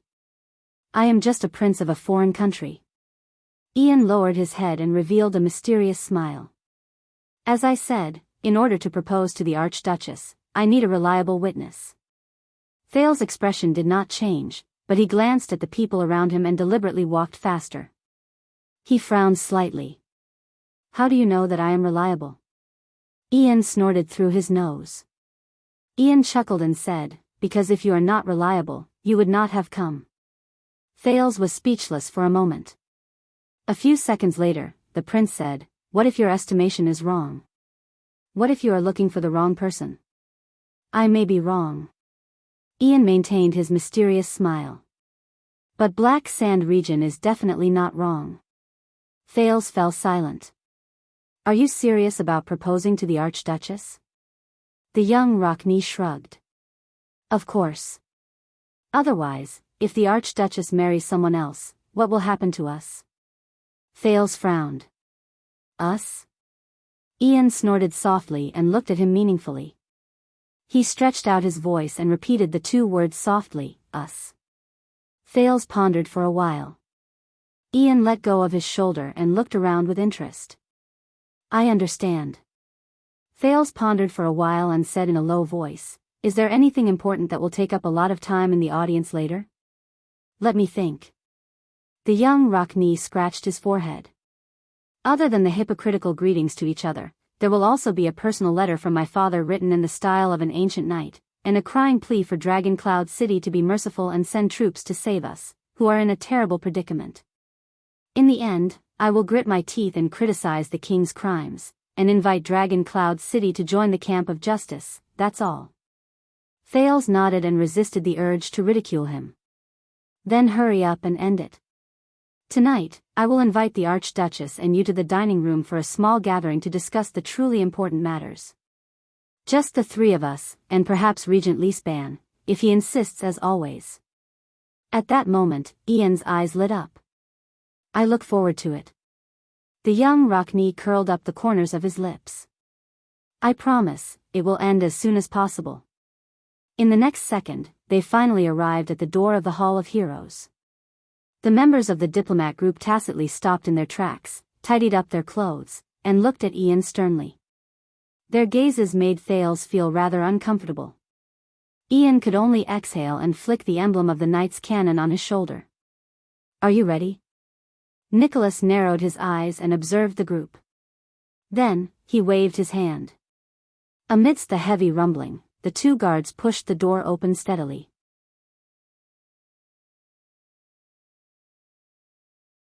Rows of Archduchess personal guards and the Archduchess throne at the end of the hall were revealed. Behind the throne was the ferocious, pitch-black Soul Slayer Pike. Everyone in the hall turned their gazes to the entrance of the hall and looked at the guests from the city of faraway prayers.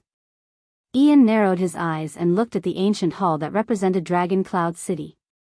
Under the illumination of the sun and lights, the relief sculpture of the Cloud Dragon spear at the top of the hall was extremely conspicuous. It made the usually dark and heavy Hall of Heroes look even more dignified and steady. Relax. Thales punched his shoulder and snorted. You're much luckier than I was the first time I came.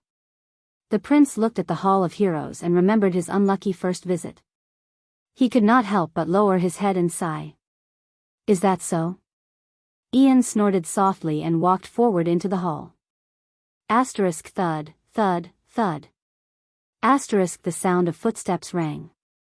Guests from the city of faraway prayers, the herald said. But in the next moment, he was immediately interrupted by an even louder voice. Honorable Archduchess Aroma Walton. Ian walked steadily on the stone floor and shouted loudly over the herald's voice, I am Ian Rockney. On behalf of my father, the Archduke of the city of faraway prayers, Culgan Rockney, I extend my sincere greetings to you. What? Everyone in the hall craned their necks in surprise and looked at Ian Rockney, who was walking over slowly and did not treat himself as an outsider at all. Thales sighed. He thought of Croche, whom he had met before, and wondered why there were so many strange people lately. And all of them liked to introduce themselves. The prince subconsciously took a step back and widened the distance between him and Ian. Under the strange gazes of the Archduchess guards, Count Leespan, Viscount Lysden, and other nobles of Dragon Cloud City, as well as Nate Monty, who also came from the city of faraway prayers, Ian Rockney did not stop walking. He looked at the Archduchess on the throne with great interest and sized up her appearance. This is my first time in Dragon Cloud City. Forgive me for being unable to contain my excitement. In her seat, Saroma, who was dressed to the nines, seemed a little restrained. She pursed her lips and tensed up. Thales subconsciously clenched his fists. The Archduchess took a deep breath and nodded at Count Leespan, who was sitting beside her. She then cleared her throat and said, "Thank you for the concern of the City of Faraway Prayers." However, once again, Ian Rockney from the City of Faraway Prayers exceeded everyone's expectations.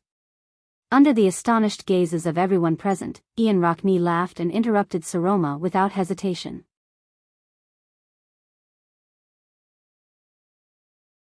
On behalf of the City of Faraway Prayers, I sincerely request Dragon Cloud City to send troops decisively and join our war against the Alliance of Freedom to protect your grandfather and father's reputation. Also, we really hate that common elected king who doesn't act according to the rules. I believe that all of you feel the same. The young Rockney raised his hands and did not stop talking. The words that came out of his mouth flowed down like an endless river. So, I also sincerely invite you, Archduchess Saroma Walton, to sign on the joint notice that will be pasted all over the country to condemn the king's atrocities. While he spoke without pause, the indifferent Ian did not forget to take out a slightly deformed letter from his bosom. He blew on the obviously damaged seal and handed it to the Star Killer, who stared at him in puzzlement. All the details are written in my father's letter. But I sincerely suggest that all of you remove all the adjectives in it and read it again. It will be much smoother. Ian exhaled, as if he was happy that he had said such a long string of words. A few seconds later, he flashed a bright smile. Then, I guess, our audience this time is over. His voice faded away. The entire Hall of Heroes was silent. Not a single sound could be heard.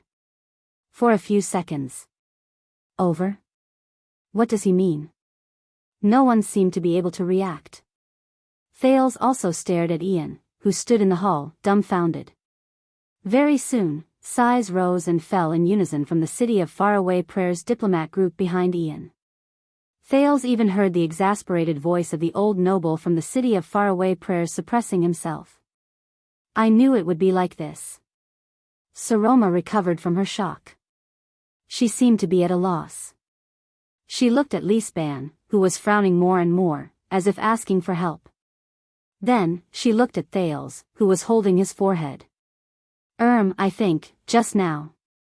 Ian raised his index finger and once again snatched the right to speak in the hall. His happy tone made everyone in the hall speechless again. Prince Thales from Constellation invited me to enjoy the Constellatiate delicacies he brought. To be honest, I can't wait anymore. So, why don't we stop here? At that moment, everyone's gazes turned to stare at Thales. Under everyone's gaze, the Prince of Constellation scratched his forehead in pain. He could only show an ugly and awkward smile with his twitching face. Ian Rockney. This guy, I promise that it will end as soon as possible. This guy, Ian maintained the smile on his face and bowed deeply. Thank you again for your warm hospitality. Honorable Lady Saroma. Once he finished speaking, he turned around without hesitation. He strode out of the Hall of Heroes.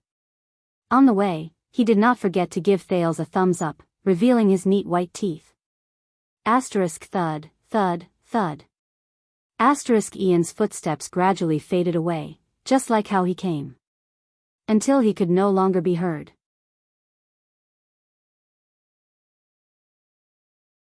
He left behind a hall full of well-dressed nobles and guards in the city who looked around in astonishment. In the silence of the crowd, who did not know how to react, a clear cough rose. This is really... Regent Lispan's expression became very unpleasant. He said vaguely, what a surprise. About that, all of you know. Nate Monty, the Raven of Death, who had met Thales once before, stood at the lower end of the hall. He seemed to be a little embarrassed as he pouted. He spread his hands and chuckled at the people in the hall. This is why His Grace sent me as the diplomat group's vanguard. The Star Killer held the letter Ian shoved into his hands and stared at Monty with an unpleasant expression. I see. Monty. So this is what you meant when you asked me to properly entertain Sir Ian. Also, let me introduce you, everyone. The person you saw just now is Ian Rockney, the Archduke's son and the Viscount of Dual Wind City. Monty laughed and pointed in the direction where Ian left, as if he was trying to dispel his mockery. The nobles gave him a nickname. Monty shook his head. He looked like he wanted to laugh. Ian the nuisance. The hall became quiet again. It was so quiet that Thales wanted to sneak away. Amidst the awkward atmosphere, a voice suddenly called out to him. Sorry to disturb you again. Everyone turned their heads in unison. Beside the door, Ian Rockney's face reappeared. He still had a smile on his face as he spoke to the people in the hall, who had very interesting expressions on their faces. Excuse me, where is my room?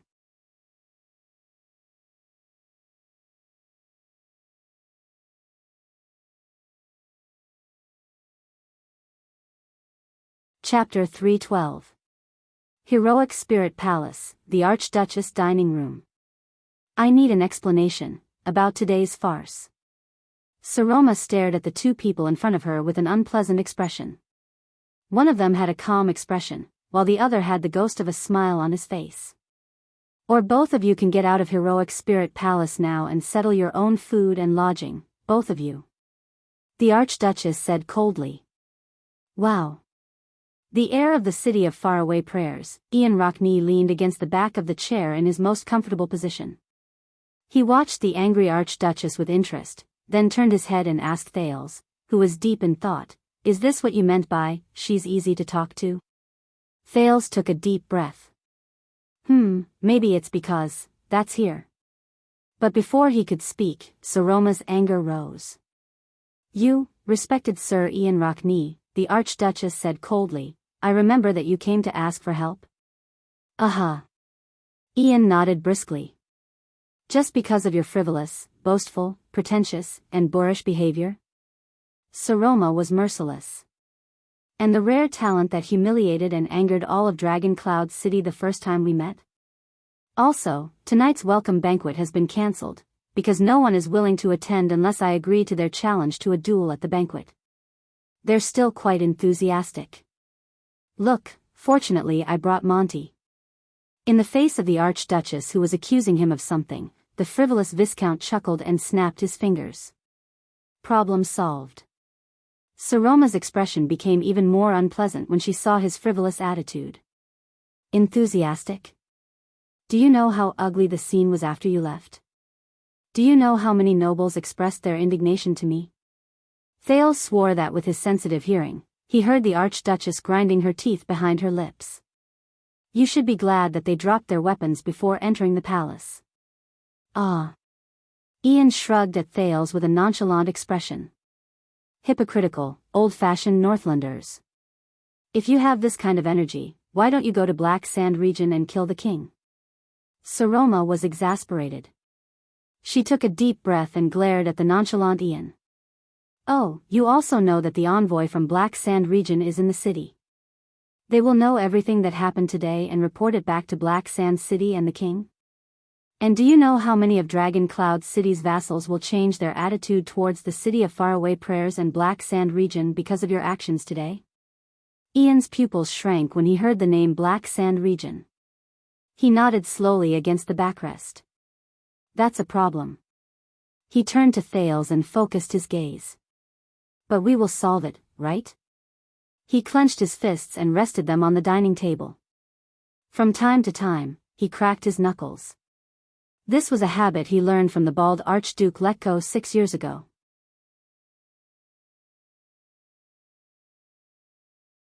Saroma seemed to have had enough of arguing with the heir of the city of faraway prayers. Thales, you were the one who arranged this meeting. The Archduchess pushed up her glasses and glared at Thales, who appeared calm and seemed to be deep in thought. Say something. He imitated Saroma's angry expression and deliberately put on a resentful gaze. He turned his head and mouthed silently while shaking his head at Thales.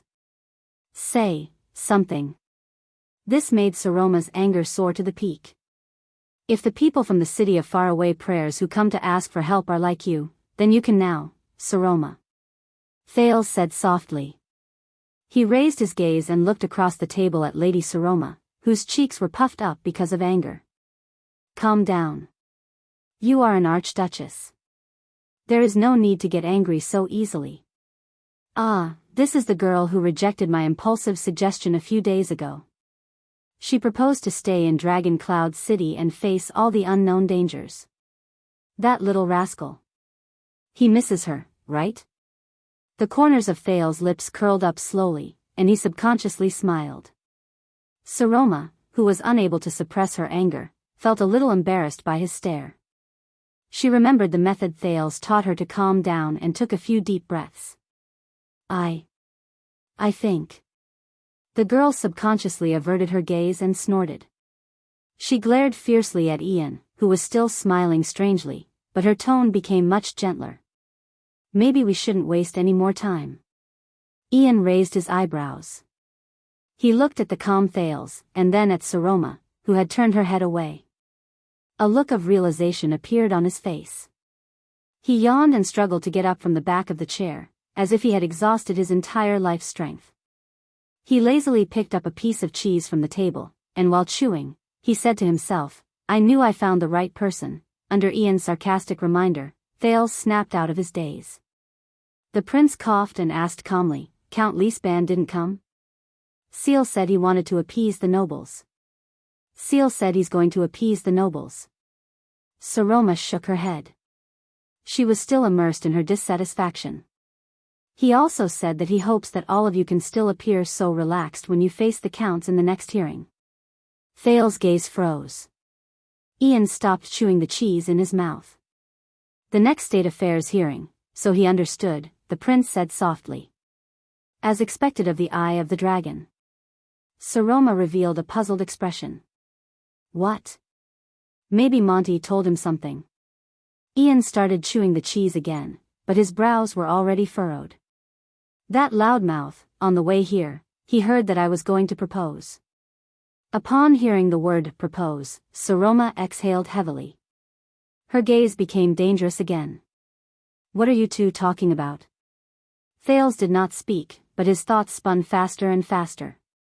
Only Ian forcefully swallowed the cheese in his mouth, tilted his head, and smiled disapprovingly.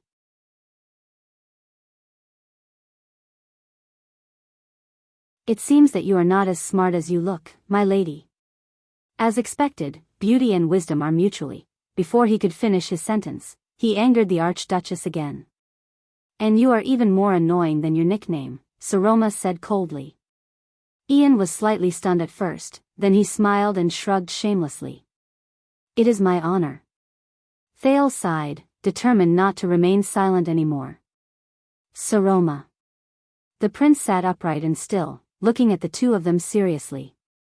This is Ian Rockney, representing the city of faraway prayers. Following his gaze, Saroma and Ian exchanged glances. One of them was vigilant, and the other did not think much of it. And he is here to propose to you. Thales said flatly. Saroma did not move. But in the next second, the Archduchess sneered.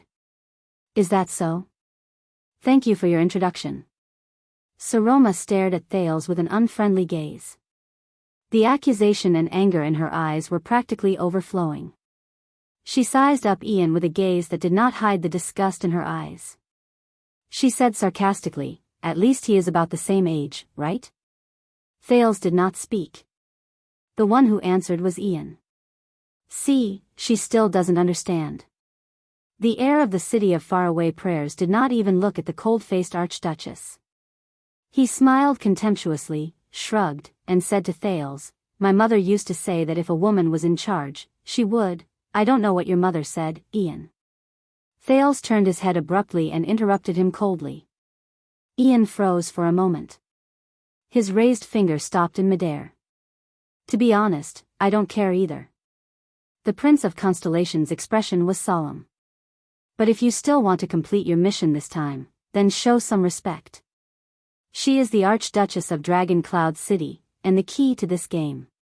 He watched as Ian's playful gaze slowly faded away, and he said in a deep voice, she is also my friend. Ian was stunned. And you, Saroma? Thales stared into the Archduchess' eyes seriously. Please believe me, we are standing on the same side of the chessboard. This guy is like this. We have to get used to it slowly, Saroma snorted softly, as if she was still angry at Ian. But she did not speak again. Ian breathed softly and frowned, as if he had understood something. Oh. The next moment, Ian leaned back and moved closer to Thales' ear. He extended his hand to block the Archduchess' line of sight and whispered, "Why, you haven't tamed her yet?" This time, it was Thales' turn to be stunned. The solemn expression on his face had yet to disappear. He asked in astonishment, "What? Tamed?" Ian sighed with regret, as if he was exasperated that Thales had failed to meet his expectations. Saroma revealed a suspicious expression as she stared at the two men who were whispering to each other. "You know, you are the one who helped her to her position." Ian suppressed his voice. His tone was full of annoyance and dissatisfaction.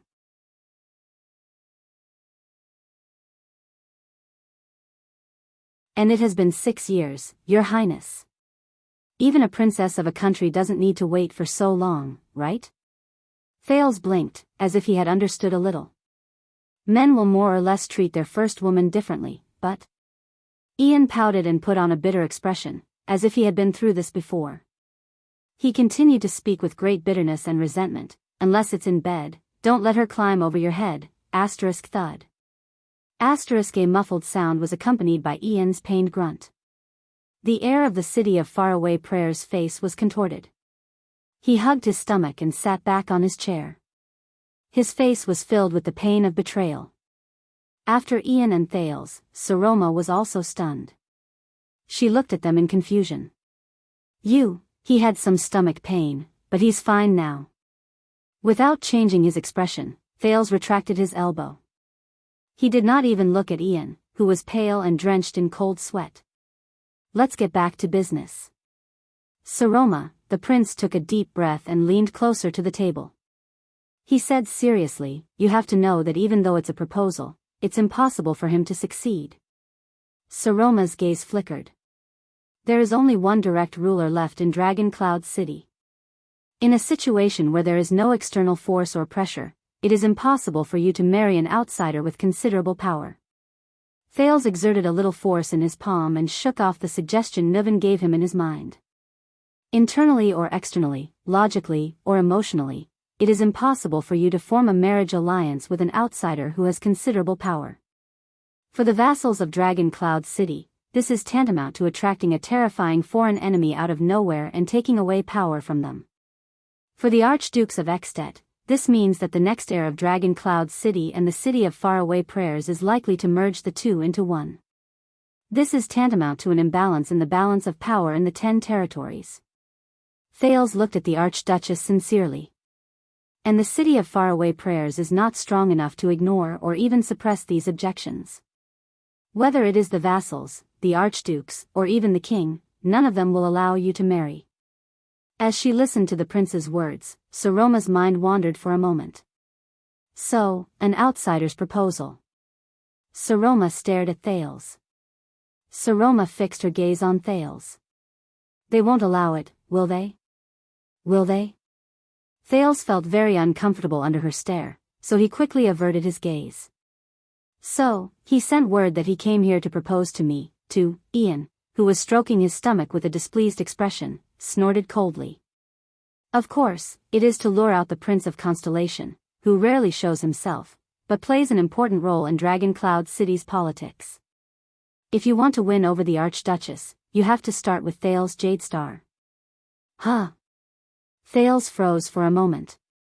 The Archduchess blushed, which was a rare sight.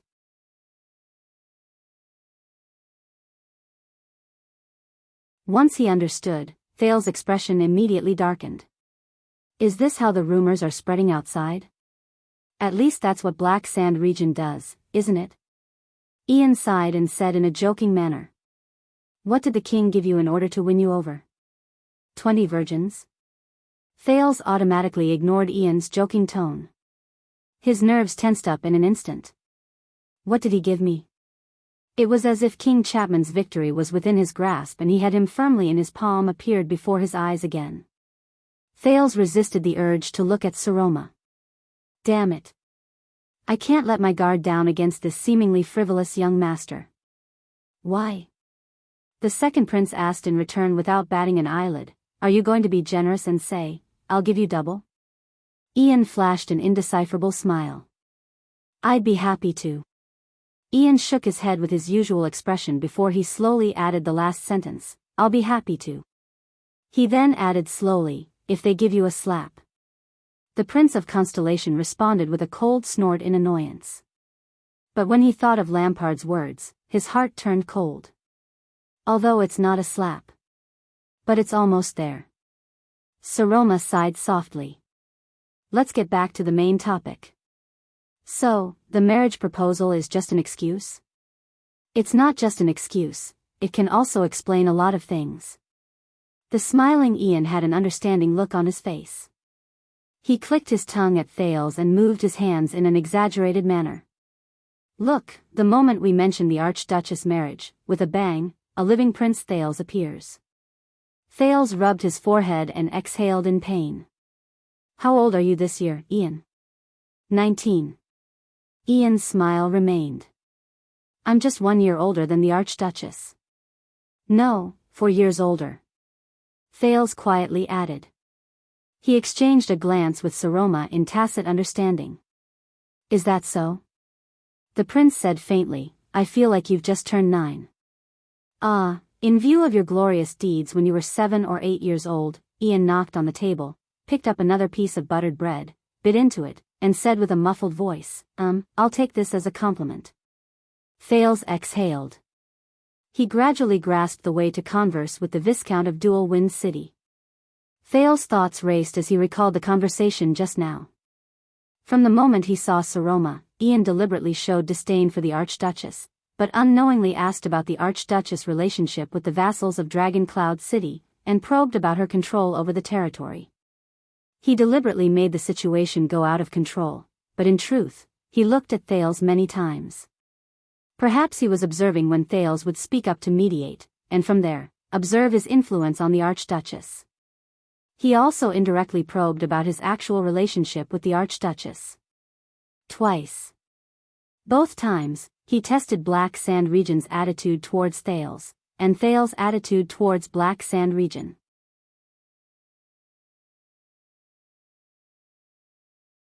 Thales secretly raised his guard in his heart. Ian Rockne. A seemingly frivolous, unruly, flamboyant, and presumptuous noble young master. But in truth, he hid the sharpest blade in his seemingly joking words. This nuisance. But for now, this is not a bad thing.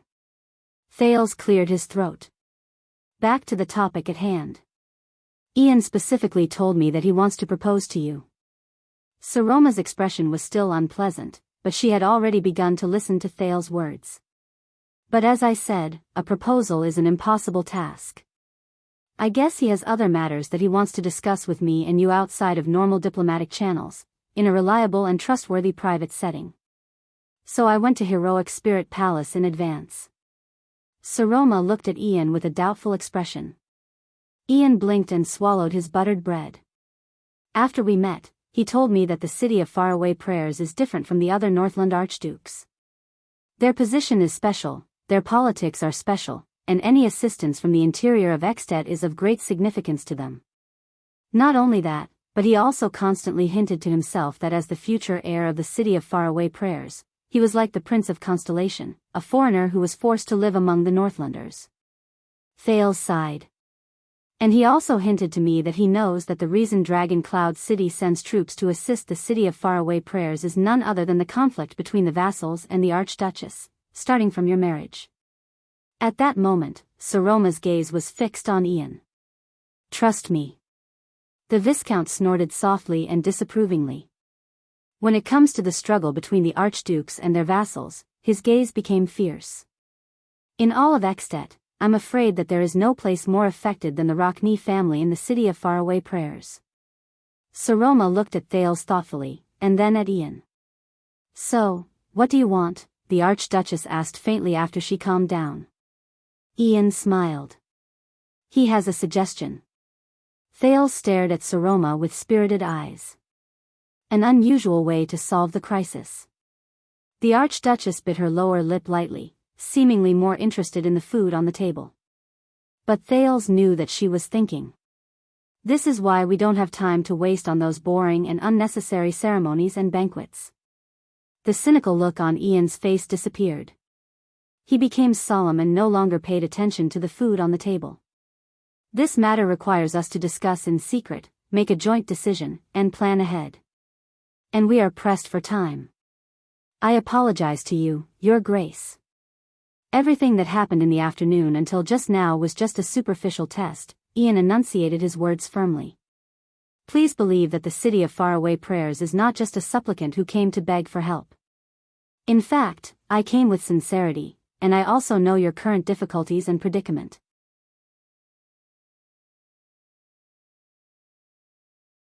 The city of faraway prayers will use our method to solve your problem in exchange for your promise and assistance. And what I need is just a little bit of your trust. No one spoke. The lights in the dining room flickered slightly, casting the shadows of the three people in the room. They looked like a small boat drifting along the waves. Saroma looked at Thales sternly. At that moment, for some reason, Thales remembered the scene of them fleeing for their lives in Dragon Cloud City 6 years ago. The Prince of Constellation nodded at her. Finally, the Archduchess turned her head around. She was serious and calm. And what is your method to help me solve my problem? Ian Rockney of the city of faraway prayers grinned. He nodded slightly at Thales. In the next second, he looked at Saroma gently and spoke softly. He uttered those familiar words again. Propose.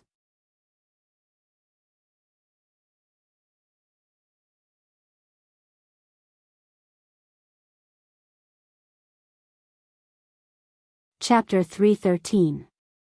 Saroma frowned, and impatience reappeared on her face. You must have a very good reason for returning to this topic. Thales coughed unnaturally.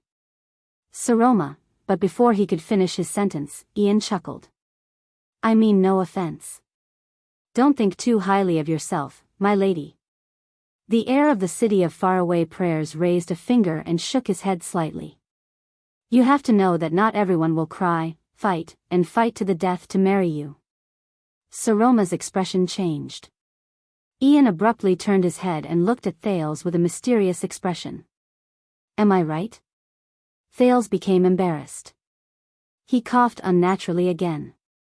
Saroma, he means, I know what he's talking about. Saroma stared coldly at Ian, then turned to Thales.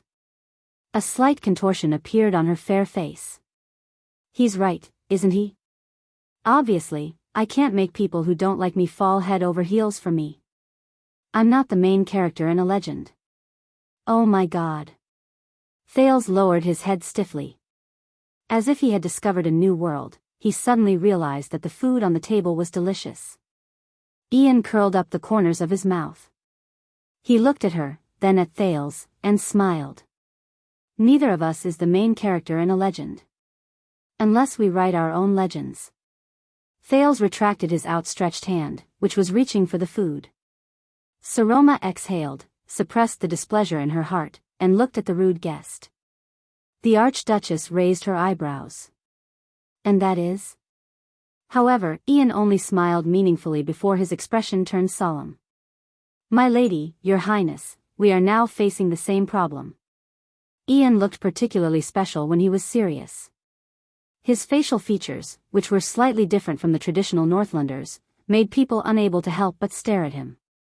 A few months ago, our respected king, Chapman Lampard, issued a new enfeoffment law in Black Sand region. Saroma and Thales finally put aside their awkwardness and listened attentively. The dining room seemed to have become a war room at this moment. Ian imitated Thales and knocked on the table. Do you know what this means? He tilted his head, his expression serious. The Archduchess frowned slightly, then nodded, unable to hide the displeasure in her tone. Yes, I've heard about it. Everyone is saying that he's imitating the cruel laws of the empire, eliminating dissidents. For example, setting the standards for a commoner to become a noble, the king's decree. The standard of nobility. The prince suddenly remembered some knowledge that should not have appeared in this world. He also remembered the discussions he had with Hicks over the past few days, as well as Putre's advice, both overtly and covertly. Thales sighed, shook his head, and interrupted Saroma. No, Saroma, the laws are just the surface. It is not important whether they are strict or not. The real key is the flow of power behind the scenes. Saroma gave him a questioning look.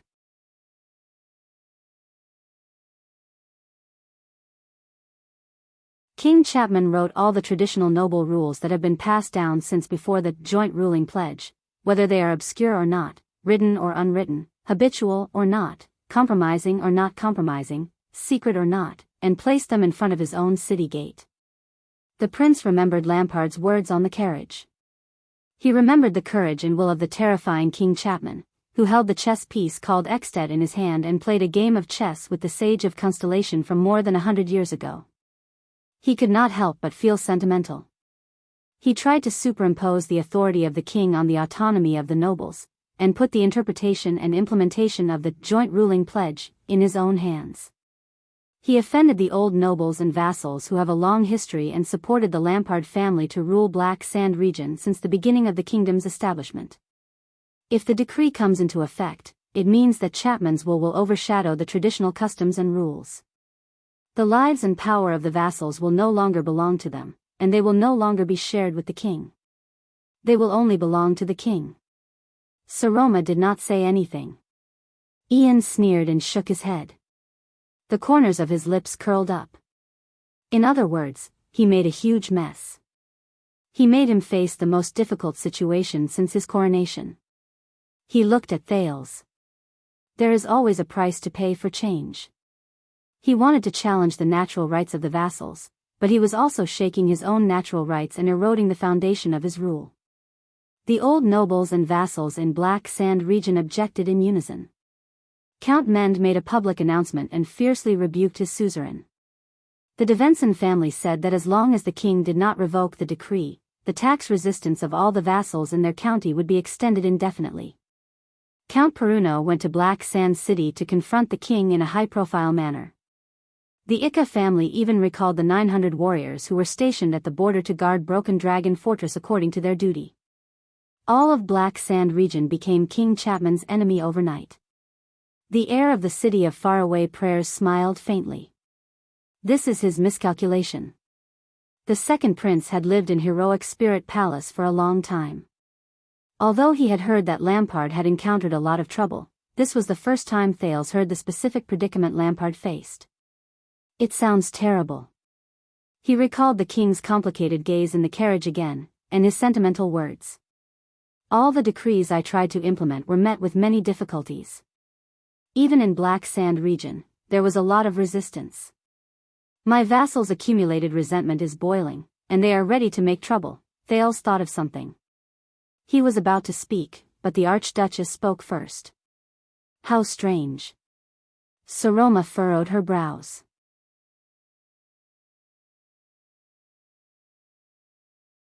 Seal once told me that the vassals each have their own interests and schemes. They won't easily show their blades to the king, and it's also very difficult for them to gather their standpoint and come together. What's more, they're facing Lampard, and he's the king. If they don't have external help and trump cards, those opponents in Black Sand region might not be so confident, organized, and coordinated. In the face of the Archduchess' question, Ian put on a rather profound expression. The dining room was silent for a few seconds. Wait, it's you? Soon, the Archduchess moved a little and said in sudden realization, it's you, the Archdukes, supporting their actions against the king, and even making promises? Thales' gaze shifted. Perhaps, as the Archduchess of Dragoncloud City, she had improved in the past 6 years. It was just that he had never noticed it in the past. Ian bowed slightly in his chair, displaying a perfect etiquette. This was indeed rare among Northlanders. How can we miss this opportunity?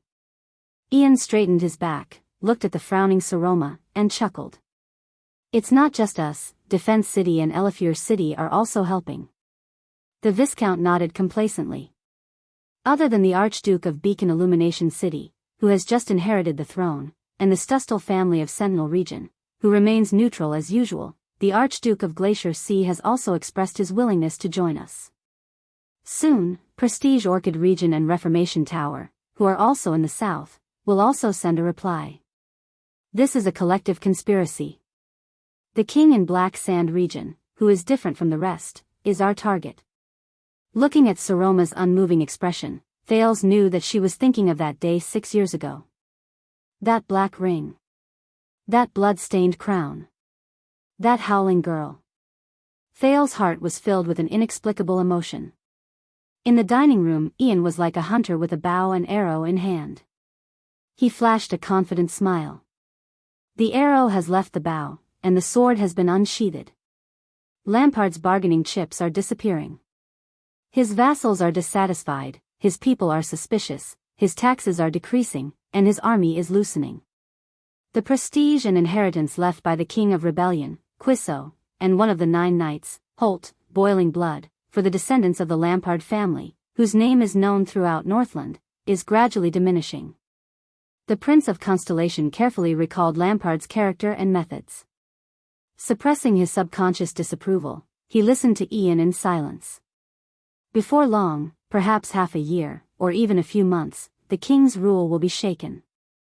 The natural authority of the Iron Fist family will dissipate, and his decrees will no longer be able to leave the castle. He will become a powerless and lonely king, obediently enduring in his own castle until the next king selection. Ian took a deep breath, and suddenly changed the topic.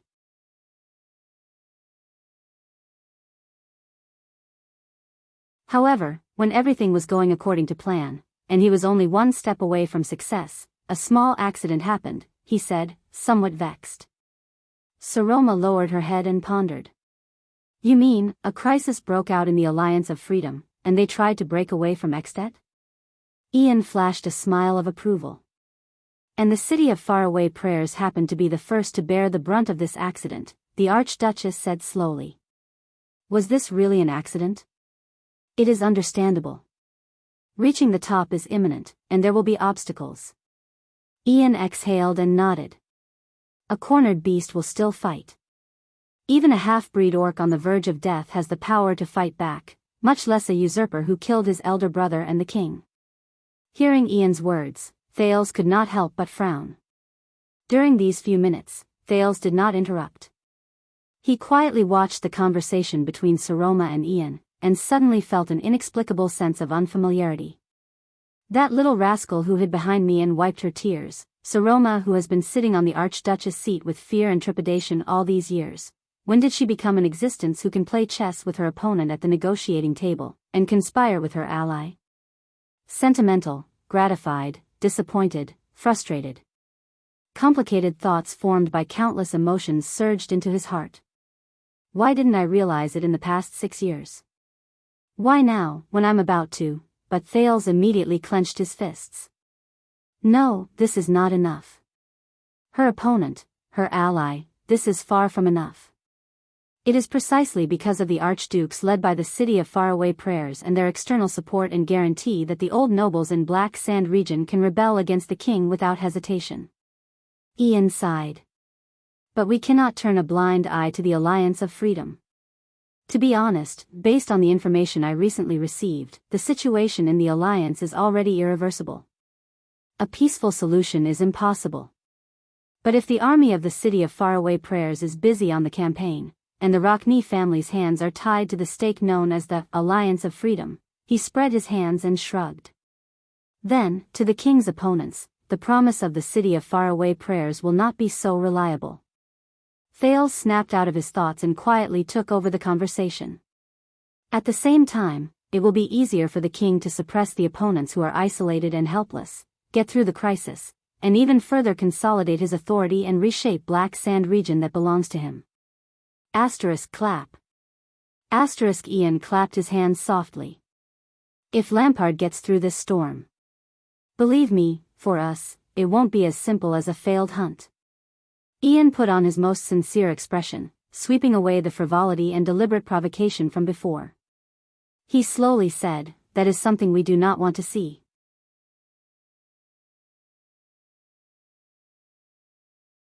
As for what exactly it was that we do not want to see, he did not say it out loud. Saroma paused for a moment and asked in puzzlement, "So, that's why Dragon Cloud City is so important in this storm?" "That's right." Ian looked at the Archduchess with a certain gaze. "Among the 9 great territories, Dragon Cloud City is the closest to us. It is also the only archduchy with abundant military power, financial resources, and an undeniable reputation that can dispatch troops to join us in the expedition against the Alliance of Freedom." "The closest? The only one? I can read a map." The Archduchess put on a disapproving expression. "Do you think Archduke Letko of Defense City is a dead man?" "Humph, that old bald man who plays it safe." Ian sneered. "He's not much different from a dead man." Saroma raised her eyebrows slightly. "Saroma," Thales organized his thoughts and said, "the city of faraway prayers in Black Sand region, Archduke Rockney and King Chapman are on opposite ends of a scale known as the Crisis of the Alliance of Freedom, or the Crisis of the King's Decree. You are the supreme suzerain of Dragon Cloud City. Your decisions, your army, and your vassals are the biggest chips in this game of chess." The prince looked at Ian cautiously and said, "If Dragon Cloud City promises to dispatch troops to the west and help the Rockney family conquer the Alliance of Freedom, Ian and the others' chances of toppling the king will increase greatly. If you stand by and do nothing, the pressure on King Chapman will be greatly reduced." Saroma pondered quietly. "But..." Thales took a deep breath. "Once you send out your troops, your vassals," Saroma raised her head. The coldness in her eyes startled both of them. "My marriage," the Archduchess said flatly, "I understand."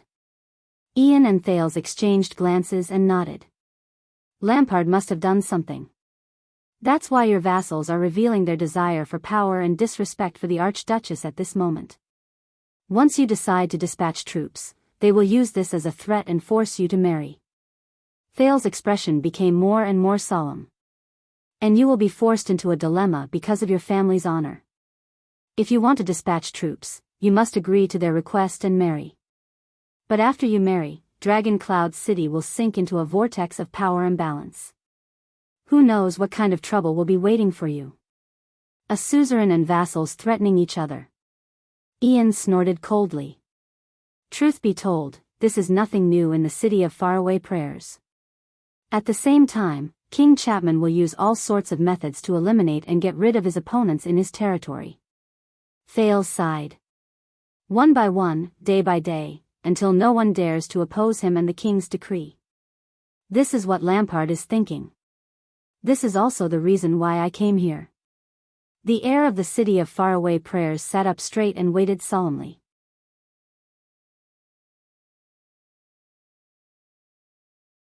"My lady, whether it is to go to war for Dragon Cloud City, redeem the Dragon Spear family's reputation, or extend a helping hand to the city of faraway prayers to thwart the king's rebellious actions, this is a war you have no choice but to fight." Ian's eyes were bright. It was hard to believe that a few hours ago, he was still the maverick and infuriating descendant of the Archduchess. "We are on the same side in this game of chess, facing the same opponent." Saroma did not say a word, but the seriousness in her eyes was unprecedented. She cast a glance at Thales, and the second prince returned her gaze with encouragement. "But we also saw that Lampard used your vassals to hold Dragon Cloud City back. The envoys of Black Sand region did not come to Dragon Cloud City just because they were bored," Ian said seriously. "After the city of faraway prayers, the Dragon Spear family's hands are also tied. So, the city of faraway prayers did not just come here to ask for help. It is unrealistic to ask for help from a person whose hands are tied. So..." Saroma took a deep breath. "You mean," Ian nodded gravely. "We are here to help. If the city of faraway prayers and Dragon Cloud City are two people whose hands are tied at the same time, then what we have to do next?"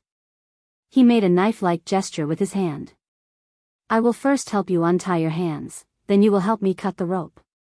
The Viscount of Dual Wind City and the other two exchanged glances. Then, stand up together and beat up the person who tied us up.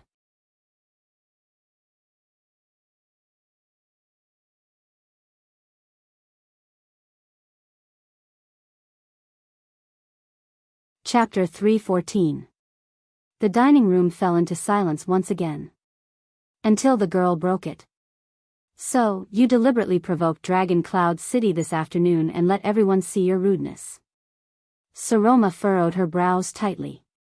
Was it to prepare for this step? Ian winked pleasantly. The Archduchess seemed to be deep in thought. A proposal. Will it work? I'll still say the same thing. If you marry someone else. Ian glanced at Thales, seemingly unintentionally, and patted his shoulder. Then what should we do? Thales felt Saroma's gaze sweep over him from time to time. That gaze was the helpless gaze the little girl once cast at him in the library, the Hall of Heroes, Shield District, the prison cell, and in front of the 5 archdukes. Thales felt a sense of familiarity, but also an awkward sense of unfamiliarity. But, Thales Jade Star, what am I to you? He could only continue to maintain his stern expression and not respond. After the Archduchess, Ian also cast his gaze on Thales. 1 second. 2 seconds. 3 seconds. It felt like a century had passed. Saroma still stared at Thales. What's wrong with you two? Ian finally could not stand the atmosphere anymore. He put on a baffled expression, raised his hands, and waved them. Or, should I leave? Enduring the pressure from the two, the prince finally relaxed. He put on a faint smile and nodded slightly at the Archduchess. You will have to face this storm sooner or later, Thales said softly. You are an Archduchess. It must be you. It is your own decision. Become who you want to be. Saroma paused for a moment. After listening to the prince's words, she lowered her head and sank into deep thought. Beside her, Ian frowned. His eyeballs moved back and forth between the two. A few seconds later, Saroma raised her head. She looked at Ian, as if she had made up her mind. Her tone was resolute. What do you need? At that moment, as if a floodgate had been opened, Thales exhaled. Ian flashed a satisfied smile. We need an occasion where all of your vassals, I mean vassals with fiefs, military strength, and ambition, will be present. Ian muttered to himself, the sooner, the better. We can't give them a chance to set up their trap, and we can't give Black Sand region time to counterattack. We will be there to cut your ropes and break your chains. You too. Saroma only pondered for a few seconds before she quickly spoke. There's still half a month before the hearing. Her reply was straightforward.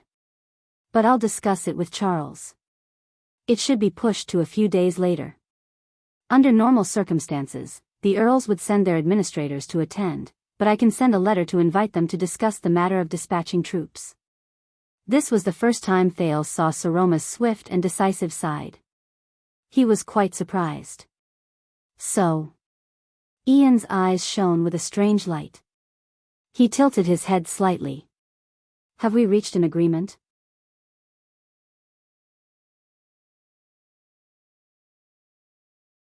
My lady. Oh no, the Archduchess of Dragon Cloud City? Saroma looked at him and nodded slowly. Of course, Viscount of the City of Faraway Prayers. The corners of Thales' lips curled up. He felt a strange feeling surge in his heart.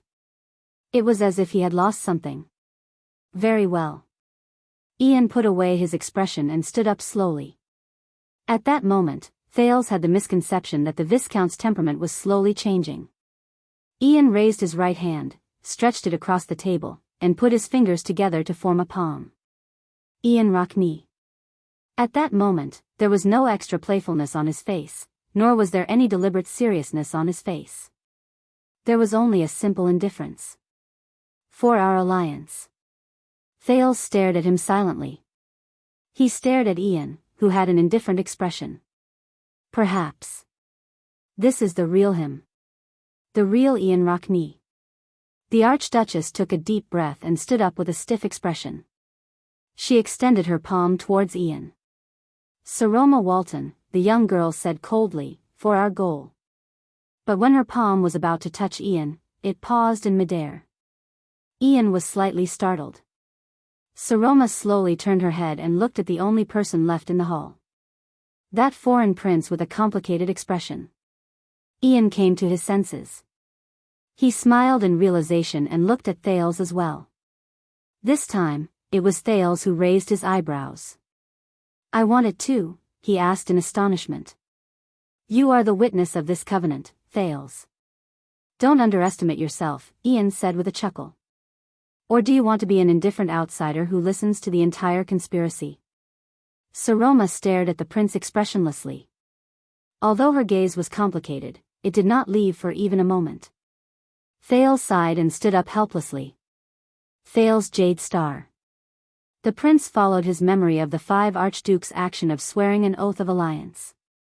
He extended his right hand and subconsciously closed Sir Roma's palm. "For," he muttered to himself for a moment before he said coldly, "for our common enemy."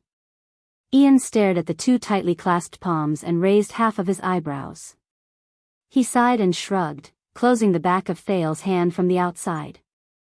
The 3 palms clasped together and shook vigorously in the air. The covenant was formed. "And you have to attend as well, Thales. We in Dragon Cloud City can't be the only ones at that kind of event. There must be outsiders with sufficient status as witnesses to give them considerable pressure." Ian let go of his hand and gestured to the south. "But inviting Black Sand region is obviously a bad idea." Thales frowned. "Do you need anything else?" "No. The faster, the shorter, and the simpler it is." Ian pursed his lips, seemingly a little anxious. "The higher our chances of winning." But a few seconds later, the serious Ian revealed his true colors and returned to smiling.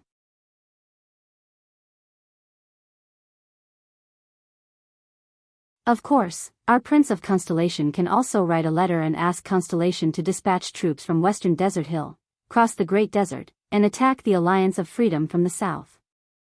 And with us being attacked from both the east and the south," Ian laughed and picked up another piece of cheese to ease the tension. "The war will end in less than 2 months." Thales rolled his eyes. "Right, then I'll be in trouble when I'm a hostage in Extet. Guess. Will Lampard publicly order the execution or hire an assassin? I think, rather than Constellation, you should ask for help from the orcs in the desert. It's more realistic." Ian mumbled and began to struggle with the cheese. Sir Roma's expression darkened. "What are our chances?" Ian shook his head and said vaguely, "Let's see how far we can go." He did not even look at them. His gaze was focused on the food in his hand. His cheeks moved back and forth as he chewed, but the words he said could not help but startle them. "As I said, we are writing our own legend. It was a pleasure talking to you, Madam, Your Highness." Ian swallowed the last mouthful of cheese, turned around without hesitation, and walked out of the dining room without the slightest bit of politeness. Thales was left behind, deep in thought. And the baffling Sir Roma. The 2 of them looked at each other in silence in the dining room. Sir Roma sat down and did not say a word. Thales watched her quietly. After a while, the young girl suddenly said, "A proposal, right? Did you know from the beginning, or did you only realize it after?"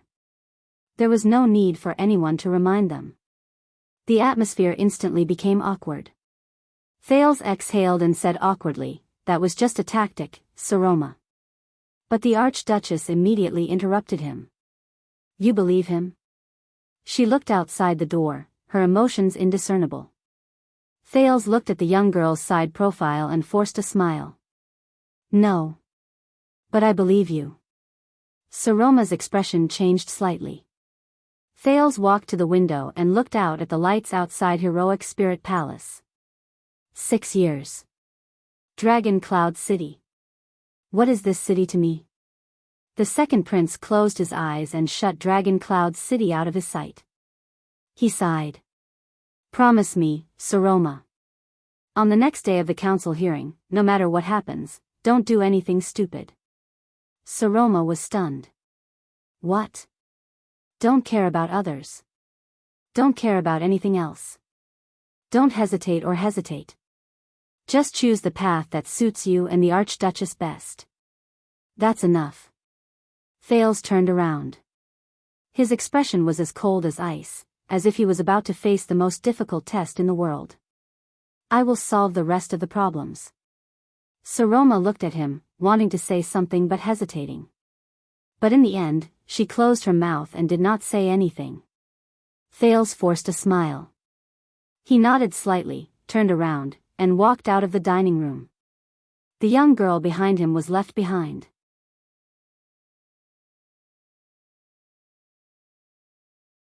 Thales walked out of the corridor. He walked past Ging's, the female officer's still cold and solemn gaze, past the maid's pointing fingers and whispers, and past the guards' malicious gazes. Just like how he had walked past them countless times in the past 6 years. Then, as he was about to leave the palace gate, he was stopped. This afternoon, in the hall, I noticed the way they looked at you. Thales frowned and turned around. Ian Rockney was standing at the corner. He called out to him while flashing a fake smile at a guard who did not look like someone who was easy to deal with. The heir of the city of faraway prayers turned around and quickly caught up with Thales, leaving behind the guard's knife-like gaze. He smiled and said, I don't think she can protect you, especially among these Northlanders. Thales sighed slightly. So, you did it on purpose. You pushed me to the front of the stage again to be scrutinized. They walked past a pair of patrolling guards in the corridor. They seemed to be the Archduchess' personal guards. The leader narrowed his eyes and sized up the pair. Ian shrugged slightly and said in a low voice, You know, the city of faraway prayers is the most remote territory in Extet. It is far away from the king's tentacles, and we are adjacent to the great desert. Thales raised his eyebrows. So, if you are in the city of faraway prayers, you don't have to worry about the king's threat. My father also welcomes you. Ian winked. And, from where we are, as long as you cross the desert, you don't even have to pass through other archduchies to return to Constellation's western desert hill. Thales paused and shook his head helplessly in his heart. Yes. But the premise is that Dragon Cloud City and King Chapman will allow me to leave. And if you're really kind enough to let me go, to let a chess piece that can be used to threaten Constellation leave. Ian raised his head and revealed his signature unruly smile again. If things go wrong, please remember that the climate in the city of faraway prayers is much better than here. I can't thank you enough, Thales said without batting an eyelid. I will keep it in mind. The two of them walked side by side towards the palace gate. They could already see Waya, Ralph, and a few guards from the city of faraway prayers waiting at the gate. Ian. You said that you want to write your own legend, Thales asked softly. What do you mean? Ian raised his head. He rubbed his chin, as if his interest was piqued by the question. What do I mean? He chuckled. The Rockney family hasn't had a king for more than 300 years, and Dragon Cloud City just happened to give up its monopoly on the throne. And the city of faraway prayers has always been neglected. Ian turned his head. His smile made him look like he was joking. Maybe it's time to balance the distribution of power in Extet. What do you think? Thales' gaze froze.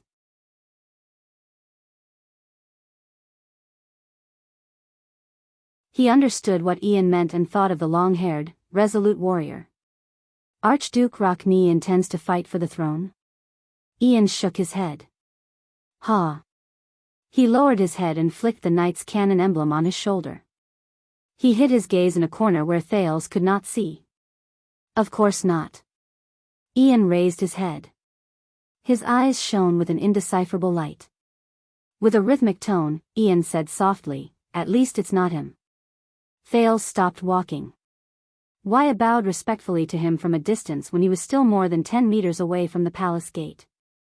Ian also stopped walking and looked back at Thales with a calm and composed expression. The prince chuckled. You know that you're going to face Lampard, perhaps the most difficult king in Extet's history? Ian also smiled. Yes, my father has to remind me at every meal how terrifying the person under the crown is. The two of them looked at each other. But Ian's smile slowly disappeared. Since we're going to write our own legends, we can't leave too much ink for the supporting characters. Thales curled up the corners of his mouth and shook his head in resignation. Are you sure he's a supporting character? The prince fixed his gaze on Ian. Chapman Lampard. Ian put on an innocent expression and shrugged. I don't know. But I know that if I want to be the main character, he must be a supporting character. The 19-year-old Viscount sighed. The air seemed to freeze for a moment. Thales looked at him with a complicated expression and nodded. Is that so? Ian pursed his lips. All successful legends are written in this way, there are no exceptions. The second Prince of Constellation and the heir of the City of Faraway Prayers stared at each other for a few seconds. Both of their expressions gradually disappeared. Now I'm starting to believe it. The second prince slowly narrowed his eyes. Ian raised his eyebrows and said in a clear tone, believe in what? Ian Rockney. There's no doubt about it. Thales exhaled deeply and sighed a little. You are indeed your father's son.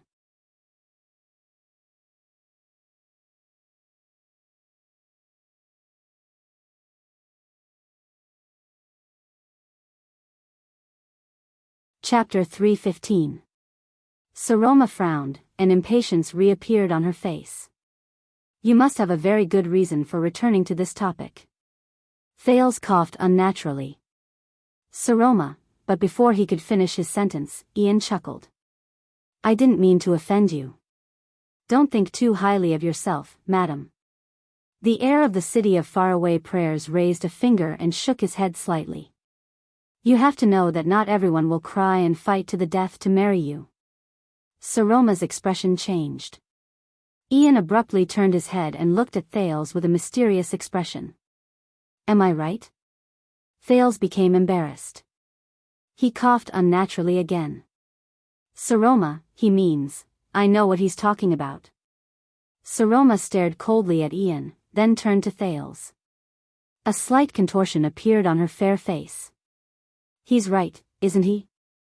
Obviously, I can't make people who don't like me fall head over heels for me. I'm not the main character in a legend. Oh my God. Thales lowered his head stiffly. As if he had discovered a new world, he suddenly realized that the food on the table was delicious. Ian curled up the corners of his mouth. He looked at her, then at Thales, and smiled. Neither of us is the main character in a legend. Unless we write our own legends. Thales retracted his outstretched hand, which was about to reach for the food. Saroma exhaled, suppressed the displeasure in her heart, and looked at the rude guest. The Archduchess raised her eyebrows. And that is? However, Ian only smiled meaningfully before his expression turned solemn. My lady, your highness, we are now facing the same problem. Ian looked particularly special when he was serious. His facial features, which were slightly different from the traditional Northlanders, made people unable to help but stare at him. A few months ago, our respected king, Chapman Lampard, issued a new enfeoffment law in Black Sand region. Saroma and Thales put aside their awkwardness with great difficulty and listened attentively. The dining room seemed to have become a war room at this moment. Ian imitated Thales and knocked on the table. Do you know what this means? He tilted his head, his expression serious. The Archduchess frowned slightly, then nodded, unable to hide the displeasure in her tone. Yes, I've heard about it. Everyone is saying that he's imitating the cruel laws of the Empire, eliminating dissidents. For example, setting the standards for a commoner to become a noble, the king's decree. The standard of nobility.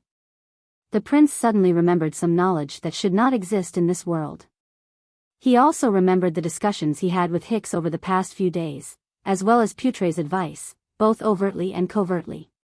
Thales sighed, shook his head, and interrupted Saroma. No, Saroma, the laws are just the surface. It is not important whether they are strict or not. The real key is the flow of power behind the scenes. Saroma gave him a questioning look.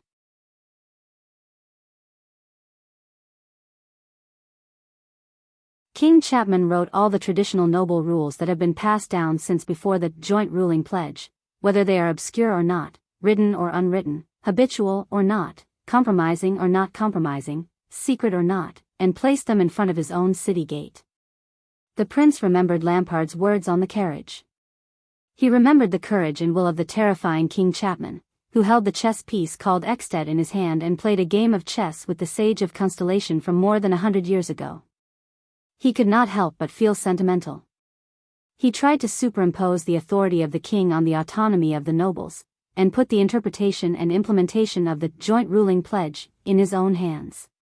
He offended the old nobles and vassals who have a long history, and who have even supported the Lampard family to rule Black Sand region since the beginning of the kingdom's establishment. If the decree comes into effect, it means that Chapman's will overshadow the traditional customs and rules. The lives and power of the vassals will no longer belong to them, and they will no longer even be shared with the king. They will only belong to the king. Saroma did not say anything. Ian sneered and shook his head. The corners of his lips curled up. In other words, he made a huge mess. He made him face the most difficult situation since his coronation. He looked at Thales.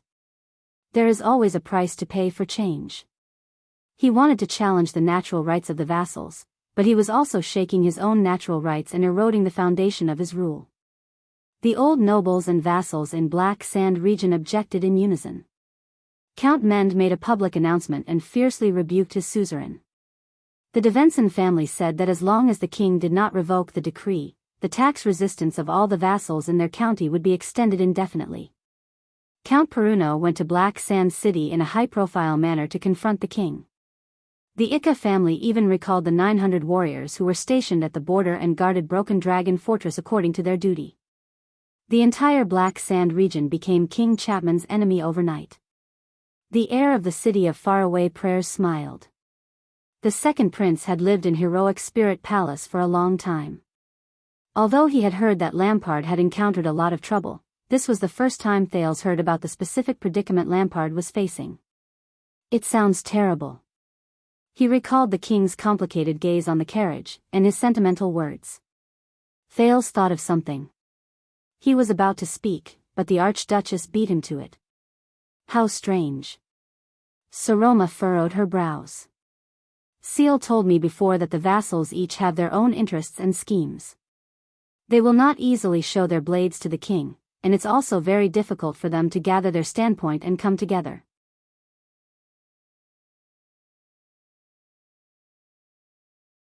What's more, they're facing Lampard, and he's also the king. Without external help and trump cards, those opponents in Black Sand region might not be so confident, organized, and coordinated. In the face of the Archduchess' question, Ian put on a rather profound expression. The dining room was silent for a few seconds. Wait, it's you guys? Soon, the Archduchess moved a little and said in sudden realization, it's you, the Archdukes, who are supporting their opposition to the king, and even making a promise. Thales' gaze shifted. Perhaps, as the Archduchess of Dragon Cloud City, she had improved in the past 6 years. It's just that I never noticed it in the past. Ian bowed slightly in his chair, displaying a perfect etiquette. This was indeed rare among Northlanders. How can we miss this opportunity? Ian straightened his back, looked at the frowning Saroma, and chuckled. It's not just us, Defense City and Elifure City are also helping. The Viscount nodded complacently. Other than the Archduke of Beacon Illumination City who hasn't inherited the throne for long, and the Stustel family of Sentinel region who remains neutral as usual, the Archduke of Glacier Sea has also expressed his willingness to join. Soon, Prestige Orchid region and Reformation Tower, who are also in the south, will also send a reply. This is a collective conspiracy. The king in Black Sand region, who is different from the rest, is our target. Looking at Saroma's unmoving expression, Thales knew that she was thinking of that day 6 years ago. That black ring. That blood-stained crown. That howling girl. Thales' heart was filled with an inexplicable emotion. In the dining room, Ian was like a hunter with a bow and arrow in hand. He flashed a confident smile. The arrow has left the bow, and the sword has been unsheathed. Lampard's bargaining chips are disappearing. His vassals are dissatisfied. His people are suspicious. His taxes are decreasing, and his army is loosening. In the Lampard family, which is famous in Northland, the uprising king, Quisso, and one of the 9 knights, Holt, the boiling blood, have left their descendants a legacy of prestige. The Prince of Constellation carefully recalled Lampard's character and methods. Suppressing his subconscious disapproval, he listened to Ian quietly. Before long, perhaps in half a year, or even a few months, the king's rule will be shaken. The natural authority of the Iron Fist family will dissipate. His decrees will no longer be able to leave the castle. He will become a powerless, lonely king who will obediently endure in his own castle until the next king selection.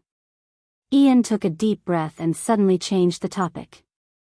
However, when everything was going according to plan and we were only one step away from success, a small accident happened, he said, somewhat vexed.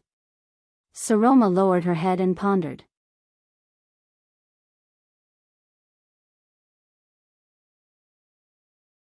You mean, a crisis broke out in the Alliance of Freedom, and they tried to break away from Ekstedt? Ian flashed a smile of approval. And in this accident, the city of faraway prayers happened to be the first to bear the brunt, the Archduchess said slowly. Was this really an accident? Ian exhaled and nodded. It's understandable that there will be bumps in the road to the top.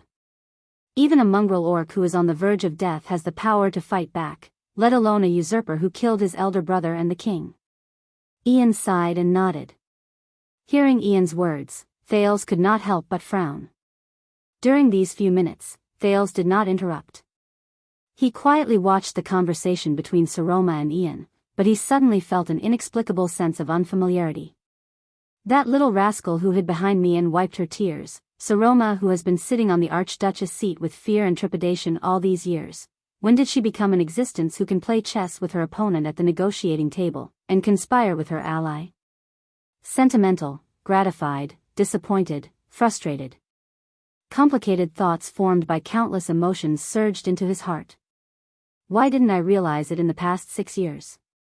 Why now, when I'm about to? But Thales immediately clenched his fists. No, this is not enough. Her opponent, her ally, this is far from enough. It's precisely because of the archdukes led by the city of faraway prayers and their external support and guarantee that the old nobles in Black Sand region can rebel against the king without hesitation. Ian sighed. But we can't turn a blind eye to the Alliance of Freedom. To be honest, based on the information I recently received, the situation in the Alliance is already irreversible. A peaceful solution is impossible.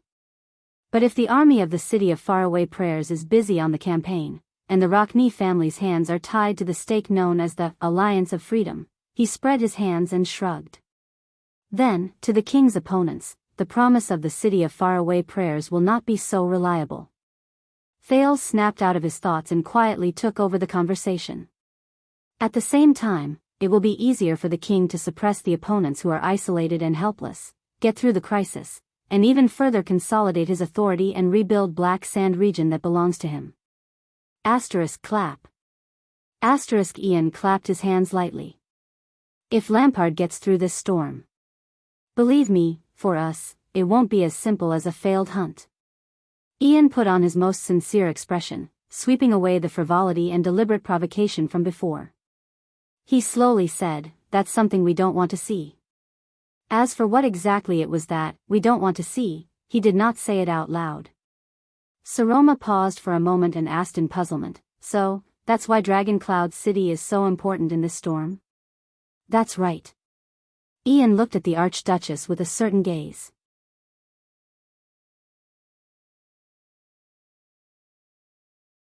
Among the 9 great territories, Dragon Cloud City is the closest to us. It's also the only archduchy that has surplus military forces, financial resources, and an undeniable reason to send troops to fight the Alliance of Freedom with us. The closest? The only one? I can read a map. The Archduchess put on a disapproving expression. Do you think Archduke Letko of Defense City is a dead man? Humph, that old bald man who plays it safe. Ian sneered. He's not much different from a dead man. Saroma raised her eyebrows slightly. Saroma, Thales organized his thoughts and said, the city of faraway prayers and Black Sand region, Archduke Rockney and King Chapman are on opposite ends of a scale known as the Alliance of Freedom Crisis or the King's Decree Crisis. You are the supreme suzerain of Dragon Cloud City. Your decisions, your army, and your vassals are the biggest bargaining chips in this game of chess.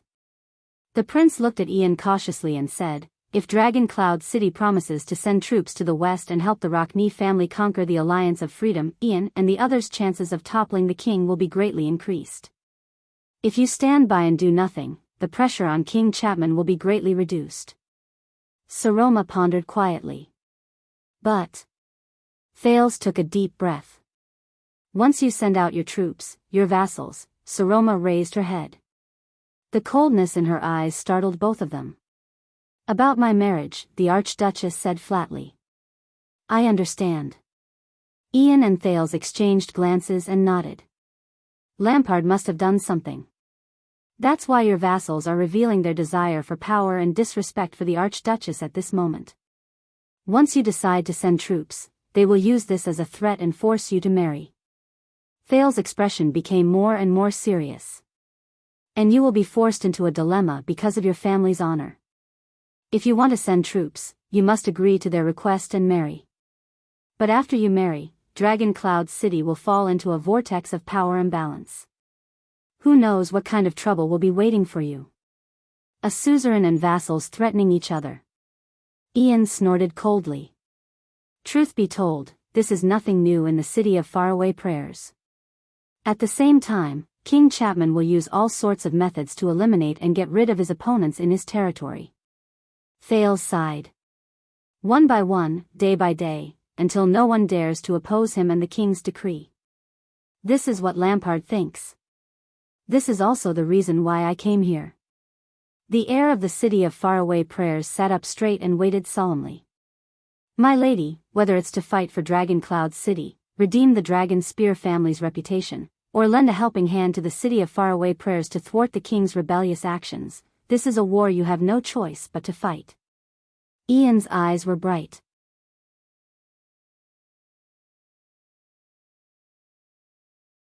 It was hard to believe that a few hours ago, he was still the maverick and infuriating descendant of the Archduchess. We are on the same side in this game of chess, facing the same opponent. Saroma did not say a word, but the seriousness in her eyes was unprecedented. She cast a glance at Thales, and the second prince returned her gaze with encouragement. But we also saw that Lampard used your vassals to hold back Dragon Cloud City's Black Sand region's envoy. He did not come to Dragon Cloud City because he was bored, Ian said seriously. After the city of faraway prayers, the Dragon Spear family's hands are also tied. So, the city of faraway prayers did not just come here to ask for help. It is unrealistic to ask for help from a person whose hands are tied. So, Saroma took a deep breath. What you mean is, Ian nodded gravely. We are here to help. If the city of faraway prayers and Dragon Cloud City are two people whose hands are tied at the same time, then what we have to do next? He made a knife-like gesture with his hand. I will first help you untie your hands, then you will help me cut the rope. The Viscount of Dual Wind City and the other two exchanged glances. Then, stand up together and beat up the person who tied us up.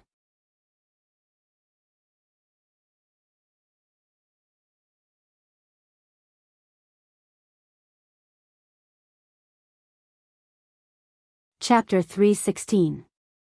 Stepping into the Hall of Heroes, Thales immediately saw the large fireplace that had an indissoluble bond with him, as well as the black and ferocious spear on the gun rack above. In the hall, there were already quite a number of Dragon Cloud City's vassals who were qualified to participate in the State Affairs hearing. Thales looked at the scene in the Hall of Heroes and frowned. The layout of the hall had changed. Other than the Archduke's seat in front of the fireplace, many seats had been placed on both sides of the oval stone hall. The sides faced the Archduke, and the seats faced each other. Only the middle area was empty. But even in such a solemn occasion, the Northlanders still showed their boorish and unrestrained side. Obviously, some nobles were not satisfied with the position of the seats. After sitting down, they deliberately adjusted their seats, sometimes taking 1 or 2 steps, as if they wanted to compete with the arranged seats. From afar, the meeting hall, which was originally in the shape of a 3-sided pocket, gradually became messy and scattered after the arrival of the vassals. In addition, the Northland nobles were either meeting their acquaintances or meeting for the first time. The entire hall seemed a little messy. It reminded the Prince of Ekstedt's banquet in the past. But Thales noticed that the 6 seats closest to the Archduke's left and right did not move at all. Even though the many vassals behind them were moving their seats, no one dared to cross or even touch those 6 seats. Looking at those 6 seats, Thales, who had expected it, already knew what was going on. Thales' arrival seemed to have startled quite a number of people, and the noise became much quieter. Many Northland nobles turned their heads and looked at the foreign prince, who had not appeared often for 6 years, with all sorts of gazes. The prince lowered his head and deliberately avoided eye contact with these people. Under Lord Justin's lead, he came to an extremely remote seat, far away from the dense group of Northland nobles. Ralph stood against the wall behind him. "Listen, just keep a low profile," Lord Justin said coldly. "If anything happens, I have already instructed the people around us. They know what to do," but the Lord's words came to a halt. With the sound of a chair being dragged on the floor, a young man unceremoniously moved his seat to Thales' side and sat down with a loud thud. Thales was also startled. "I've never liked Northlanders' meetings. Every meeting is like a quarrel between guerrillas." A familiar voice came from beside him. It chattered endlessly and vividly. You know, male guerrillas in heat beating their chests and roaring at their rivals in love. While Thales was dumbfounded, Lord Justin's expression became very unpleasant. "Viscount Ian Ronnie. As the envoy of the City of Faraway Prayers, your seat doesn't seem to be here."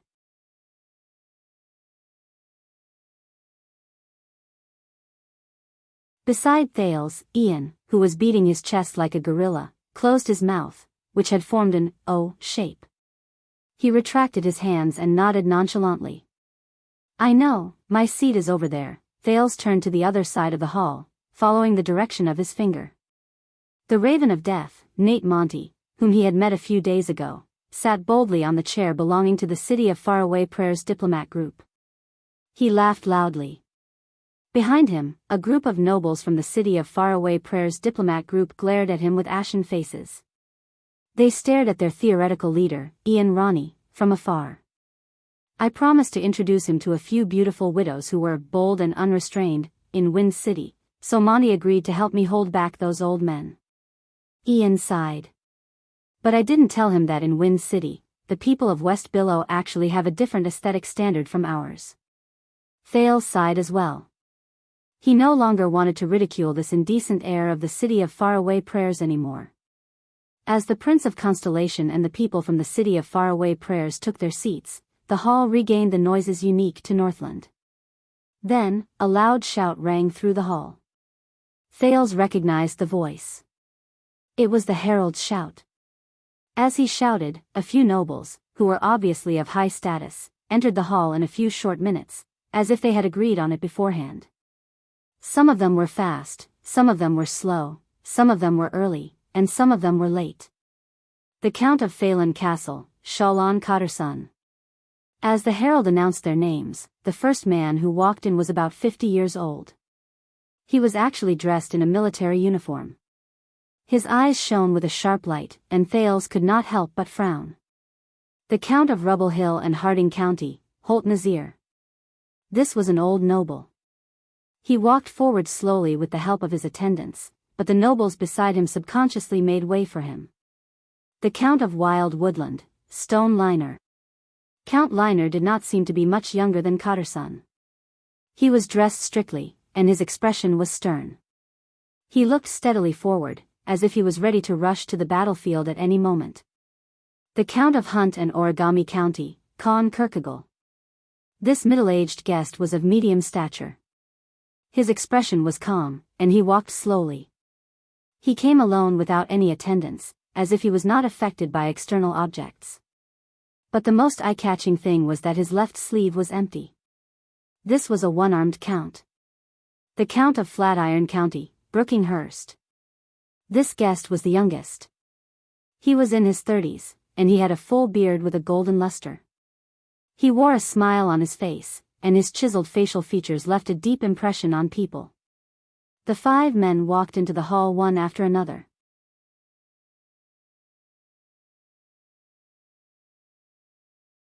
Under the watchful eyes of the nobles in the hall, they walked to the front of the stone hall and sat down without hesitation on the 5 seats closest to the Archduke. The discussions and noises in the hall immediately quieted down. Ian whispered into Thales's ear, "They, along with Prime Minister Leespan, are the 6 most trusted and important counts of King Nuvan when he was alive.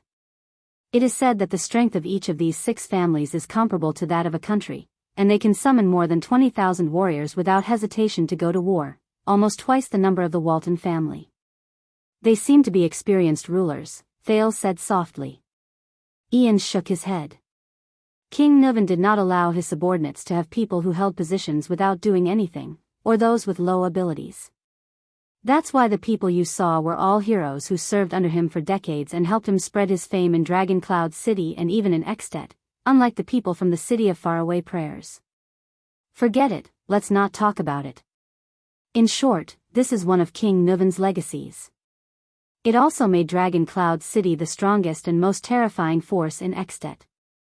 Thales observed the 5 counts seriously and added. That was in the past, when King Nuvan was still around. Ian shook his head disapprovingly. And now? Humph, Thales nodded. But then he heard the interaction between the 5 counts. "How is your territory, Khan?"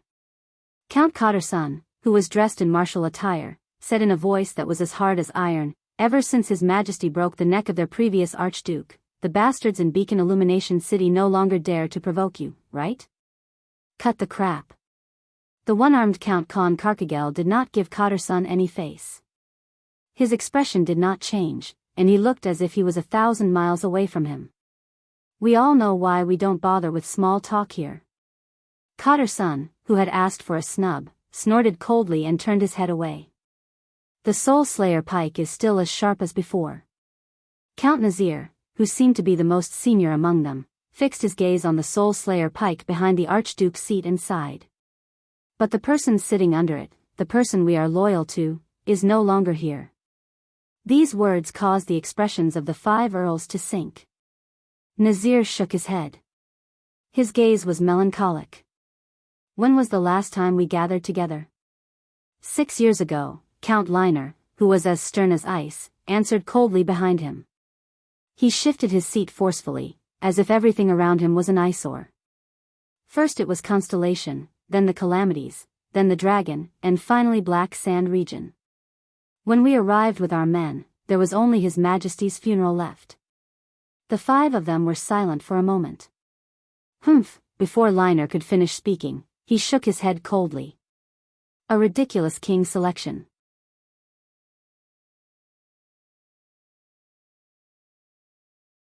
Five outsiders and Leespan decided who we would be conferred as kings, turning the most powerful Dragon Cloud City into the biggest joke in Extet, Liner. The golden-bearded Count Hurst interrupted him angrily. "For the sake of the Sunset Goddess, save your grumbling." When Thales heard this, he could not help but feel a shadow cast over his heart. "Saroma, what kind of vassals have you been facing for the past 6 years?" Count Liner snorted disdainfully and was about to speak. "The Count of Eagle County and Bloodshed Land." The herald's voice rang again. "Regent of Dragon Cloud City, Seal Leespan." Finally, Thales saw a familiar face. Count Leespan was still as steady and calm as ever. He stepped into the hall with an unquestionable expression. Unlike before, the nobles quietened down the moment Regent Leespan entered the hall.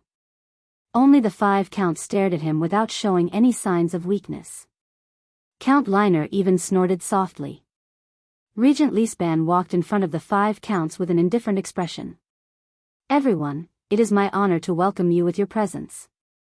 It's not you, Seal. Count Nazir shook his head and flashed an unpleasant smile. It's not you. We are here in response to the Lord's summons. Leespan turned his head and glanced at Nazir. Of course, the regent said softly. He turned around and sat down on the seat closest to the Archduke's seat.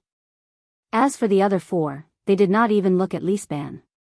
It was as if he was not one of the 6 at all. He was not their companion. Thales frowned as he watched the 6 counts interact. Ian. The prince suddenly took a step towards the young Rockney and said softly, Tell me, in this matter, Dragon Cloud City is not your only hope. Ian, who was waving at his diplomat group from afar, was slightly stunned. He turned around with a puzzled expression. What is it? Thales' expression was firm. Tell me. Ian frowned slightly, as if he had thought of something. You don't seem to have much confidence in us.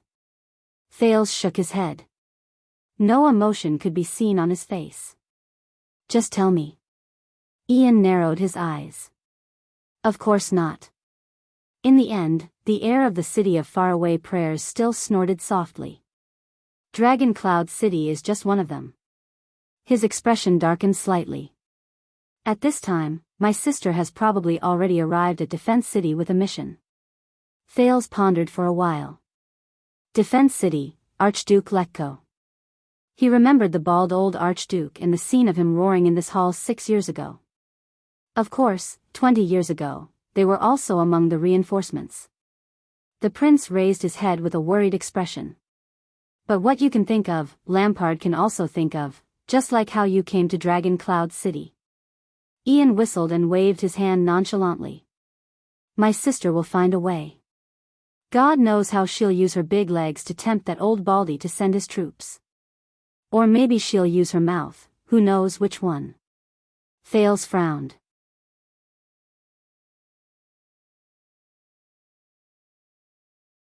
He noticed that Ian's gaze slowly froze in midair.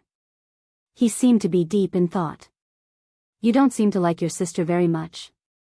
Ian snorted softly, as if he did not think much of it. Don't misunderstand, we used to be very close. Young Rockney looked at the stone carving of the cloud dragon spear above his head and snorted. But now, we're almost like mortal enemies. His expression was sarcastic. Thales raised his eyebrows. Do you mind if I ask why? Ian did not speak. He only glanced at Thales with a complicated expression. At this moment, an even louder shout than before came from the door. Rikaru and Char's bloodline. All the Northlanders in the hall turned their heads in unison. With the sound of countless chairs crashing into each other, all the Northlanders stood up. Even the 6 counts were no exception. They all clenched their right fists solemnly and pressed them against their hearts. The heir of the dragon spear family. Ian let out a sigh and slowly stood up. Under the urging of countless dissatisfied gazes, Thales quickly stood up as well. The ruler of Dragon Cloud City. Amid the thunderous shouts, Thales saw a lithe figure through the gaps between the layers of shoulders. She walked over slowly with heavy footsteps. It's her. Accompanied by Nicholas, the girl he could not be more familiar with walked past the vassals on both sides of the hall and walked towards her seat. That was the only seat. The girl's expression was calm. Her posture was elegant and appropriate as she walked forward. You asked me why. Ian's voice traveled slowly into his ears. Look, this is why. The Prince of Constellation was instantly stunned. He turned his head. What? Ian curled his lips into a mocking smile. 6 years ago. The first Archduchess in Extet's history succeeded the throne in this hall in Dragon Cloud City. Ian's gaze turned cold. He turned his head and glanced at the Soul Slayer pike on the fireplace, then at the girl who walked slowly towards him from the center of the hall. There was a hint of melancholy in his voice. Since then, my dearest twin sister, the woman who was conceived in my mother's womb with me. She did not just see me as her dearest brother. Thales was stunned. Asterisk thud, thud, thud, asterisk through the crowd, the young Archduchess' footsteps continued. She endured the unscrupulous gazes of countless men. She swept past countless men's overt or covert discussions. She walked past the coarse floor tiles of heroic Spirit Palace, which had a long history, and entered the meeting hall that only male nobles had the right to enter for centuries. Step by step, she walked towards her seat. There was a moment when Thales wished he did not have nimble hearing or clear vision. For he saw that all the men in the hall, young and old, high and low, from front to back, from top to bottom, were scrutinizing the Grand Duchess's figure without scruple, gazing at her face.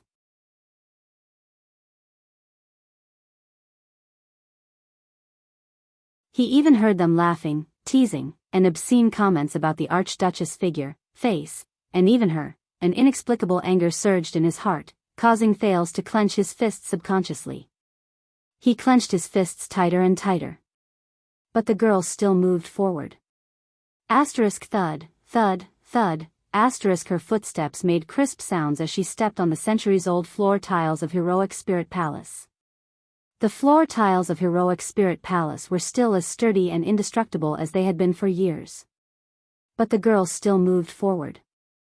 Asterisk thud, thud, thud, asterisk her boots continued to hit the floor tiles.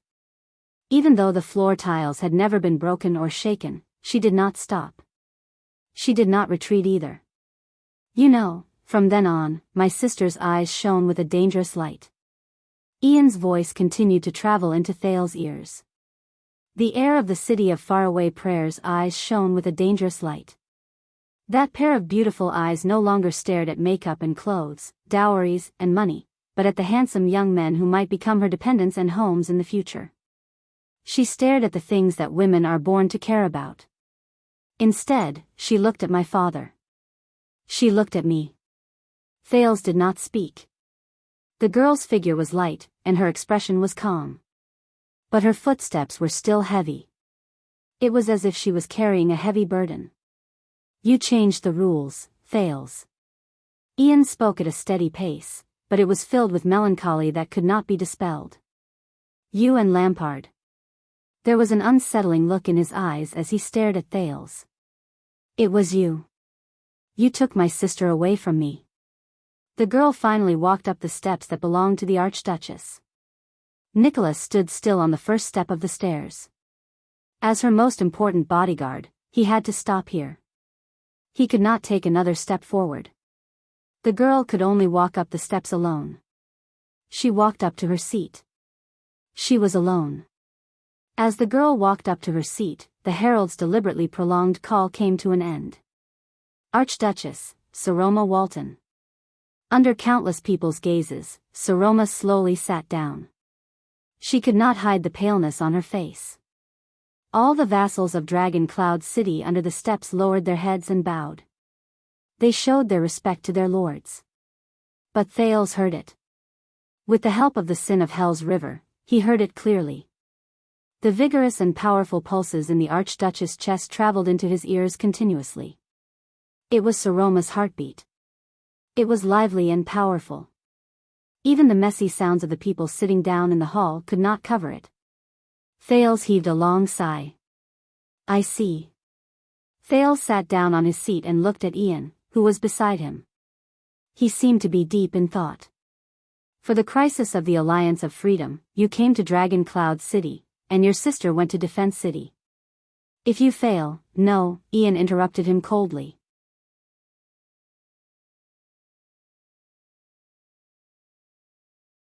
The air of the city of faraway prayers had a fire in his eyes that Thales could not ignore. The one who will fail will only be her.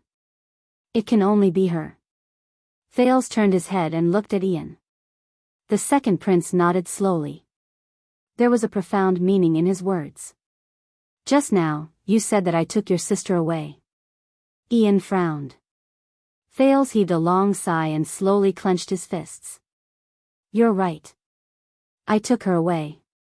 Thales took a deep breath and looked at the Archduchess on the Archduchess throne, at the Archduchess who was forcing herself to remain calm as she looked at everyone. She is indeed your sister. Thales smiled. He turned his head to look at the Archduchess, who was about to speak, leaving Ian with a doubtful expression. Just now, when Saroma slowly walked to her seat, and when Ian told that story with hatred, Thales suddenly came to a realization. So, 6 years ago, he still had Lampard. What they did in this hall. You're tuning into the Romantic Tales YouTube channel. Don't forget to subscribe and join us on this journey to catch the most captivating stories.